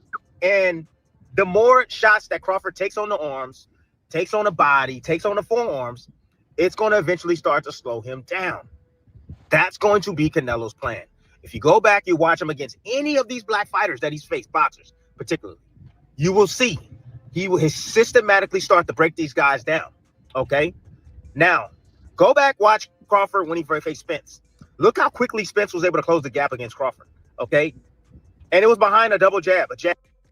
Hey, that is a good point. That is a good point. But I will say, Spence jab is longer. No Diddy, and it was coming from a different angle, southpaw. Canelo's double jab, I think, he don't fully commit like Spence does on his jab. So that's the only thing that I would say different than what Tim is saying. But I think he'll be able to close the distance on Bud early, especially early on, where the nerves is high and Bud is a slow starter. A simple jab, right? That's how he was able to close the gap on Crawford. And he was able to hit Crawford to the body. Whether Crawford blocked, Crawford blocked a lot of that stuff. However, he was able to close that distance. Okay? The pre-engagement that Crawford had wasn't enough. It wasn't enough, to keep Spence off of him or Spence from closing that gap. Spence was able to get to Crawford. Okay? Canelo's going to be able to get to Crawford. Trust me. Now, listen. Crawford, tactically sound, smart fighter. Crawford understands that, hey, when What does tactically sound mean, Kojo? Can you elaborate on that? Is he talking about his defense? He can't be talking about Bud's defense, right? Man, y'all stop hating on Bud's defense. You Yeah, remember they stop used to do that. like a ratio for Floyd Mayweather, and it would be like punches thrown and landed on him. I guarantee Bud's is way higher, 100%. Canelo gets close, gotta tie him up. I gotta step in, smother, and tie him up. Canelo typically throws 1 or 2 shots at a time. Left hook, right hand, vicious. He doesn't care where he lands, as long as he lands on his opposition. So I disagree with Tim on this too. You don't tie Canelo up. You know why, Kojo? You know why, Pittsburgh T? What's the reason? Because he's vulnerable after he throws. If you go look at every fight, whether it be the Bivol fight, Bivol was taking the shot on the arms early in the fight, but he wasn't countering. Later in the fight, he started catching on the shoulder and throwing a right hand. In the Skull fight, there were times where Canelo would throw and Skull would just be looking at him. You have to catch Canelo after he's throwing. It's the only way to make him respect you. You got to catch him with really, really hard, effective shots. So I disagree with Tim. If you clinch him every time he throws, he's just going to rest in the clinch and keep throwing at you. It's going to favor Canelo, my opinion. That's just me. I'm only the scholar of boxing now. Word. Okay? So Crawford's going to have to tie up. But there's one thing you need to understand here. Okay? Let's talk about the referee. And this is where I'm telling you. This is where I used to always need to know who my referee are, my judges, because I need to know how the hell they ref. You know, you already know Thomas. Thomas is cool. That's my guy, man. Like the guy a lot. You know, so arbiter to the D-I-D-I-E. Yeah. You know, he's not a guy that's fond of holding. Understand that. He's not. Did you hear that? Yo, you said you seen this, Kojo. Did you hear that? Yeah. The referee they chose is not a fond of holding, but Timothy Bradley just said that Bud needs to hold and tie Canelo up. You see what I mean by like the people that are picking Bud to win? They even give good breakdowns from time to time. But the moment that it comes to like the logic part of their breakdown, they'll say, well, you know, Canelo is stronger. Canelo's bigger. Bud's moving up in weight. They'll start giving all the reasons why you should pick Canelo, but then at the end be like, but I'm riding with Bud. Like, wait a minute, what? He's not a guy that is fond of tie-ups. He will warn Crawford early, okay? He's a guy that wants to see a fight, a ref that wants to see a fight, just like everybody else, you know. And if you're holding or, let's say, tying up, he's one of those guys that's going to say, hey, that's enough, all right? Go study his recent fights. So Crawford going to have to be careful early. He's going to have to be careful early, you know, if he's going to tie up Canelo Alvarez, you know, and if he ties him up too often, because Canelo's going to close the distance on him. Now, remember, Crawford has a wrestling background, okay? He's going to be able to understand leverage on the inside. So although Canelo will bag him up to the ropes at times, and he steps in, and he ties him up, Crawford's going to be able to get off the ropes. He's going to be able to understand which way. No. The only time Crawford will escape off the ropes is when Canelo laziness sets in and he wants Crawford to get off the ropes and beat. Because most people are not going to, when they're on the ropes, they're either going to panic or look for ways to escape. And while they're escaping, they're not going to be punching. And Canelo knows this, so he'll be resting while Bud is getting off the ropes, you know. But no, I disagree with Timothy Bradley that about Bud being able to get off the ropes and how Bud is a wrestler and all this stuff. How you going to say that the referee don't allow the clinching and the wrestling, but Bud Crawford's wrestling background is going to make a difference? Not to mention this, Canelo picked Bivol up and threw him. You remember that, Kojo? Yeah. The Bivol is stronger than him and bigger than him. He did it with Munguia, I believe. Was it Munguia or Berlanga? It might be both. He did it in those fights as well. I'll say both, because I know it's one of them for sure. But he did it in that fight as well. So it's like Canelo has got, like, I've never seen a big guy get in there with Canelo and out-muscle him. So it's going to be hard for me to believe that Bud's going to be able to do it, especially when the referee don't allow it. And Tim Bradley has already acknowledged that. Well, I say Tim Bradley breakdown was better than most people who are compromised, but it still, to me, wasn't to my liking. But I do like the fact that he was trying to be objective. To go, to get himself back into the center of the ring. All right. But early on, again, it's going to be Canelo's fight early on because Canelo, again, being the bigger guy, he's going to be able to close that distance on Crawford. He's going to be able to corner him in spots. And every time he shoots a shot, it's going to be deadly. Okay. Whether it lands flush or not, it's going to be hard. And it's going to be. That he's not lying about. Canelo, look for Canelo to come out, throwing the right hand, looping the right hand, throwing it straight to the shoulders, and then trying to loop it around the guard just like he did Charlo. He's going to throw punches hard because Canelo knows if he throws his punches hard and fast, it makes the fight easier. He did it in a Berlanga fight. Remember, he kept throwing a jab, and then he hooked off the jab, knocked Berlanga down, and didn't throw a hard punch after then. Not punching with bad intentions to knock him down or knock him out. After that, he just cruised to a victory. Same thing with Mugia, same thing with John Ryder. Canelo don't try to stop fighters at this point in his career. This is money Canelo. This ain't pretty boy Canelo. You got money Floyd money maker Mayweather. You got pretty boy Floyd.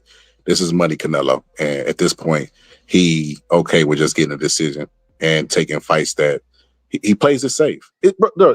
I was trying to tell X this. See, X didn't get this because X is young. Tell him this, Kojo. The older you get, the more conservative that you get. It's just a natural part of life. You don't take too many risks. You're not going to get out there and just do some crazy stuff. You're going to think about everything. You're going to think about your family before you make certain choices in life. It's a bunch of things that you do when you get older that you don't do when you're younger. Agreed. Yeah, I agree. I just don't think Canelo. I think Canelo is weaker mentally than Crawford. So I think that plays a big part to it. You don't have to be as strong when you're in there with a smaller guy, Kojo. That's true. That's true. I'm just looking for Crawford to rise to the occasion. That's. You said hope while ago. Don't say be looking now. You said hope while ago. I'm looking for him to rise to the occasion, man. So hope is the word you used while ago. You got to be consistent. Hope is the word you said. No, man. I think he can. I think he can. That's why I think he can win.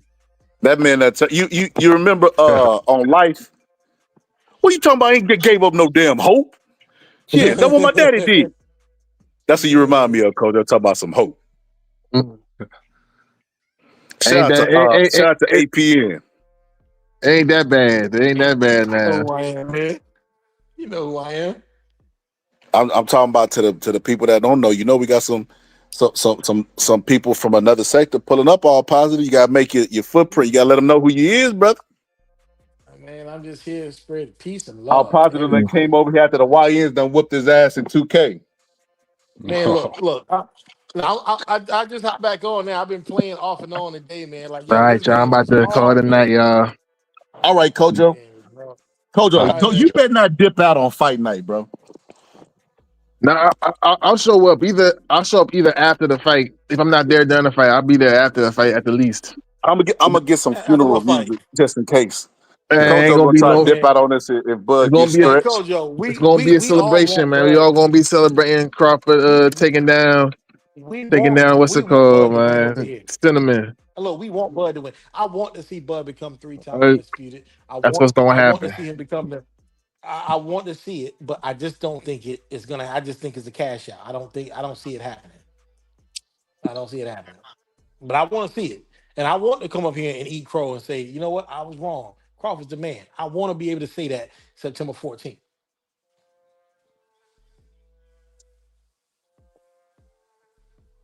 Hey, what's the date of the fight? September 14th? September 14th? I thought it was the 13th.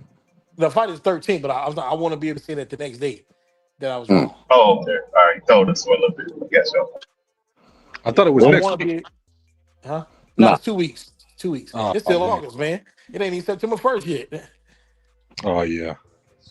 Yeah, the Jake Paul fight. The Jake Paul fight That is on a stuff Friday. came up fast, bro. Yeah, the Jake Paul fight is November 13th. That's a Friday night. Jake Paul and Tank. I don't even really care to see it, tell you the truth. I'm going to that fight. Man, I'm not giving Jake Paul. So and Tank a positive. dime You gonna my miss ass, man. the chance to see Jake Paul stretch Tank Davis? Man, I think Yeah, I this want to fight is see that. choreographed. Gotta see. I think they done set this Don't fight do up. that. This is Don't do that, all WWE pot. You're bet. giving into the conspiracy theories. That shit ain't It's an choreographed. exhibition. It's an exhibition, man. I It's think only an this is exhibition because choreographed. Tank don't want it to go on his record. Yeah. And you got to wear a sombrero. Get BBO sombrero and you wear that, man. Make sure you show up. Yeah, man. That it ain't. God, Potter, don't get a conspiracy theorist or nothing. That's gonna be it's gonna be a legit fight. I wish both of them could knock each other out. To tell you the truth. But Mike Tyson was trying to knock out Jake Paul. Them But that was a real exhibitions don't fight, mean though. nothing. That was a real fight. That was on Mike record. I mean, That was a if it real fight. wasn't for Tank Davis not wanting this to count against him, it would go on his record too. Because we seen what happened to the only legitimate loss that he should have had on his record. It became a I draw, wish and that dude was happy and ran with it. I wish it, and I told everybody, I was like, man, Tank ain't fighting Roach no more. And then when the fight got announced for August 16th, which was supposed to be 2 weeks ago, everybody was like, see, I told you Tank was gonna get back in there with him, man. And then Tank started getting in trouble and all this mess and pulled out. You He think was he never gonna staged fight it? Roach again. He was never gonna fight You Roach. think he Tank staged it always in all, Potter? trouble. He always in trouble, bro. I don't even think that's an excuse at this point. I don't think the man can stay out of trouble at this point.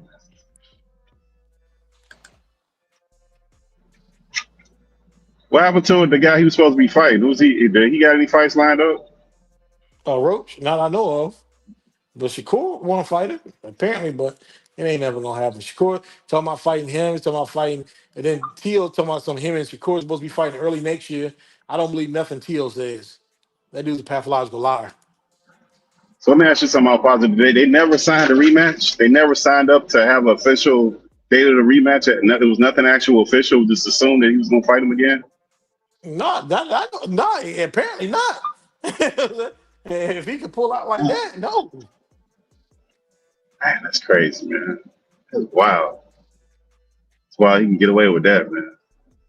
But where are the boxing purists at now? Where they at?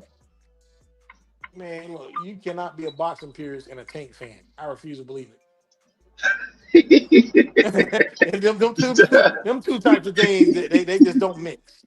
Either you're a Tank fan or and not a boxing purist or a boxing purist and you can't stand the guy. Them two do not mix. Yeah, that's kind of a contradiction, man. Hold up, I mean, either that, you can't do that to the face of boxing. face. Now we ain't talking about Jake Paul, Scholar. We talking about Tank Davis. Press anytime Tank do some questionable stuff, Press always disappear. He dipped though. He started talking about Tank. Oh, it's the hair grease guy in his eyes, man. You couldn't see. He hit the wrong button. Where is Press? I'm gonna have to email Press, man. Press always gone when Tank trying to fight Jake Paul, man. If didn't Press show up whenever he signed to fight Lamont Roach? I told y'all. Yeah, but some hair grease got in his eyes, Scholar. He hit the wrong button. He was gonna be up here, but it wasn't his fault, man. Doggone hair grease. Hair grease serious, man. Gotta stay away from that blue magic, man. You know, that's the stuff that they told you, that could burn your eyes with the perm, so man. I don't even think these youngsters know about blue magic no more, Scholar. I think they be using it. Man. I don't know what they be using, man. They don't use blue magic no more, man. And that stink stuff. What was that stink stuff people used to put with the wave cap to get the waves, man? I forgot the name of that stuff. You talking about Dax? Sports and Wave or Murray. Sport Wave, Murray, yeah. Murray is Sport Murray, Wave, yeah. Dax, Murray, but you will never use a whole can of Murray in your lifetime. I promise you. No, it's impossible. It's impossible. I kept one for about 20 years, man. I don't even know where I lost it. I don't know where it is, but yeah, you'll never use a whole can of Murray's. Yeah, it's impossible. Nah, I have all positive. I done used several cans. No, ain't no way, man. You only need like a dime size full. Nah, I need more than that. I gotta have them waves kicking. I gotta have them waves flowing. You look like, you put too much of that stuff on you like that dude from Cadillac Records, man. Put a little bit more. Half the can gone. Put a little bit more. You remember that dude from I'm gonna get you sucker all positive with the Jerry curl? Yeah. That's how I was with the Mari. that was Hollywood Shuffle, Jerry curl. Man. Man, but now that's why some of the stuff they say it just don't, man. They don't. Man, then think them dudes was playing basketball with Jerry curls. playing They were. football with Jerry I curls never and the understood. afros, man. I never Like, understood how guys like Michael Olajide and Tommy Hearns were fighting with Jerry curls and the stuff never got in their yeah, eyes. I never understood that. yeah. But the dude with the low cut, he talking about stuff got in his eyes. Like, get out of here with that, man. Like, Jerry curl juice was so bad it ruined your furniture. Yeah. So imagine what it do to get in your eye.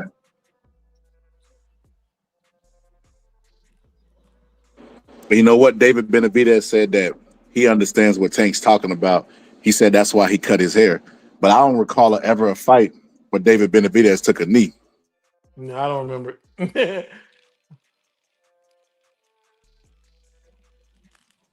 So with I that mean, but being that's said, we like the got to dude be telling more careful. you, yeah, but that's like the dude telling you, he would have beat you running, but he just got finished working out and he didn't eat no dinner, no breakfast in the morning, and he got in an argument. All these different excuses that don't matter. Like nobody cares about it.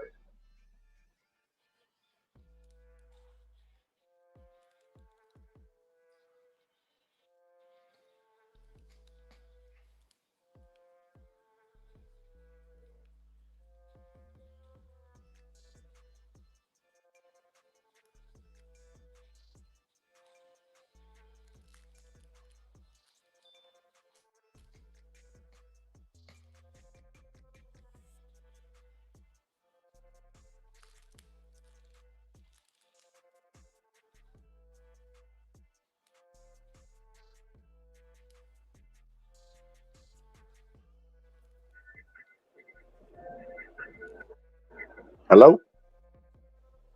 Yeah, we here. Yeah. Okay. So I'll pause it. You got my phone running hot, man, sending me out on Instagram OnlyFans girls. No, I ain't doing that. Don't put that on me. He got my phone. So I'll pause it. I don't think you've seen this breakdown, but I'm breaking down Timothy Bradley's breakdown. Let me proceed. He actually didn't give a bad breakdown. Appealing to the damn judges. Okay. So this is where the second half of the fight comes in for Crawford, okay? Because the first half, I think Crawford might lose the first couple of rounds. I really do. Before How you lose the first couple rounds to Canelo and still win the fight? You're already No, down 3. the thing about Crawford, he's normally a slow starter, but I think Crawford's gonna win the first few rounds of this fight. It's gonna be, and then I just think that those shots to the arm and the body is gonna take a toll on him. I don't think so. All positive. I think that I was saying that early on, but then I started going back on film and looking at Crawford, and I look at how he starts his fights off, even his big fights, and he starts slow.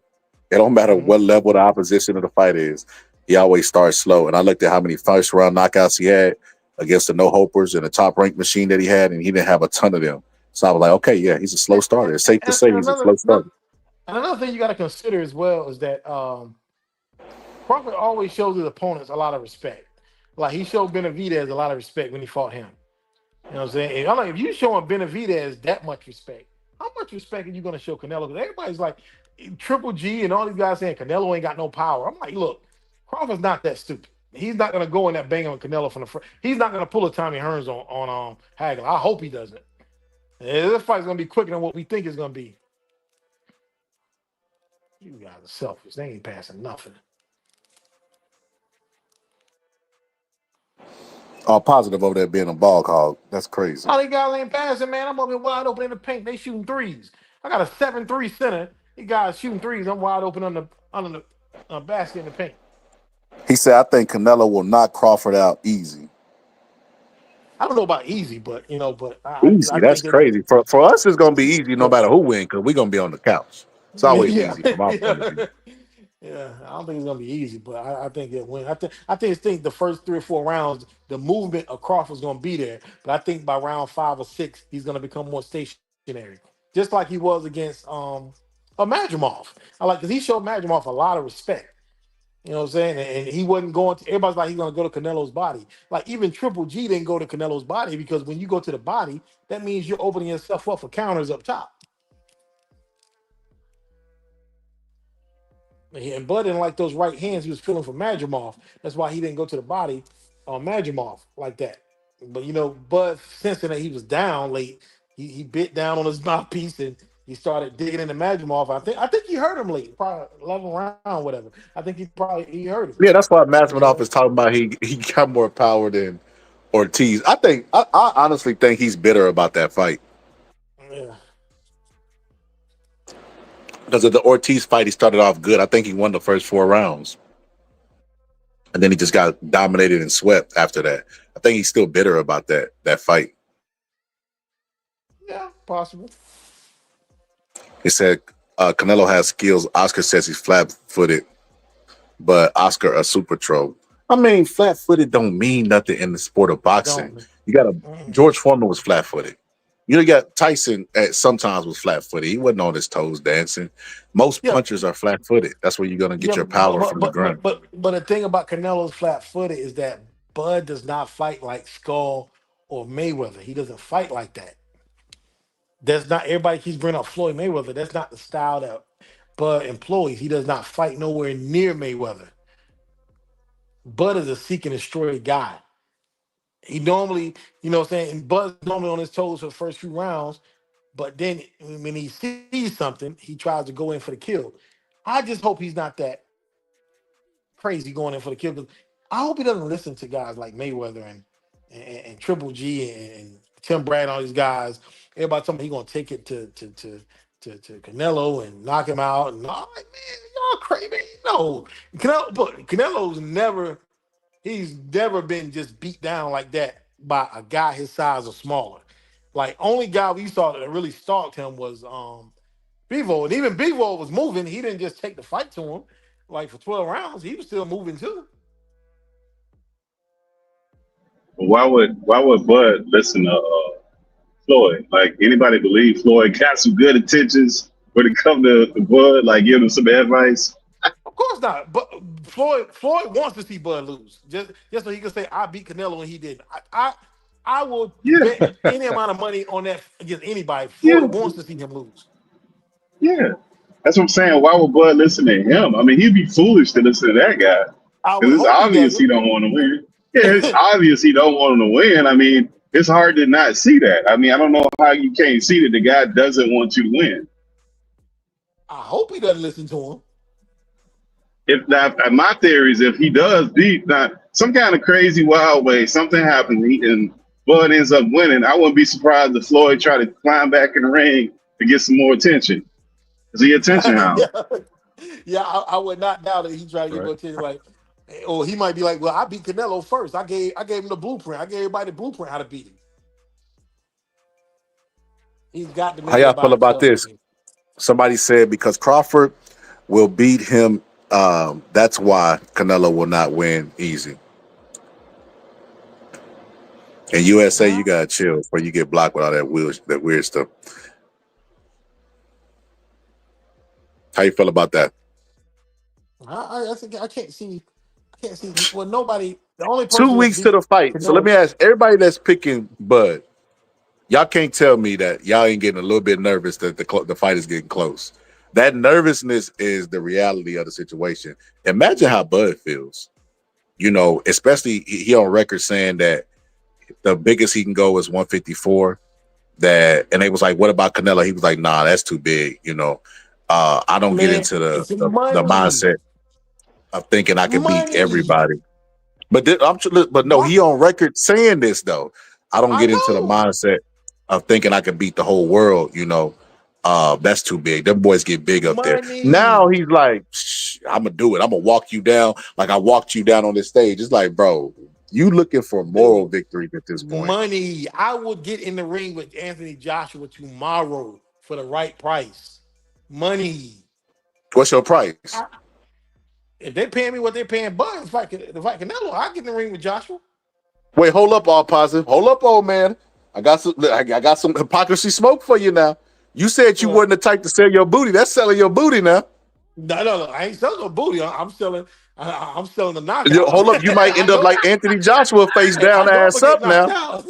I know I'm gonna get knocked out. I ain't selling no booty, but I'm selling the knockout. I'm selling my chin. How about that? Hold That's up, what I'm because now Devin Haney was face down, ass up, and so was Anthony Joshua for the right amount of money.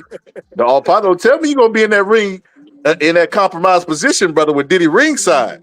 Man, look, the money right, man. Look, the economy's bad. You know what I'm saying? I ain't I mean, need economy. cash like that. I ain't in need of I mean, cash like that. economy. Huh? Yeah, but the economy don't matter. The economy really don't matter in that phase because there's no economy where a man gonna turn down millions of dollars. Where somebody offer Exactly. you millions of You dollars, got you a gonna you point. gonna question your morals. You're gonna be like, Nah, I usually depends on don't what do it is, this. Pittsburgh Come T. on, yeah. If they say I mean, if they say hmm, $1 million, but let me touch your booty hole. Yeah, No, I nah, ain't doing that. nah. But nah, look, nah. even But you Michael at least Spink. entertain it, Scholar. I'm saying What somebody they asks no, you I wouldn't $1 million, you entertain gonna hear him shit. out. No, You gonna hear him out. no. No. I'm saying no. Somebody say I got to give you $1 million. I'm gonna give you $1 million. You gonna at least hear him out. Now if they say some wild shit, you gonna be like, hell no, Yeah, I ain't doing that. But yeah, you gonna at least figure out what this $1 million is about. You're not gonna be like, I don't need that $1 million. It's never gonna happen. I don't You know, gonna T. If listen they to him. offer me $1 million, I might reach for my waist and assume it's gonna be some freaky stuff. Cause what kind of man just offering $1 million? They flew them women out. They getting flued yeah, out. Nah, I'm yeah, reaching for my man. waist. Like, hold up, back up. Yo, but you got to think, Michael Spinks knew he couldn't beat Mike Tyson. He knew that. But they offered that man $13 million almost 40 years ago. That's probably about the Yeah, he equivalent of retired 40. too after the fight. Yeah, Yeah, right that's after the probably fight, like he $50 knew he million wasn't gonna win the now. fight. Never Yeah, fought that's probably like again. 50, 60. Yeah, that's probably like All 60 positive. million I'm dollars now. glad you Yeah, said that. You know what you just reminded me of positive? that That Mike Tyson's payday, Canelo paydays ain't nothing like Mike Tyson because Michael Spinks walked away forever. ever. Jamel trying to come back. Yeah, yeah, He yeah. trying to come back to take punches upside the head again because that money done ran out. That Canelo check done ran out. They ran out. But yeah, but Mike Tyson, he set Michael Spinks up for life. Everybody was feeling bad for Michael Spinks, man. Even back then, I remember my aunt telling me, he's like, well, he got paid all that money to get knocked out in about a little over a minute. I'm like, I remember my aunt telling me, like, yo, like, that's a lot of money. Cause 13, And then like, Mike Tyson doing something he doing to everybody anyway. All you yeah, gotta do is take one punch. yeah, just like Pittsburgh T said, look at the inflation rate, man. That's like 4 or 5 times the amount back Yeah, then that's compared 50. to now. $13 million in '88. That's a lot of money, man. Yeah, that's got to be about 50. And then you So got to think too, like that's the other part too. Like, remember people talk a bunch of trash about Don King. Those Mike Tyson fights. A lot of fighters were fighting Mike Tyson, getting knocked out and never fighting again. Like, so they couldn't have been not paying nothing. Everybody wasn't getting robbed. Like Don King was setting some cats up, man. That's the difference too. Like these fighters God now, know they're what he fighting would do, Canelo and they Pittsburgh T. still. He was robbing Mike Tyson to pay everybody else. So Yeah, so he would rob him to pay Julio Cesar Chavez. He would rob him to pay. So a lot of people did get paid by Don King. He was just robbing Mike to do it. So that's why Mike won the biggest lawsuit. So one of the Bud fans said that the closer that the fight is getting, he not nervous at all. That's complete cap. You don't know. I guarantee you be nervous fight night. yeah. I'm glad I am looking at boxing now different than what I did in my youth. I'm looking at boxing now as like a journalist. Like I'm not a fan of anybody because you know what I'm saying, I don't get nervous during the fights anymore. You didn't get nervous with Anthony Joshua versus Francis Ngannou. No, I knew he was gonna knock Gunner out. Man, no. I ain't gonna lie, I got nervous because I like if Ngannou knock down Tyson Fury. If he knock out AJ, oh my God, what is that gonna say about like we already know this division weak right now, right? Bro, if Yeah, he would have knocked out Anthony Joshua, that would have just spoke volumes to yeah. like that Usyk would have got discredited. Yeah, man. But it's like matter of fact, I was at the game that night. I missed the fight because I was in the parking lot leaving the game. I was at a high school playoff game that night. You know, I went live. Yeah, Jordan Speller was playing. Jordan Speller and Zamaria Jones. Zamaria now plays for NC State. And Jordan Speller, she just won her second national title playing for another school. So yeah, you're gonna hear about them in the future. Mm. That's the best team we ever had at North Pitt. Yeah, but think about Francis Ngannou, how they now hyping up Dana White to be the best promoter ever. Look what his fighters got to Man, do. They got to Dana lead the White's damn crazy. sport to make some money. Like, get out of here with that guy, man. I don't understand people, man. They make no sense. Dana is the GOAT, man. You see how bald that man head is? Yo, it's so crazy when Timothy Bradley gave his boxing picks. They be like, "Oh, milk dud head." They start talking about his appearance. Dana White come to a sport, bro, where he talking about monopolizing the sport and robbing the fighters, and he got a bald head. Ain't nobody shaving that man whatsoever, bro. They're like, "Y'all shut up, let Dana talk." Like, let Dana sell us the dream that this is the ultimate fight in boxing that need to be made, and everybody was asking for it. That's another thing. Yo. Pure said that Canelo was carrying the sport right now. And Canelo fight twice a year. No, he doesn't. And not only that, who is Canelo fighting? His name was on a contract to fight Jake Paul. Yeah. Carrying Jake Paul the carries the sport? fight of anything. Yeah, if you want to make that crazy argument, it'd be more so. Because remember, that guy brought up he's got a whole underbelly of women fighters that he's literally carrying by itself. And then everybody that gets on those cars is fighting to get on those cars, with the exception of the Globe, which don't make no sense. I don't know what she was thinking about. It She makes got to perfect do. sense. It makes That's perfect the sense. craziest chick ever. She's crazy. She's like, well, she wants to show people I Nuts. can do it on my own. That's crazy. Look, man, Yeah. you would rather make 200,000 fighting as a headliner than make $1 million fighting as a co-headliner. That makes no sense to me financially. None. But the problem with that, all positive, is she's still working with promoters, right? So all the promoters love her and she loved them. Like, that Yeah. doesn't make any sense. It doesn't Like, make no that's sense. It don't make business. no sense. Yes, It makes completely no sense. nonsensical. Like, Yeah, fellas, he's got the biggest you can literally platform. make you can make millions fighting as an undercard fighter on a Jake Paul, but you'd rather make thousands fighting as a headliner in a high school gym. Well, she actually they And moved it you, to the Detroit arena. They moved it to a big arena, so she's but not fighting in the high school gym no more. But they she moved it to a big arena. Facebook. Yeah, she's social media famous, but she Yeah. missed the pop because if she would have got on that first card that Jake Paul had on Oh my God, Netflix, man. that was the biggest eyes, the most eyes that was Yep. going to be on the women's card was the first time they were on there. But if you're the first of anything, everybody looks. After the first is done, nobody really has that same enthusiasm no more. And she ain't getting younger. Why wouldn't you want to be on the first card of all women boxers? It just didn't like that ego. I don't know who she. It just don't make no sense, man. I say all that to say that he's carrying that whole underbelly of women fighters that everybody can recognize that he's doing that. Ain't nobody else doing that crap. And when he does fight, he does have a lot of eyes on it. And he has, think about it. He's got a direct contact with Netflix. Who else got that? Yep. And ain't a lot of people that got that. Not as no damn fighter. So You're the only if it's a person that ain't fighter, running the Turkey LSC for a payday. Also, yeah. Tank Everybody even trying to started sit. entertaining the idea of fighting Everybody with trying to Turkey. sit next to Turkey Alashi at the fight and try to take pictures Yep. with him. I'm like, yo, everybody want to be in his presence. But they ruining their own sport, bro. They don't even realize that they're ruining their own sport with all this gibberish they're doing. They trying to play the entertainment game, and when they start trying to play the entertainment game, it looks as goofy as it is. Because that's not what that's supposed to be at. Now you get into the wrestling ring almost. When you start doing this entertainment and celebrity boxing. Remember we used to have them cartoons with celebrity boxing when they put the Oh cartoon in the yeah, boxing yeah, ring and make them fight. celebrity Yeah. death match. Yeah, celebrity death match when Yeah, they was that's playing. Yeah. yeah, that's where we at now, man. That's what this has turned into. And they was clowning Jake Paul for doing it, but now they doing it. So what's the difference? So now you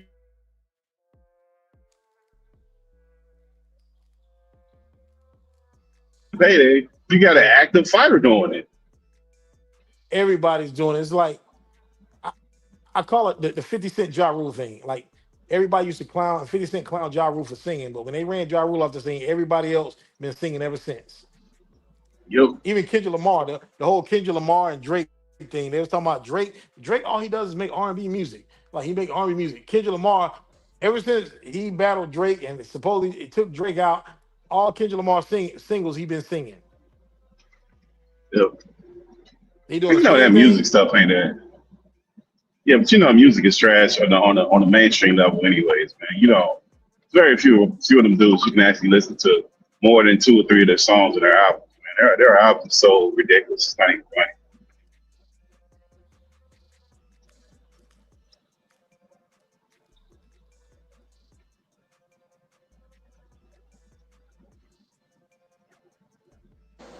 My bad. Somebody said, tell me one cool fight Crawford showed great. I guess they meant show me one fight that Crawford showed greatness. Zero to answer. The way they talking, it sounds like it's somebody I know. But I will say this. What's up? What's up? Uh Sharice, what's good? So I will say this. Terrence Bud Crawford is great. Can't take that from Terrence Bud Crawford. I just think he's in over his head. All Positive and me was talking earlier, and All Positive been watching boxing longer than me. He's a better historian than me, and he said I can't think of any fighter that jumped 3 weight classes in one fight and fought a top guy and beat them. And he's absolutely Never. 100% I right. can't think of one fight, not one. And the examples that we have, because they gonna say Bud is special. We take a special guy like Sugar Ray Leonard, who jumped up to fight Donnie Lalonde. Donnie Lalonde is not even a Hall of Famer, Yeah, but and he but Donnie that Lalonde wasn't had him. that wasn't even 3 weight classes because he had just I fought know, Marvin I Hagler know. That's what in I'm his saying. prime. But this is what I'm trying to say. He jumped up not 3 weight classes and was humbled by Donnie Lalonde, who's not even on his level all time or pound for pound at the time, and was humbled. So imagine Bud fighting a pound for pound guy that's above him. Listen, man, Yeah. I didn't want to do this, but Bud is gonna have a strong argument if he goes in there and beats Canelo, especially the fashion that he beats. Now, look, if he goes in there and gets a robbery, I'm not giving him any Yeah. credit. I'm gonna just be Yeah. honest with you. If he goes in there and we see Canelo clearly win the fight and they give it to Bud, I'm not giving Bud any credit. I'm just being honest. I'm letting people know now.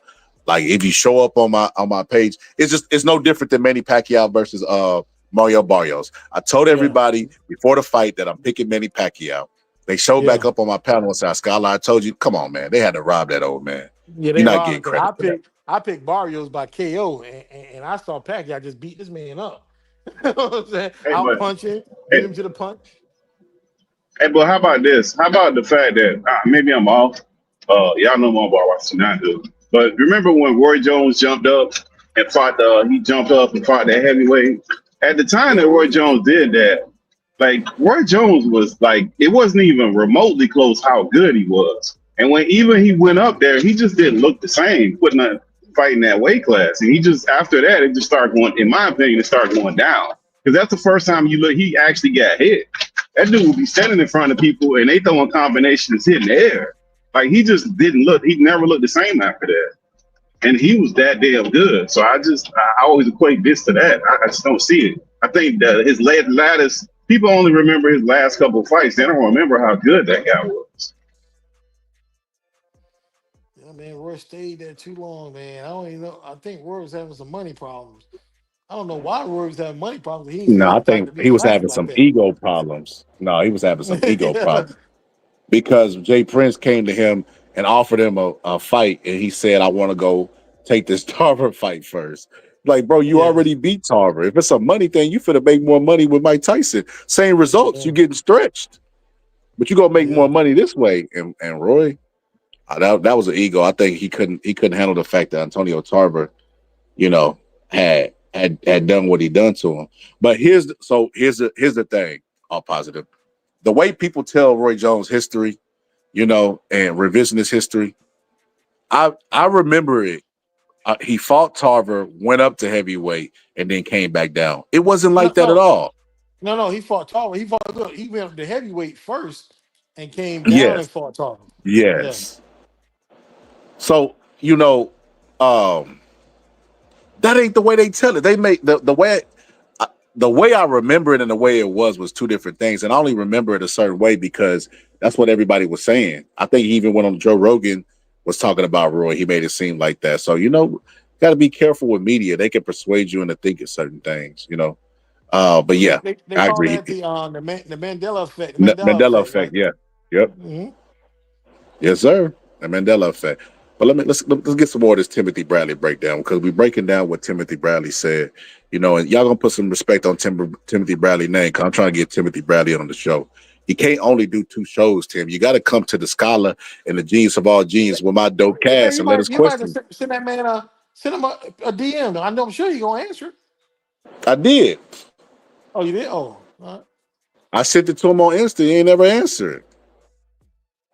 He gonna get this work though. I'm gonna keep Yeah, commenting on but this page. hey, but did Tim, you you, gonna come over but this did you, channel, man? Scholar, did you pay your internet bill? Because I mean, that's been happening to the great doctors like the Dr. Umar. You know, that's been happening to them, man. When the internet bill don't get paid and the internet ain't been working, brother, you better check that bill. See if that without. I don't think the brother received it. I think you just need to resend it. That's what we're telling you. The good brother would have responded. I find it hard to believe Tim Bradley wouldn't come over here. The Prince of Panhandling. What they call him? And what everybody call him the Prince of Panhandling? Yeah, it's the fucking Prince of hilarious. Hilarious. I mean, at this point, we all know what that was. It wasn't just him. You had Polite. You had them, brother Polite, Jay Morrison. Man, Yeah. we That didn't have Jay a bunch of them Morrison, man. clowns. That Jay Morrison dude, he was worse than Umar because he got millions. Yeah, he got a lot of money messed up. Bro, Gamboa fought Bud in his prime, bro.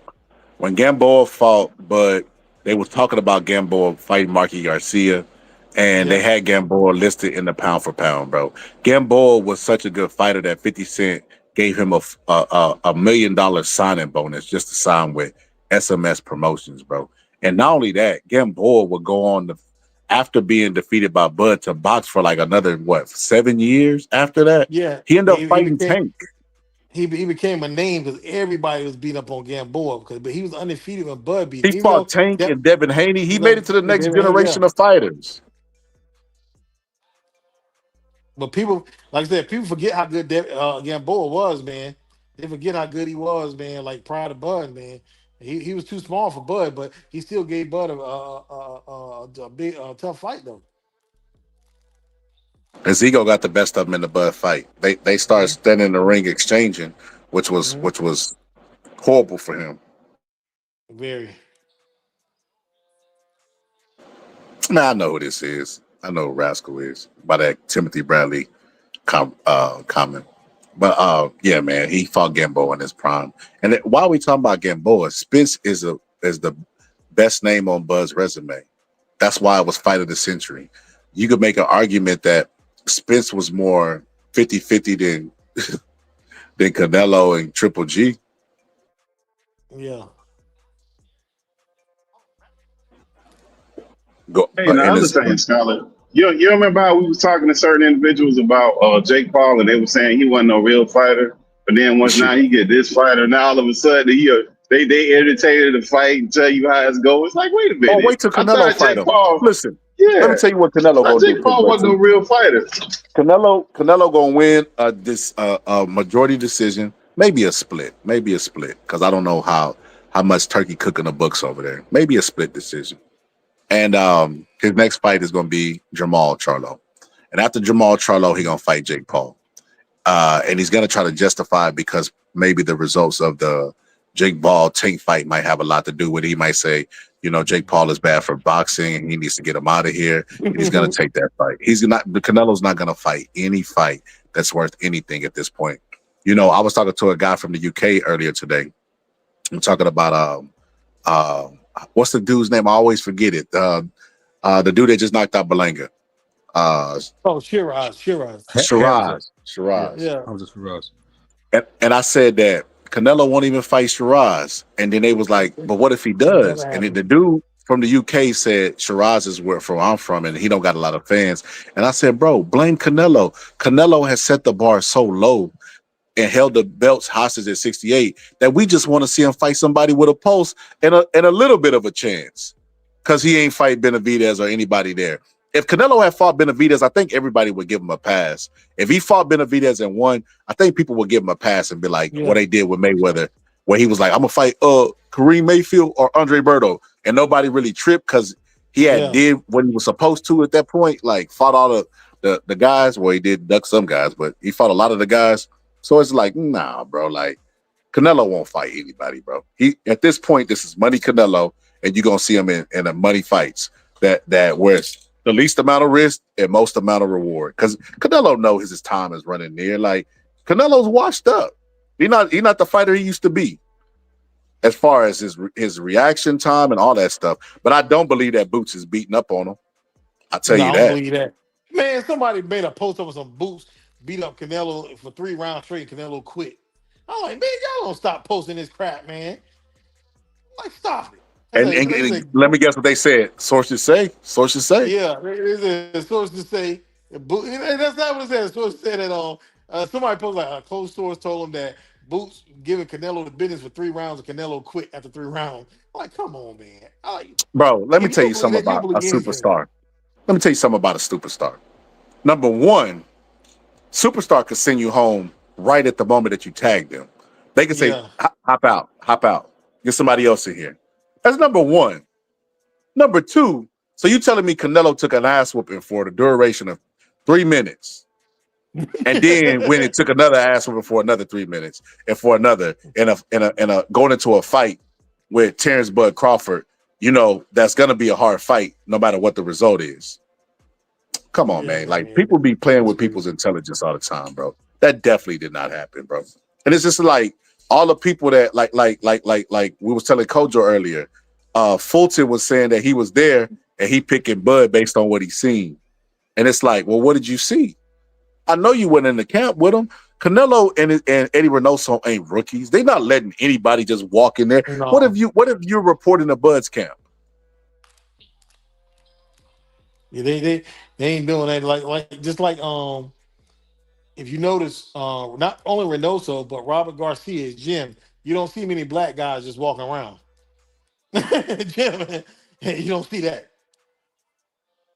Yeah, they ain't finna just that's crazy. They're not finna let nobody who they think can report back to to uh Crawford team. They definitely not letting nobody like that in there. I just don't see it. So they're not gonna have a mole in their camp.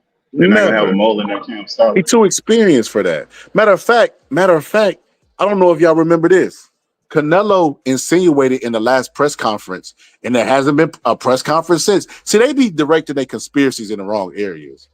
Why not have a conspiracy that we haven't had a press conference since the last one because Turkey Al-Rashid might be being a little messy and rooting for both fighters, playing both ends against the middle, and he went and told Canelo stuff about Bud and Bud stuff about Canelo. Because you remember Canelo was like, "We know, Crawford. We know. We know what you told Turkey. We know." You remember? He insinuated that Turkey went to him and told him that the last press conference was boring, that he needs to do something. Because that's what But Canelo insinuated. He was like, "You did something this time only because your Uncle Turkey told you that you had to do something." You don't you remember know, that? yeah, I do remember that. But do you know the real scary thing about this fight is that Canelo is actually being quiet in his camp. They haven't been saying anything. Ain't he always quiet? Yeah, but I'm saying, but not on this club. It's like he ain't saying nothing. You can't find Canelo saying nothing. He's like not even in the media. He's not posting no pictures of him like working. Like you probably might see one or two clips, but like there's nothing of him working out or nothing. Like he just totally out of the limelight. But on the other hand, you got Bud out here WWE. Every time a camera in front of him, he wrestling somebody, doing something. Yo, I already told you my theory on that. I think Bud trying to get out this fight. I think Bud trying to get out the fight, and the way he trying to get out is an injury. He out there just wrestling everybody. He wrestling heavyweights. He And wrestling then cameramen. he playing football. He out here playing like not like tackle football, but like he's trying to get a catch and stuff, moving, like doing a little twist and turn. Like, dude, you can tear an ACL, He a want the non-contact injury '90s with that. Bulls. He out there requesting for the '90s Pistons to guard him in basketball. Yeah, He it's tell crazy, man. he want the '90s Pistons all positive to play defense on him while he trying to do a layup. Like he doing everything in the world to get injured before this fight. Like I don't know, man. It ain't looking too good, man. When Bud sat up there and said something I never heard him say. When Bud said, "People out there saying I'm scared. I ain't scared of shit." I like, bro, you listening to the people, Bud? Yeah, They said you were scared of Spence. You never yeah, addressed that like that. You just yeah. said, what you was gonna do to Spence. He was quiet, confident. I like, man, that ain't a good sign. Then when he said, "I'm gonna walk you down up here," like I'm gonna walk you down in the fight. You walking people down in the press conference now, bro? But Man, like, I just when? can't see. I cannot see Canelo getting walked down by a guy coming up 3 weight classes. That is insane. If he tries to walk him down in the fight and come into Canelo, he'll make the fight easier for Canelo. Triple G Very got more easy. power than Bud, and he did that, and the fight was easier the third time and the second time. Yep. So it wouldn't be wise. But he could do whatever he wants to. You know, he's the one that got that guaranteed money from Turkey LSG. But I ain't gonna lie, I think Turkey messy, bro. I don't know about y'all. I think Turkey messy. Cause Dana White, Turkey had a video. It was like, could I tell him? Could I tell him Dana? And Dana was like, nah, Turkey, we gotta hold off on this. And he was like, Oh what? he was just cheesing, bro. Oh Like what? it was some What? fight announcement news. This was a long time ago. But I think it was a TKO stuff, but they didn't have it in stone yet. So, and Turkey wanted to tell everybody, you know, about the good news, but he couldn't do it. Dana White told him don't do it yet until it's finalized. But he wanted to tell, and I was like, oh, he can't keep secrets, you know, Yeah. and it makes sense. Like, who the fuck going? If Turkey messy in this country, everybody just gonna pretend like the stuff didn't happen because that could be a death sentence. You know what I mean? Yeah. I tell you one So thing though, nobody's talking about this fight card is garbage. The Crawford fight card. That whole card is terrible. they went through top heavy. And it's, the crazy part is that Inouye is fighting the next day. They could have put Yeah, this that's man on the stupid. They should have undercard. got Inouye on the card. They could have paid little guys to fight on this card.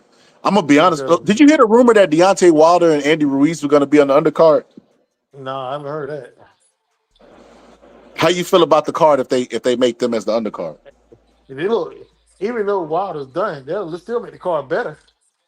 People I'm gonna people be want honest to with see you, and this. this is why Dana White is a rookie, because if they would have got somebody who just know the history of boxing, they could have easily went in there and told them like, "Hey, man, your undercard, you don't have to spend a lot of money on it. Just go to the lighter No, weights." They could have got Bam on the undercard. could have Bam in got a way. Bam. They could have got Bam and Inouye on the undercard. Yep. Bam in a way. They could have got a bunch of the lighter guys to just feel, and them lighter guys be fighting too exciting. You know what I mean? They could have did the thing with what they had. He said 2 days of fights plus the main card. I'm watching all of it. I'm a boxing fan. What's up, Man, I Teach? ain't watching all that. Them cards is terrible. Them fights is not interesting. I am not sitting through 6 hours of that garbage. I'm gonna just say this. The best part about that Netflix thing being free, hopefully it don't buffer. Hopefully Oh they my god, fixed that's what out I'm scared all the of. bugs. If that buffers, so I, look, because man, shout out to All Positive for standing me up at the Mike Tyson fight. Anyway, Oh my so god, man. so Stop, man. when everybody was watching Mike Tyson ass cheeks buffer, I didn't see any of that. They didn't show that at the arena, like you know. And I'm glad I went to that fight because I didn't get to see the buffer and anything. You know, I covered it in real time. But what was I gonna say? So if they didn't learn a lesson from that fight and it started buffering again, bro, I'm not gonna lie to you. Netflix need to stop streaming sports fighting if that happens again. Because look, I couldn't even look at the fight on Netflix. I had to look at it on a legal stream, man, because the real Netflix was buffering. I didn't understand that one. I couldn't look at it Hold on up, All Netflix. Positive. Yeah, I that was thought you one of the I three. thought you haven't streamed since That was one of the three fights that 1972. I That's looked at that illegally. that last classic fight you talking about? Yeah, that was one of the three I looked at illegally. One of my three Oh, okay. fights all time. Yeah, but I couldn't even look at that on Netflix, man. It was crazy. But everybody, including my mom, was looking at it because my mom called. My mom was 70 years old. She was talking about Mike Tyson fighting on Netflix. I'm like, that's crazy. Everybody was tuning in to Mike Tyson, man. Man, yeah, that was sad. I ain't gonna lie to you. That was one of the sad days in boxing. We had to watch White Jesus beat up on the greatest intimidator of all time. Well, at least the good part about at least Jose Torres, he wasn't alive to see it. You know, he would have had a comment. He said, I was probably the only person whose Netflix didn't freeze. The quality dropped for a few seconds at the point, but that was about it. It was smooth for me. So it didn't freeze for everybody? Man, it freeze for me. It kept going in and out, man, And That they was was God, doing this positive, Toronto because you fight. was supposed to actually be in Dallas Oh my God, watching the man. fight. It's crazy, man. It's crazy. Positive stood me up, Rod G. He was like, "Yeah, man, I'm coming, man. I'm gonna Look, be dude, there." I wanted to go to this Bud Canelo fight, man, but I can't look, dude. Okay, the prices did drop for ringside. They're now like 15,000. So it dropped a little bit, 15,000 but still, ain't no better. What yeah, was it? 17? Drop 2,000? no, it was 19. It was 19,000, but so I Yeah, seen some for that ain't. 15. But like, I can't do it, man. I can't do a 15 grand and look at that, man. You gotta give me some good fights, man. And like even the fights in the center, not like ringside, but in the and like good seats, but in the middle, those are like 9 grand. But it ain't no different than WWE. I read that WWE is now charging like for some of they shows, they're charging like $6,000 a ticket. For like a lot of their shows now gotta make their money back, man. It's crazy. Like it'd be a lot of parents taking their kids to the shows. Well, I can't imagine paying $12,000 to see some wrestling. That is ridiculous. Yeah, I didn't know wrestling was still going that hard. I guess though. Man, WWE is out of control, man. They ticket prices, they're out of control. And like the storylines are garbage. WWE is terrible now. It's like I don't even watch as much as I used to. I love AEW. I'm a real big AEW fan, but WWE is not that good, man. Yeah. He said, "I hope Triple Bud H running wins." that. I think everybody. Well, I ain't gonna say I think everybody. Most people is going for Bud because most people like an underdog, and you got people like Yeah, me because out there who don't like the way Canelo's moving. I feel like Canelo's moving like a scrub now, and he's not. He's not a champion. He's just holding the belts hostage, with the star power. And I think if that was anybody else, they would have made them vacate the belt. They even made Floyd start giving up belts towards the end of his career, and he made more money towards the end than he did, yeah, Reforce, they need or to the make middle Tank of his give it. career. They need to make Tank give his belt up, man. Tank's holding that WBA hostage. Won the WBA belts hostage. Yo, Alpaz, you missed it. What? I was talking about your favorite fighter, Boots, because you're defensive about him. But I basically talked. I basically played that episode that happened a long time ago when we were talking about Boots. When I gave a presentation of how Bozy and them got out of the sanctioning bodies, how they Yeah, admitted that they was not ready for Terrence Crawford and didn't want to yeah. fight Terrence Crawford, and they was waiting for Bud and Terrence Crawford. Bud and Spence to fight. I brought up Yeah. all of those things, and they was like, I brought up all of those things, and then I brought up how Bozy and them was mad that Bud actually won the fight, started making excuses for Spence. That didn't look like Spence. They picked Spence before the fight. I brought up all of these things, right? And how they were moving. And essentially, I came to the conclusion of what I said, 2023, 22, whatever it was, when I made the video. Boots don't want to fight nobody. He ain't been He trying to don't. fight Bud since 2017. He wants to look like the monster than actually be the monster. And he wants to act like everybody's scared of him and play chess moves in the division to become champion without fighting anybody. That's his whole goal. And I talked about how he did it at 47. He's such a scrub at 47 that even when he waited for the big dogs to leave, he didn't even fight the pups that was up next. He Yeah. didn't He fight got him Mario out division. Barrios. He didn't fight Brian Norman. Like when Brian Brian Norman got Norman. that scary knockout, everybody like, okay, the fight to make now is Brian Norman. Boots. Boots like, nah, I'm getting out of this division. I'm like, why? I'm too big for this division. Then I talked about how he went up to the other division, all positive, wanted a tune-up, right? Yeah. And Turkey said no free paydays. Then he goes and helps Canelo because Canelo could stretch the guy who's been a rivalry for him his entire career. Yeah. And if he gets a Yeah. knockout of the guy, then it looks like what Boots gonna say. Well, Crawford didn't really roll none of me. I sparked Canelo in camp, and I did good with Canelo. I was giving him work, gave him a black eye, and look what he did to Bud. He gonna say this. I 100% I know guarantee he that's what he is. gonna say. And then check this out, positive. The belt that Bud won at 54. If Bud gets stretched, he probably leaves the sport because he's already an older guy, right? His Yeah. belt becomes vacant. Boots goes and Yeah. fights for the vacant title and becomes champion at 54 without fighting a tough opponent again. Hey, then timestamp sits on the this belt and right wait for here. everybody to eliminate each other again at 54, and the cycle keeps repeating. Hey, timestamp what we're talking about right now, and store it away. Timestamp this and store it for the future.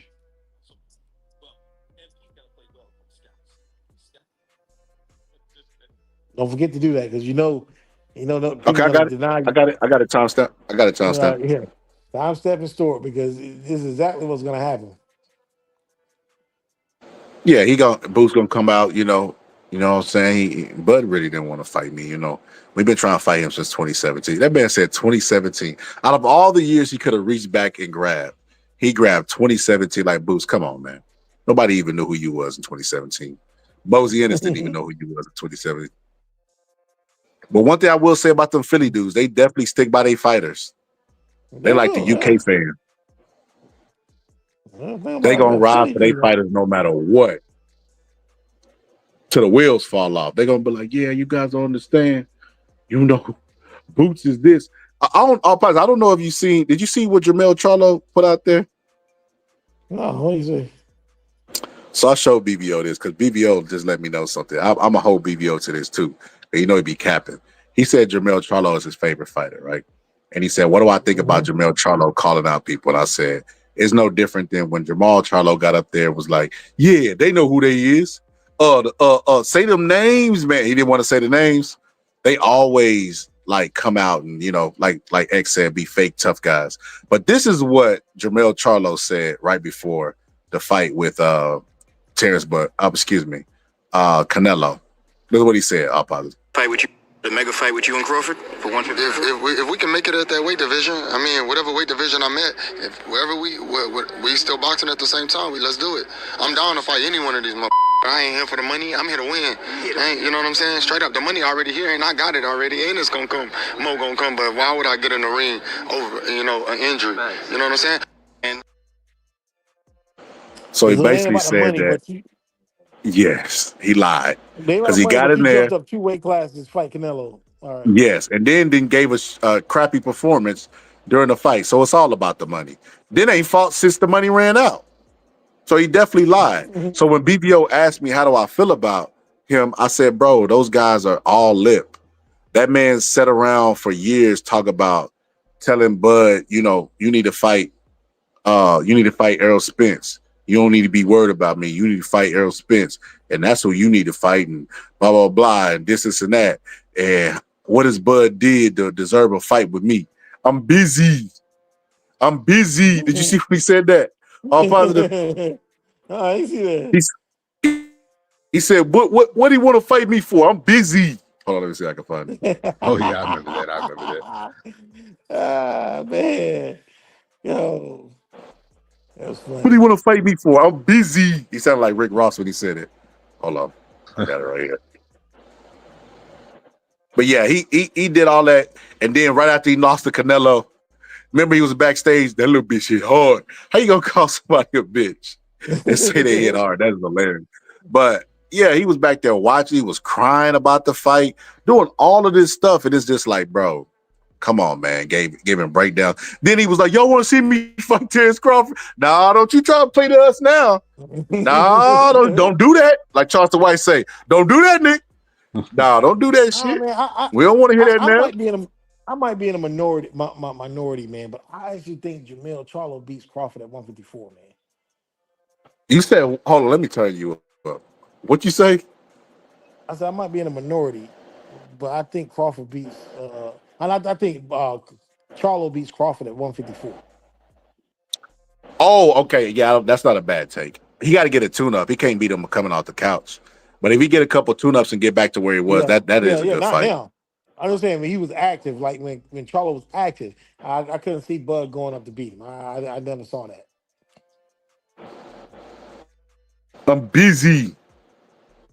Damn, I don't know why the videos take so long to load now.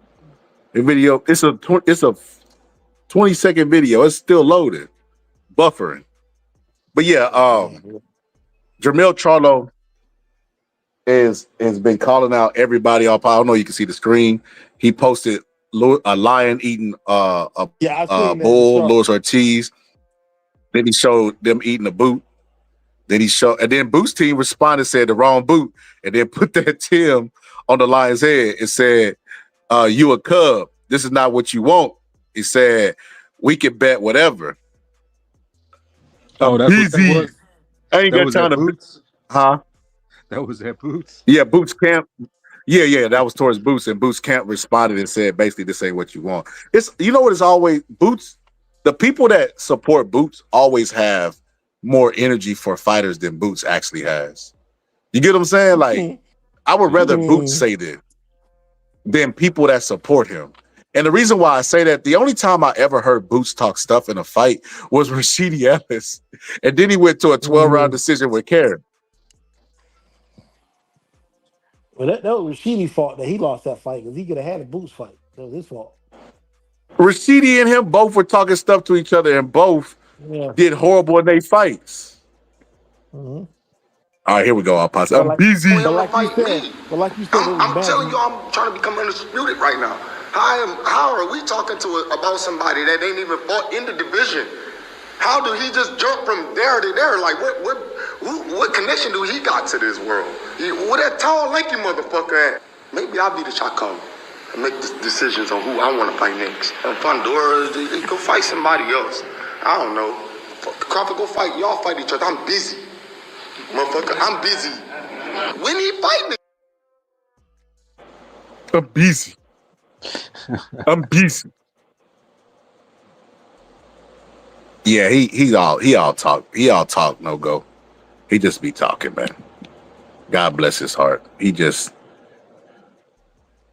already did that. They can't mess with me. That dude's so desperate. He trying to fight Errol Spence. Like, come on, man. Why you want to pick on the cripple?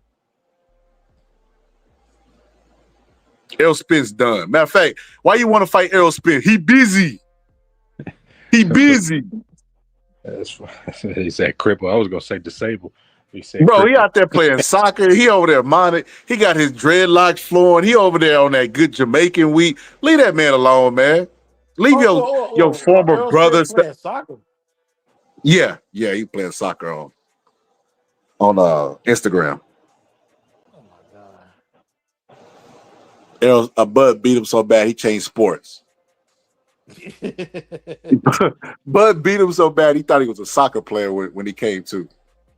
He was like, I'm gonna get back on the field, play a little soccer. He forgot he was a boxer, bro. He forgot that his profession he thought he was a professional soccer player. That's how bad Bud put the beats up. I'm busy. Damn.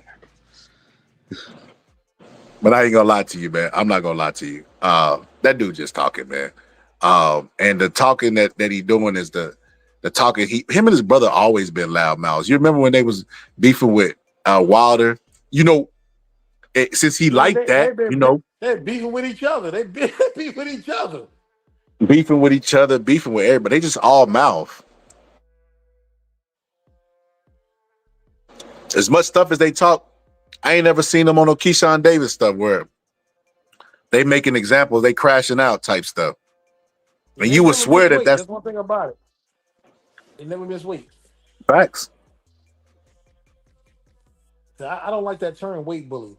I don't. Okay, how y'all feel about this? How y'all feel about what Big Billo said? He's Big Billo's hilarious there. Big Billo said the undisputed champion who never lost his title to 154 fighters, not just talking. Well, he was stripped of his titles because hold up. Let me address this all positive because Big Billo finna get to work.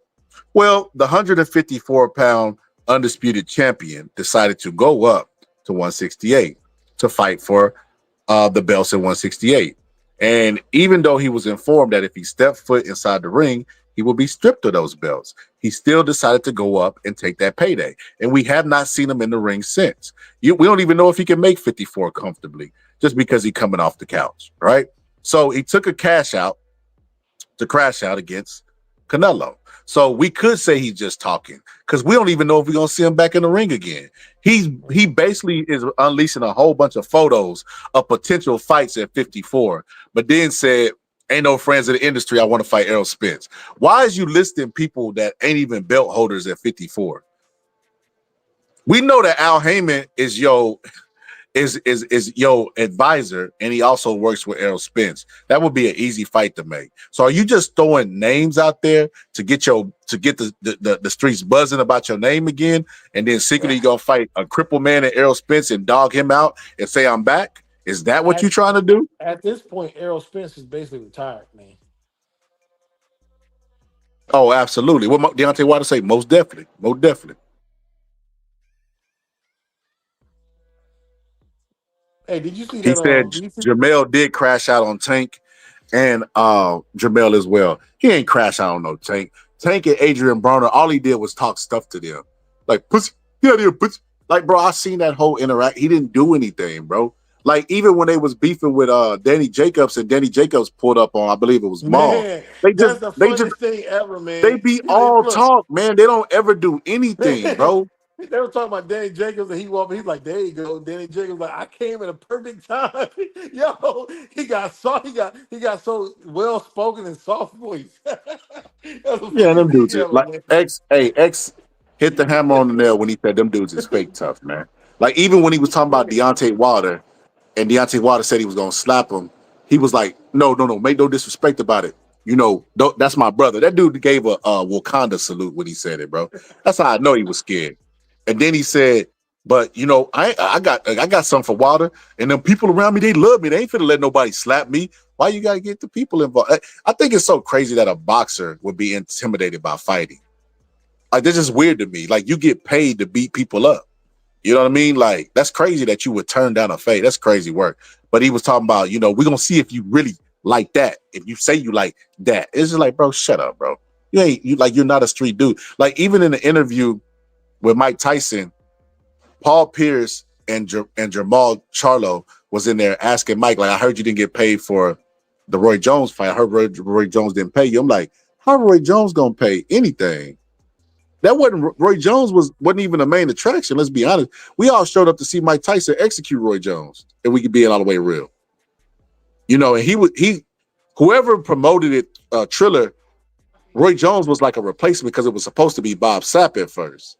You know, but they was acting really gangster. All positive. They was like, hey man, you know, you want us to go get the money for you? We'll go get it for you, man. You say the word, Mike Tyson. Like, bro, shut up, bro.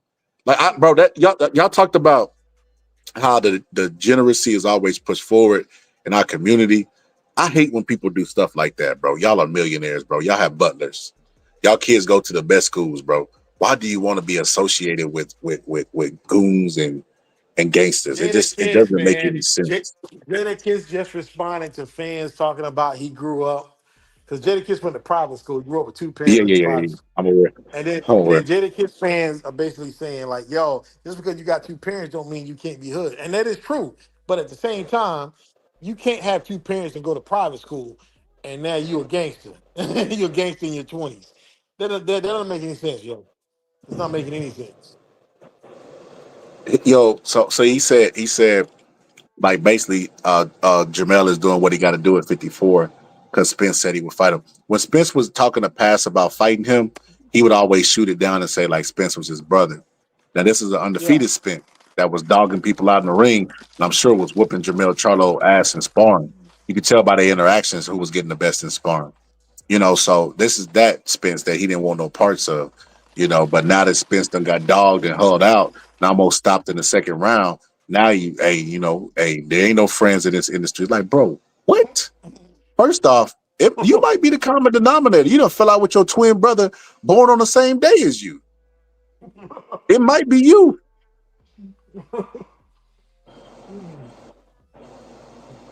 He said, respect to the panel, but Charlo will whoop them all at 54. Let me tell you something. This how you know Charlo. This how you know Charlo just talking. And he ain't really got no opponent lined up. Because there's one thing I know about Al Heyman. Reason why people hate Al Heyman is because he's smart. Al Heyman would have had Tim Tszyu as his next opponent because Tim Tszyu already work and do business with the PBC. Tim Tszyu is finished. Tim Tszyu and Jamel Charlo already had bad blood because people wanted to see that fight a long time ago, even before the Yeah. Canelo fight. Tim Tszyu was running around saying that he was ducked by Jamel. So you already got that history there. and Tim Tszyu is already done. So that's a good tune-up fight for him coming back. So that would be a smart fight to make. Al Heyman would definitely think of it if I thought of it, right? But he just coming out there throwing random names. So you gotta be able to decipher the bullshit from the real in the sport of boxing. Jake Paul seen an interview on the Boxing Voice with Turkey Al-Rashid and Nesta Gibbs. And on that interview, he said basically he wants Jake Paul to get knocked out and he wants him to fight Anthony Joshua, right? Now, Jake Paul don't need Turkey Al-Rashid for anything. He make a lot of money without Turkey Al-Rashid. He don't need it, Turkey Al-Rashid. He was a millionaire before he came to boxing. You know what I mean? He ain't hurting for no money. You know, his brother make millions of dollars. You know what I mean? Like they do Mr. Beast episodes where they make money. Like he don't need Turkey Al-Rashid. He could collab with a YouTuber and make a lot of money before he collabs with Turkey Al-Rashid. He don't need Turkey Al-Rashid. But he heard Turkey Al-Rashid say that. So what did he do? He said, you know what? I'm gonna fight Anthony Joshua because he knew the algorithm would pick up on it, the YouTubers report on it, and his name was in the headlines for fighting it. You know, he got a lot of enemies that want to see him get stretched and don't think he's a real boxer. So that took a life of its own. Then when that is at his peak, you know what he did? He implants another story. Well, you know what? Me and Deontay Wilder are in negotiations to fight Deontay Wilder. Oh, he's gonna fight Deontay Wilder? Bam! Hit the algorithm again. Jake Paul versus Deontay Wilder. Then when it's at his peak, he announces his real opponent. His real opponent is Tank. So you keep the buzz out there, keep your name buzzing, and then announce your real opponent. That way everybody has an opinion about it, good or bad. No such thing as bad PR. And then bam, you got free promotion for your fight. And that's how that works. And that's what makes Jake Paul smart. And that's what makes Jamel Charlo smart because he's doing the same thing. He's throwing out all the names at 54, all the champions, you know, so people automatically start putting him even without what he ain't fought at 54 in 2 years. Right? People automatically start putting them in the heap with all the guys who are champions or good because that's the most competitive division in boxing, and he's creating buzz behind his name. Now all he has to do is announce his real opponent, which will probably be Tim Tszyu, and he got the buzz there for it. That's how that works. And let me timestamp this too, all positive. His next opponent will be Tim Tszyu. Al Heyman will make sure of that. If there's any legitimacy to what he's saying.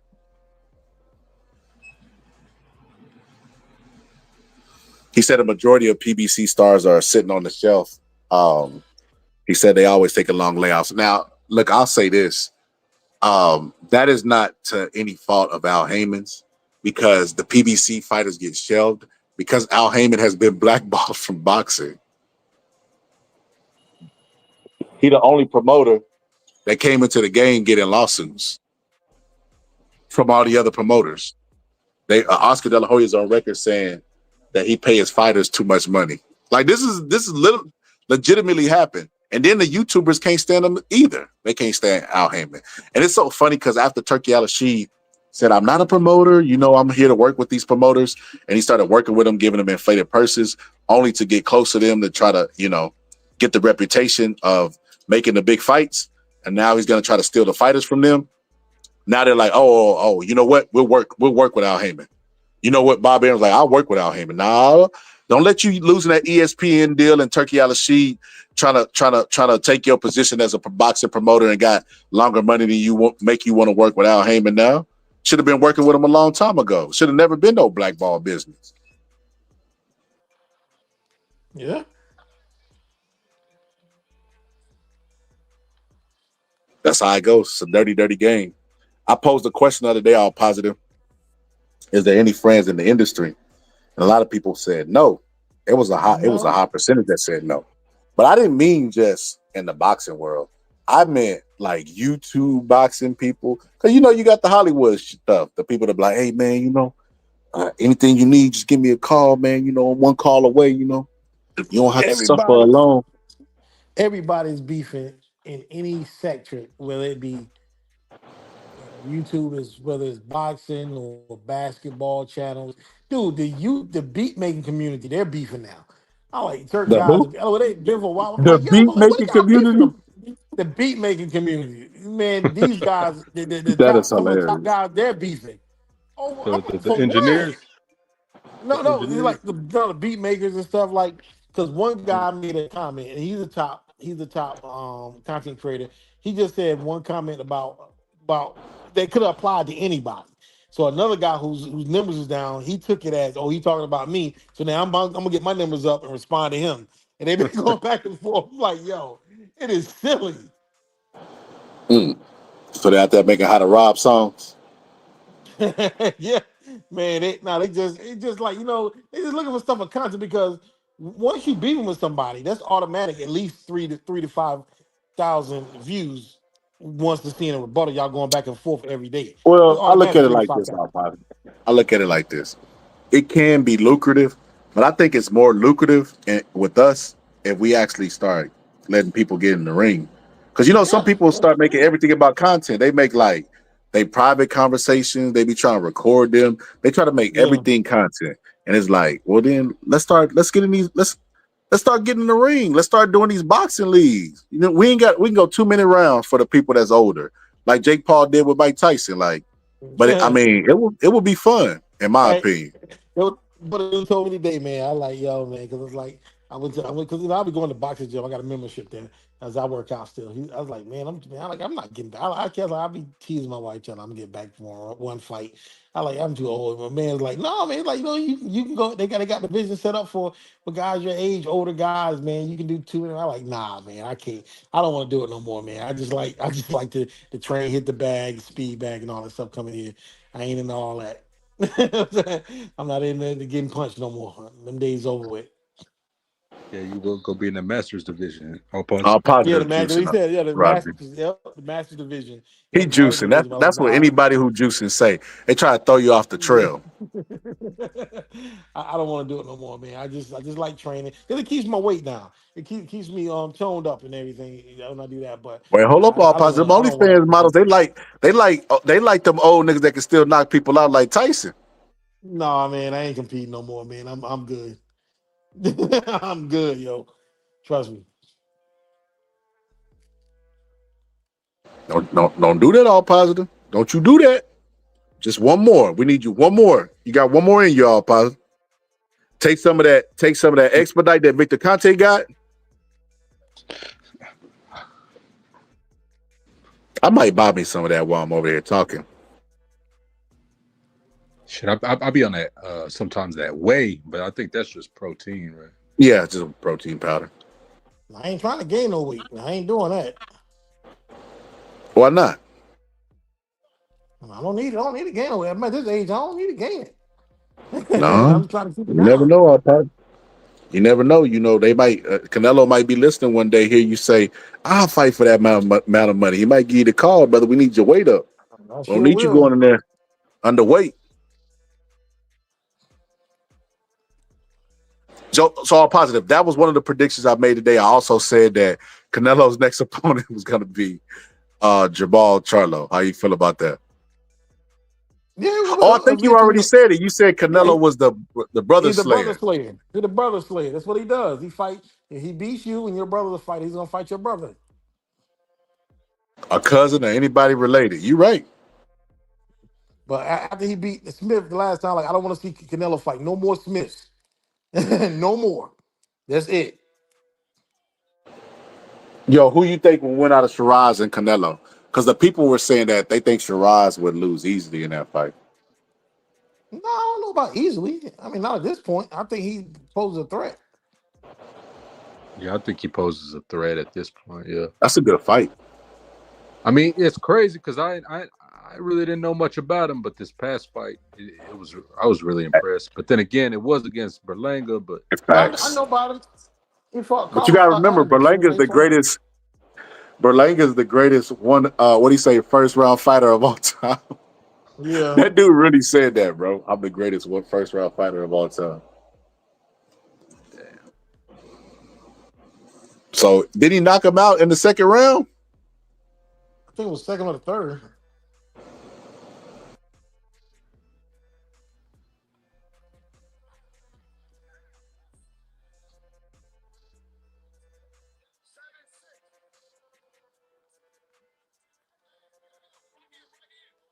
Can y'all hear me? Yeah. yeah. Okay. Let's get some. Let's finish this Tim stuff. This Tim breakdown. Crawford downloads the information. Okay, you go back. You watch any Crawford fight. He's a slow starter. He just is. You can watch Sean Porter fight. He's a slow starter. Okay, but once he starts to get smiling, and once he figures out his range, and he sees right, and he recognizes, downloads everything. You know what you're attempting to do or what you're trying to do, and then he starts taking things away from you. Okay, and he starts to make you pay for your mistakes after. And as the fight goes on, with his laser sharpness, his skills, and his ability to give different looks, that's when the fight's gonna start to turn up. This ain't gonna be no fight where Crawford gonna sit there and run all night. Hell to the no, because he's not going to win this fight that way. He cannot. There's going to be moments where Crawford's He can't run for the entire duration of the fight. His legs are gone. gonna have to fight this man. Yes, bag him up, put him on the defense, and he's gonna have to do it with combinations similar to what Bivol was able to do. Okay. See, and I agree with what Tim just said, but the difference is Bivol throws straight punches and he throws them really, really fast and like bullet, like his combinations are. That's why I picked him against Better Beef. Every time Bivol he fights fought at Better Beef. 175. Crawford don't. That too. So that helped a lot too. But the selection of punches, Bivol throws the 1, 2, 3, jab, right hand, left hook, right? Crawford don't be throwing a whole, and he's southpaw position too as well. He don't throw the 1, 2, 3. That's not his selection of combination. You know, even when he went out there and threw that combination of punches, they were hooks and uppercuts. It was a mixture of hooks and uppercuts whenever he went out and when Mazmadov had let his hands go. So it's like, and like you said, he's a smaller guy. So I disagree with Tim on that aspect. He's going to have to do that. You know, Canelo is going to come into this fight. If Crawford's expecting Canelo to be like he was for Skulls, he's not going to be that way. I know Crawford and his team, they're smart. They're going to have to prepare for the best Canelo Alvarez. I hope they're watching film on both his early days. Is that you, Positive? No, this is just people talking, man, online. Is that you, too?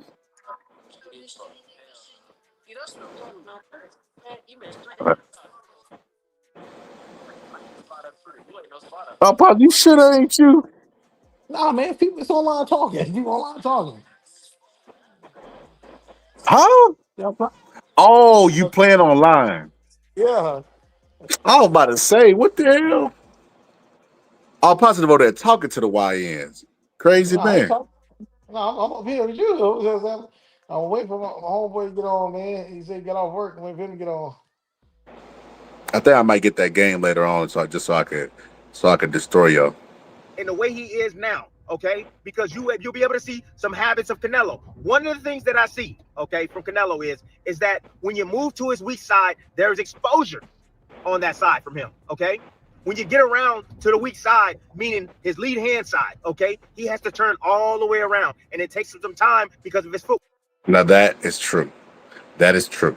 Because Canelo fights so heavy on the front foot and he fights leaning in, that when you do get out of range or off, he does reset. That's very astute point by Timothy Bradley.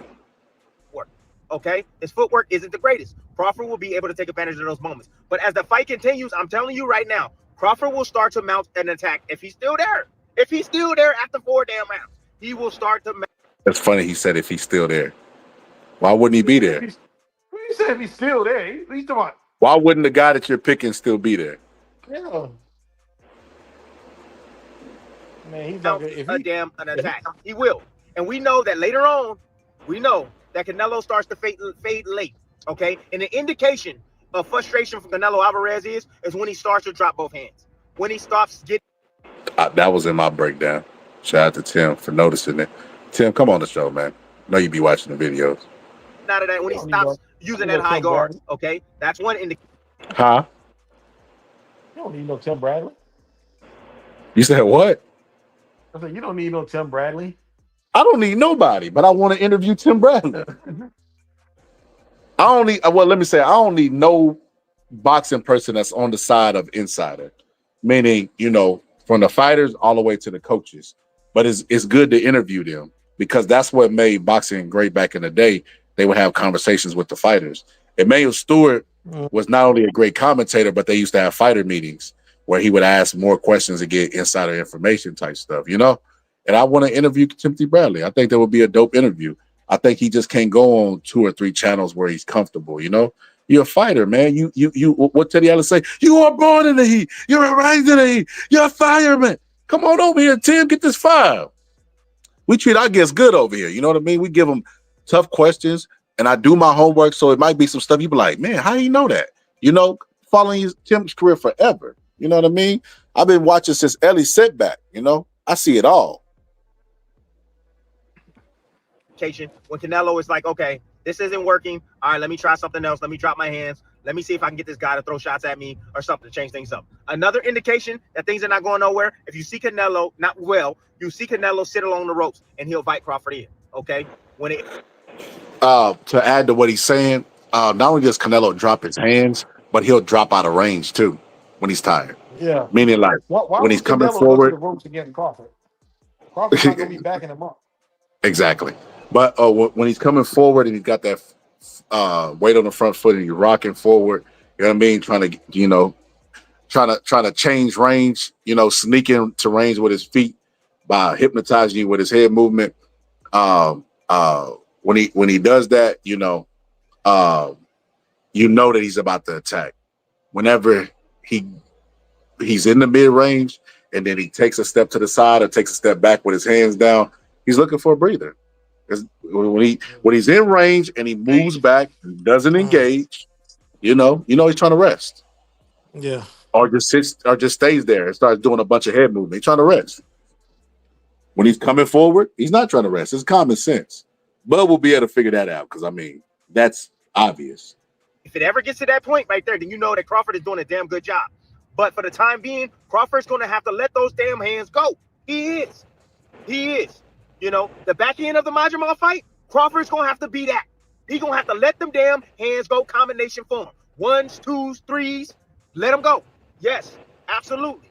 And the one area where I'm worried for Crawford in this fight is if Canelo decides that, hey, I'm going to punch with you, big dog. Let's go punch for punch. All right, I'm gonna choose some spots to punch with you. As soon as you start to let your hands go, I'm gonna let mine go as well. I'm gonna try to time you in between with shots. That's when things can get dangerous for Crawford in this fight. Because although Crawford has the longer reach and the longer arms, the problem is that sometimes he pulls back. He does. I don't care what anybody says. He always does his hands that. are extended. You said what? He always does that. He's talking sometimes. He always does that. Yeah, he does. You know what I'm saying? What are you talking sometimes? That's crazy. I think he's being mindful that Crawford is his friend and probably watches the show as well. So, you know, he's saying, you know, sometimes, you know, he's being careful about the verbiage that he uses with his friend, you know, like most people would.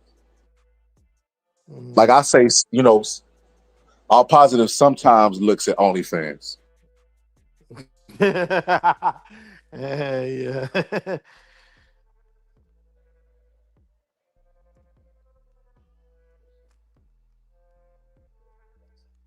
So yeah, Tim, I don't know. All positive. You think Tim is cooking? No.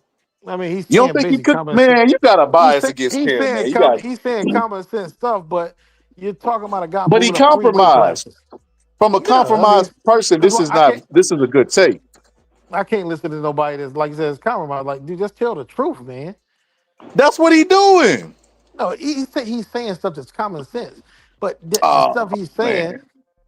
I'm like, yo, Oh, you're Paz, you fighting a being guy. unfair, man. You're fighting a guy 3 Don't, weight classes above you. You know what I'm saying? I mean, nah, man. I just can't see what he's saying is going to work. I don't see how this stuff is going to work. If you had trouble with Madrimov with his power and he was barely hit, he was just touching you. What are you going to do to a guy that's 2 weight classes higher than that? And is better than Madrimov. I do not subscribe to the theory that Madrimov is better than Canelo.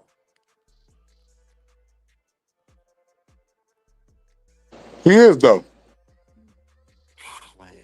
In no world. Masvidal is a Hall of Famer. Canelo's not. I just play. I try to make people mad like BVO. When he's pulling straight back.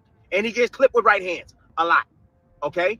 That's what I'm worried about, man. But this right here is an unbiased, straight up 100. What I truly see in this fight, Crawford is going to have to come from behind to win this fight, damn it. He is. He's going to have to come from behind.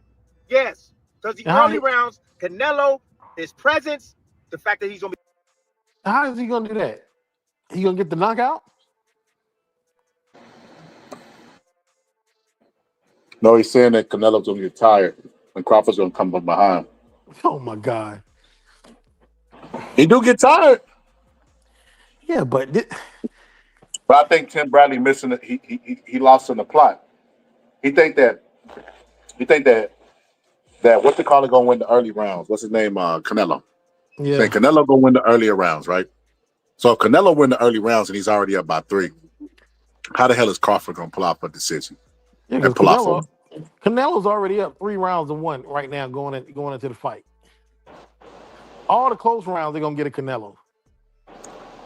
And then when Canelo goes into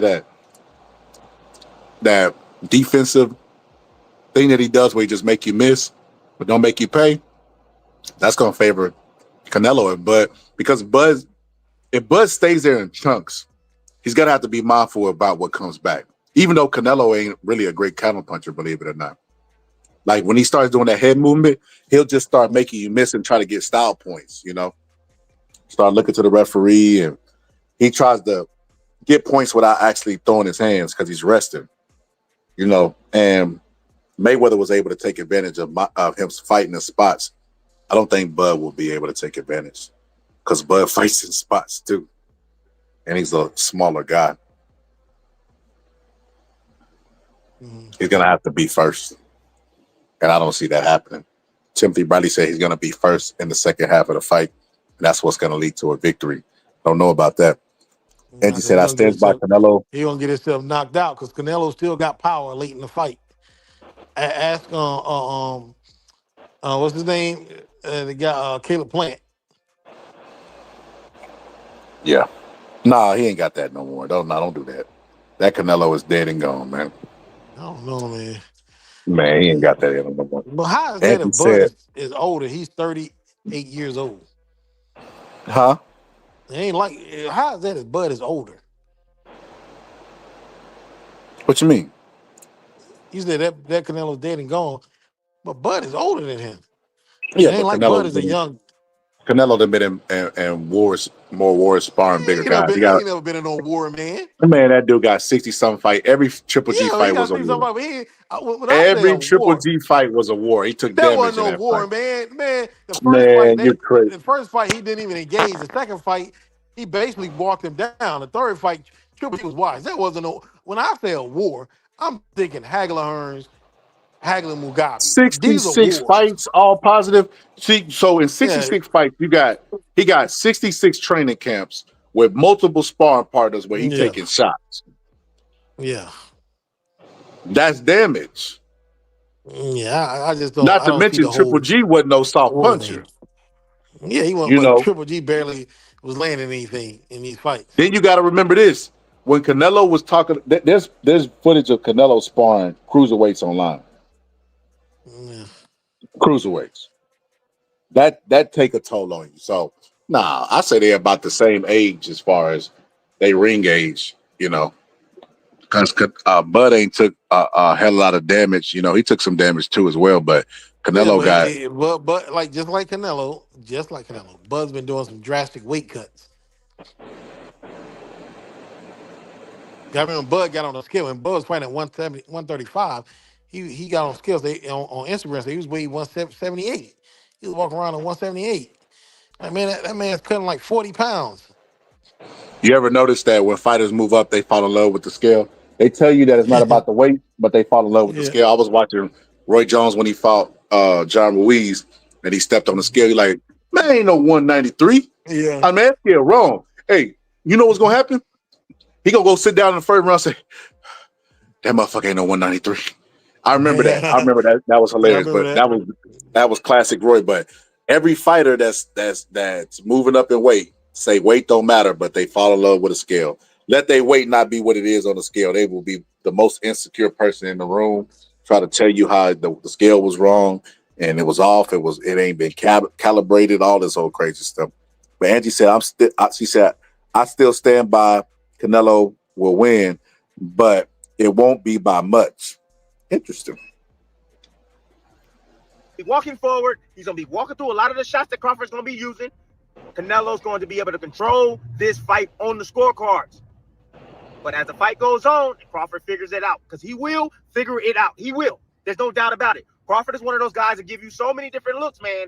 He gives you so many different looks. He's hard to figure out. And once he starts placing those shots downstairs, poking upstairs, uppercuts, once he figures out the right stance to be in, because if he in that orthodox stance, Canelo going to attack that goddamn shoulder. He going to attack that shoulder. That's for damn sure. And one more thing. Canelo understands that attacking the body, especially on the brother, that's extremely important. You can go back to the days when Chavez used to fight guys. It was always, especially brothers, it was always one shot up top, 3 to the body. One shot up at the top, 3 to the body. That's what it was. Canelo's going to try to body snatch Crawford, man. He is. And Crawford, I know, being smart, is going to have to catch, and he's going to have to shoot. There's opportunities for him to be able to land on Canelo after he shoots his punches.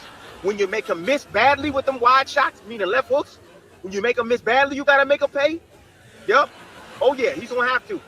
And if he does that, Crawford does that, he can win this fight, man, with flying colors. I would say 8 rounds to 4. Maybe even 7-5. But anyways, man, that's my time, man. And look, say whatever you want to say. The fight is here now. Yeah, we built this fight up enough, but this is my honest assessment on the fight, man. Crawford going to win this fight on the back end like he does all of his damn fights. He is. And he's going to step up and he's going to bite down. He's going to have to. He's going to have to. Because Canelo is going to push him. He's going to push him. He has the weight advantage. He's going to push him. Crawford's going to have to throw and let those hands go like he's never done before. Anyways, that's my time, and I'm out. How you feel about that, all positive? Crazy. Let me give Timothy Bradley a round of applause for that. The crazy part is that they're acting like, oh, Canelo got his weight. They're like, this man ain't got no skills. That is mind-boggling to me. Well, I'm gonna tell you like a wise man told me. Terrence Bud Crawford was at a party one day, and they brought some water to him. He turned the water to wine, and the party proceeded. Then some people came to Terrence Bud Crawford, and he took some fish and fed 500 people. So with that being said, gonna have to make Terrence Crawford my pick for this fight. I'm not gonna lie to you. Part of me wants Terrence Bud Crawford to win. I'm not even gonna lie to you. I want to be able to the fans because what the fans are doing, and we already know who Canelo #1 fan is, right? But what the fans are doing is they're giving Bud credit and acting like this is a. What are you talking about? He don't even like Canelo. That's what he told me. That's what he told me. He said Puro's hilarious because he be like this, Roger. You like, listen, I don't even like Canelo, but I gotta say, I gotta keep it real. I don't even like him, but I gotta keep it real. He carrying the sport. Everything he say positive about Canelo, but I don't even really like Canelo like that. You know what I'm saying? But I don't like Canelo at this point. I used to give Canelo a ton of credit when I felt like he was doing the right things and being right by boxing. As far as boxing concerned, I don't feel like he's doing that now. I feel like it's about the money for him. And if people will say Jake Paul's not a real fighter, but Canelo's name was on the contract about to fight him, well, then you got to start looking at Canelo a little bit weird, not justify that action, criticize Tank for doing the same thing. It's like Canelo is at this point is going to take the fights that have the most amount of money and least amount of risk. And I stand by that. That's going to be him until the day that, he finally calls it quits. And what's crazy is he thinks he's preserving his career by doing this, but he going to stick around too long.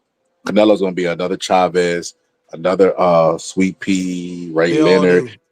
He going to be just like them because all of those guys, I'm going to say all of those guys, Ray was making too much money. Ray was the golden child. Most of the golden child people stay around past their prime. Oscar De La Hoya. with Manny Pacquiao. They always stay because it's hard to tell a guy who can make 50 or 60 million dollars you should quit. What? 50, 60 million dollars in 36 minutes? And you telling me I shouldn't go make one last one? And one last one gonna turn into another last one because you do that what 3 times, you got 150 million. Yeah, man. So it's like, yeah, he gonna stick around too long. And I'm gonna be able to tell. I told Pierre the episode, I said, Pierre, I'm gonna be able to tell you, I told you so, man. I told you Canelo wasn't the goods and this and that, but it won't be this fight. I wish it was, but I don't think it will be. I'll be super excited if it happens and he gets stretched or get beat by I said I wasn't gonna give Bud credit. I'm lying, bro. I'm gonna give Bud full credit. Cause I don't really like Canelo at this point. So I'm gonna show up and be like, yeah, I told y'all, man, team, bro. I might show up with my Terrence Bud Crawford cap. You remember how the buddies was having meetings every day after Errol Spence won? I swear to God, I'm gonna be captain of the buddy team. Man. So yeah, I hope he do it, but I don't see it happening. But hey, who knows? You never know. Maybe Canelo might age 100 years in his sleep. And everything lines up for Terrence Bud Crawford, including the judges and the referees, and he pull it off. Maybe. It is what it is.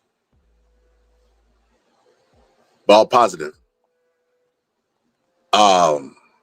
Ain't nothing else happening in boxing, is it? That's all we got. No, we got Brian number two. Benavidez versus Yard. Man, no, bro, come on, man. Look, all positive. I'm gonna tell you like I tell I'm not even everybody. interested in watching. If I want to watch a murder, I'll turn it on a murder plus a grape. I turn it on a Law and Order. Because Anthony Yard is gonna get murdered and graped at the same time, bro. Like this is not even gonna be a close fight, bro. Benavidez is going to cook this dude, bro. I will put my house on it. I know he Anthony is. Yard doesn't stand a chance. No, he doesn't. But that's what they selling us. Man, I ain't even finna pretend like that's a fair fight. Benavidez should just tell his girl, don't keep the car warm. You don't go get popcorn.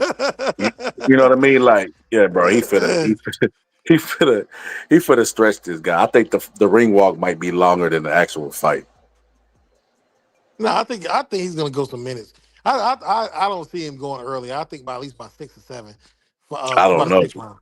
Nah, what round did Boo Boo Andre go in? About 6 or 7. I forgot. Okay, I say 5. I say 5 then. I think Boo Boo Andre was undefeated, so he fought for the O, and he's gonna last a little bit longer than Anthony Yard. Anthony Yard is gonna get stretched. Well, Anthony Yard is a little bit bigger than because what color weighed in 190? Yeah, Andre. I mean, what's the name? Andre was a career 160 pounder. Yard is a career 175 pounder. Not that it makes a difference, but I still think Benavidez is gonna beat him down. So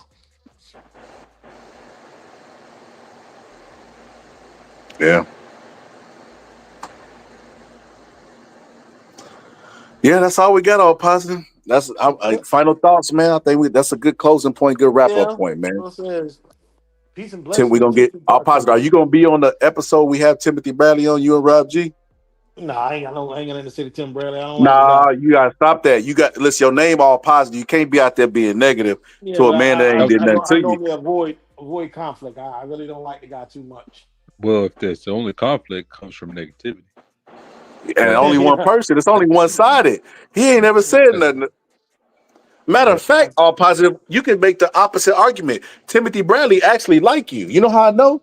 He watch our show and he respects your boxing opinion enough to say some of the things that you say. Nah, I just don't respect the guy. Man, come on. Yeah, he shut you out on Top Rank. Nah, I don't think he never said anything about me, but I just What if that man give you his password to his premium OnlyFans model that he follow? Nah, I ain't into that. That'll get you. He gonna be like, hold up, Tim. Hold up. Now, I knew something about you I like. But now I just don't I don't mind me and a person having a difference in opinion. I don't care about that, but I don't like company men. I don't like them. I've never liked the What? company men. Never. I've never been a fan of it. Boy, hold up, all Paz, because you a company man now. Don't you do that? I've never been there. I've never been a company man. I've never been that. Timothy Bradley Never. ain't no company man. All Paz, that's one of the most unfair Timothy Bradley assessments. roots for top ranked fighters anytime you looking at a top ranked fight, no matter who they're fighting. If they're fighting a non-top ranked fighter, he's gonna make it. Even if that top ranked fighter is getting beat down, he's gonna tell you Well, the most of the top top ranked ranked fighters fighters in it. he's been in fighter meetings with. And a lot of the top ranked fighters he liked before they were even like big, like a Shakur. But Yeah, for the he same always talk reason about I never liked Jim Lantley is the same reason I don't like Tim Bradley. He so can't wait a call the minute. fight the way he sees it. He just gave a unbiased breakdown of Well, that's Bud one versus breakdown. Now, he's Canelo. not always biased. He's not always biased, but for the most part, when he's commentating, you better believe he's gonna tell you that top ranked guy is winning, even when he's not winning. Well, to be fair to that, uh, it's his job. Yeah, It's I his understand. I job. get it. I get it. I understand it. Because you remember Teddy Atlas lost his job for criticizing Jeff Horn. Yeah. Yeah. Do you remember that? Yeah. So, I mean, man got to feed his kids. Can't be mad at that all, positive. Yeah. Because I think I'll positive. If you get out there and get stretched for a million, you might be a company man too. You just don't know it. Nah, I ain't gonna be no company man. Ain't gonna be no yes man. That's by my own account. Like, yo, I'll go out there and make the money, but nah, But you can't get he's me not to. a yes man. Oh, he's definitely a yes man. You can't get me to go All the out here and opinions tell that people, Timothy Bradley got is his own. I feel like nah, nah. I feel like You Timothy know what? man. Look, What turned me off to Timothy Bradley, him and Andre Ward's, I'm looking at Clarissa Shields fight. I'm not the biggest Clarissa Shields fan, but I'm looking at her fight Savannah Marshall. And Clarissa Shields uh, basically beating this chick down round after round. But Timothy Bradley and Andre Ward are telling us that Savannah Marshall is winning this fight. They're like, this fight is close. Like, she basically lost that fight 8 rounds to 2. And they're telling us, well, wait a we're minute. looking at Wait a her minute. get Wait a beat minute. down. Hold up, all positive. Timothy Bradley, when Teddy Atlas lost his job, was saying the good things that Jeff Horns was doing throughout the fight. He allowed to see have different eyes and opinion. Look, I haven't seen all of Timothy Bradley fights when he commentating, and no one else has seen them. But the ones I've seen, that dude is terrible. He's terrible. He's a terrible person. I stand by that. I don't like the A guy, man. terrible part. He don't hit him with the Charles Barkley. I don't like biased commentators. For almost They 30 all years, I've never biased. liked. I do not like Jim Lampley. The only non-biased commentator that I've seen, or less biased than everybody, the dude that basically calls it like it is Al Bernstein. He's probably the most non-biased one there Al is. Bernstein, Al Bernstein the is man really, with really. the McGruff mustache. You really can't His find too mustache, many Al fights. Bernstein mustache, look like an itch. Oh, okay, that's fine. But you can't find too many fights where you like, well, Al Bernstein's cheering for this guy. He's a shit talk Man, it's a fighter. bunch. I'm gonna have to go look at him. And you But can't Al find too many Bernstein, fights, I never and you pay can't attention to Al and you Bernstein can't because his find mustache throws me anything off. exactly, but and you can't find anything him talking negative about people.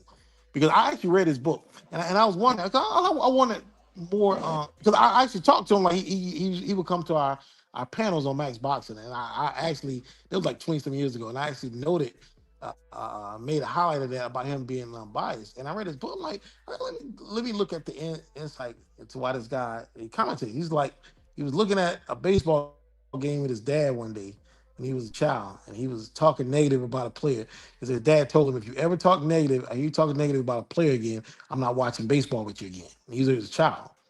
So I guess he took that in an adult. Like I said, if he probably has been biased. Maybe he has showed it. But for the most part, I don't see Al Bernstein cheerleading fighters in fights and going online cheerleading guys, trying to make us believe we're not seeing what we're seeing. I just don't like people thinking I'm stupid. I mean, you can call me names and that, but don't try to play me for a fool. That's Oh, I insulting to love me. that. I love that. I love being played That for a is fool. insulting my intelligence. Nah, because then you hit them with the blind side, and they never respect Yeah. it. I love playing a fool. No, Like but that's like in, why like in, like in real no, life. I You know can what I play. mean? I'll play the fool. I agree with you. I'll play the fool. But guys like Jim Lampley, and what's the zone commentators? What's the guy name? Chris Mannix. I can't stand these guys, man. I don't even watch. If I watch the zone fight, I watch it with the channel with the TV on mute.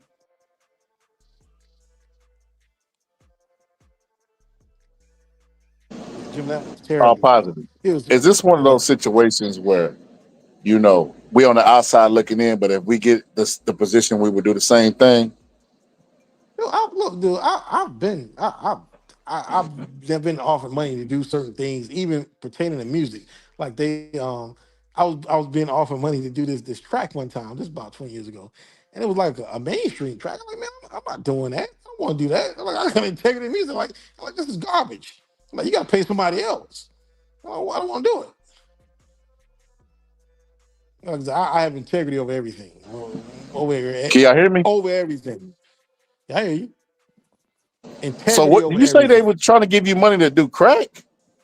No, do a track, a musical track, a mainstream track. I was being offered I some was money about to say, I to hope do I this. heard that right. Who is paying people to No, try crack? no, not that. No, I was being offered money for this track with this band. It's like I was like, yo, because my man had hooked me up with this guy. I was like, yo, I'm gonna hook you up with this dude right here, man. You know what I'm saying? He's looking for people to do some music with. So I got to like, yo, he wanted me to. It's like probably around 99, 2000, whatever. And he's like, yo, we got this joint. We want you to help us with this and that. I'm like, nah, man, that's not the type of music I do. I'm not into that. I'm not into that stuff, man. I do have integrity. I got a little bit. I might have. I got a lot. I got a lot of integrity, but like, nah, I can't break my integrity for nobody, man. Yo, all But yeah, positive. I know where you're delicate. We know what you your know, weakness. I got no weaknesses, man. I mean, I look at the OF, but Nah, we know where your weakness lies. but nah. I would not smash my integrity over When, anything, when man. when that Nah. furry tip just all positive, get your call in your name. Talking about rub it. You want to rub it? Well, slap it up and rub it in things like that. And this goes for his basketball, boxing, or music, or whatever. Man. Like I said, I just always have hated biased commentators. I've always absolutely hated that. And HBO started this. Lampley and the HBO crew, they started this mess. Before that, I had never in the '80s really seen biased commentators until this stuff didn't start till the '90s with Jim Lampley. Because I'm looking at De La Hoya fight. In fact, I didn't see the fight. De La Hoya versus Sweet Pea. I didn't see it because I didn't get the pay-per-view. So I'm back then you could listen to the pay-per-view. You know, you had a cable channel, you listen to it. So I'm listening to the fight. And I'm thinking like, damn man, De La Hoya's beating the hell out of Sweet Pea. I'm just fighting. I'm like, yo, I'm like, he is just beating Sweet Pea down. But the next week, when HBO was show the fights, I looked at the fight. I'm like, dude, I'm not seeing what I heard last week. 'Cause I actually saw the fight with the commentary. I like from that point on, what was the date? March, no, April 12th, April 19th. The fight was April 12th, 97. So it was April 19th. I've never liked Lampley since. I've hated that man since then.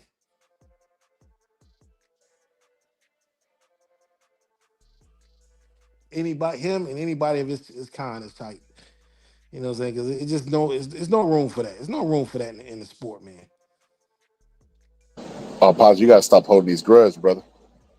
No, there's no room for that. There's no room for that. You guys have no integrity. Because even Roy Jones, he would be up there Well, wait a minute. during the All fight. positive. How would you call a Bernard Hopkins fight? You ain't called Bernard Hopkins fight. But look, when Bernard Hopkins was fought, before he fought Kovalev, I told everybody, I was like, Bernard's about to get stopped in this fight. Even though he didn't get stopped, he got beat all around the ring. He did nothing. He got beat up.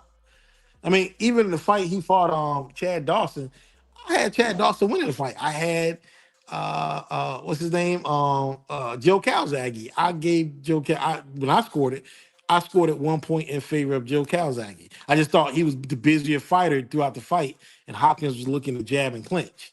This is where I thought, but It was a close fight. Could have went either way. But nah, man, I just can't. I can't. I've never been that type of like, yo, this is my favorite fighter. I'm gonna give him all the close rounds. It just doesn't make any sense. People like that have no integrity. I said, how would you call his fight though? All positive. Call like you see it. You wouldn't be able to do it fairly.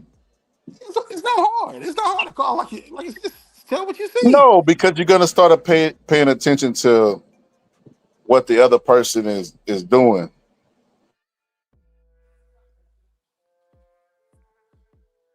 Why would I do that?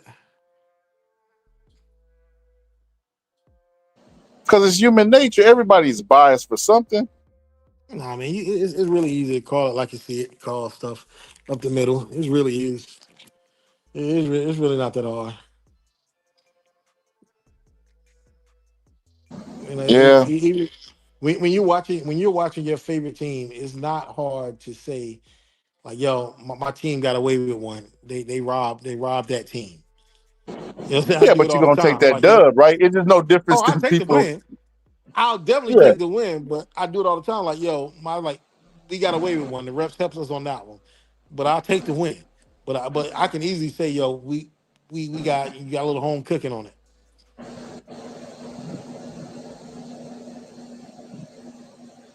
He said Canelo is my favorite fighter. Canelo is the youngest of 8 or 10. He got that many brothers and sisters. I didn't know he Said had he him. I has didn't know he everything to had prove. him his brothers and sisters. I didn't know that. And Angie, One Piece is trash. I agree with Miss B. There's you, Angie. There's you. Dragon Ball Z is the best. That coon radar. My coon radar is going on, sister. Don't you be out there cooning, sister. Don't you do that, sister. Nah, I'm just playing. But nah, Dragon Ball Z is the best. But yeah, man, that's it. That's all I got, man. I'm gonna go ahead and wrap this one up. The next episode, I'm gonna do all positive. I need to know your schedule because I want you there. Well, I'm So free, it's gonna be man. hip hop. Around It's gonna be hip hop based. what it gonna be about? Put it in the back check. About young We about know, we young know, we Rada. know. Brother Rob G be busy, man. He out there making millions now. It's gonna be about young Rada. That's gonna be about Hold on. I'll put it in the back check. young vermin, young Hold Faisal. on. I'll put it in the back check. What's good, Miss T? You see it? Yeah, I see it. That's gonna be the next one. So yeah. Yeah, man. That's all I got. Y'all got any final thoughts before we get up out of here? That's it, man. No, that's it.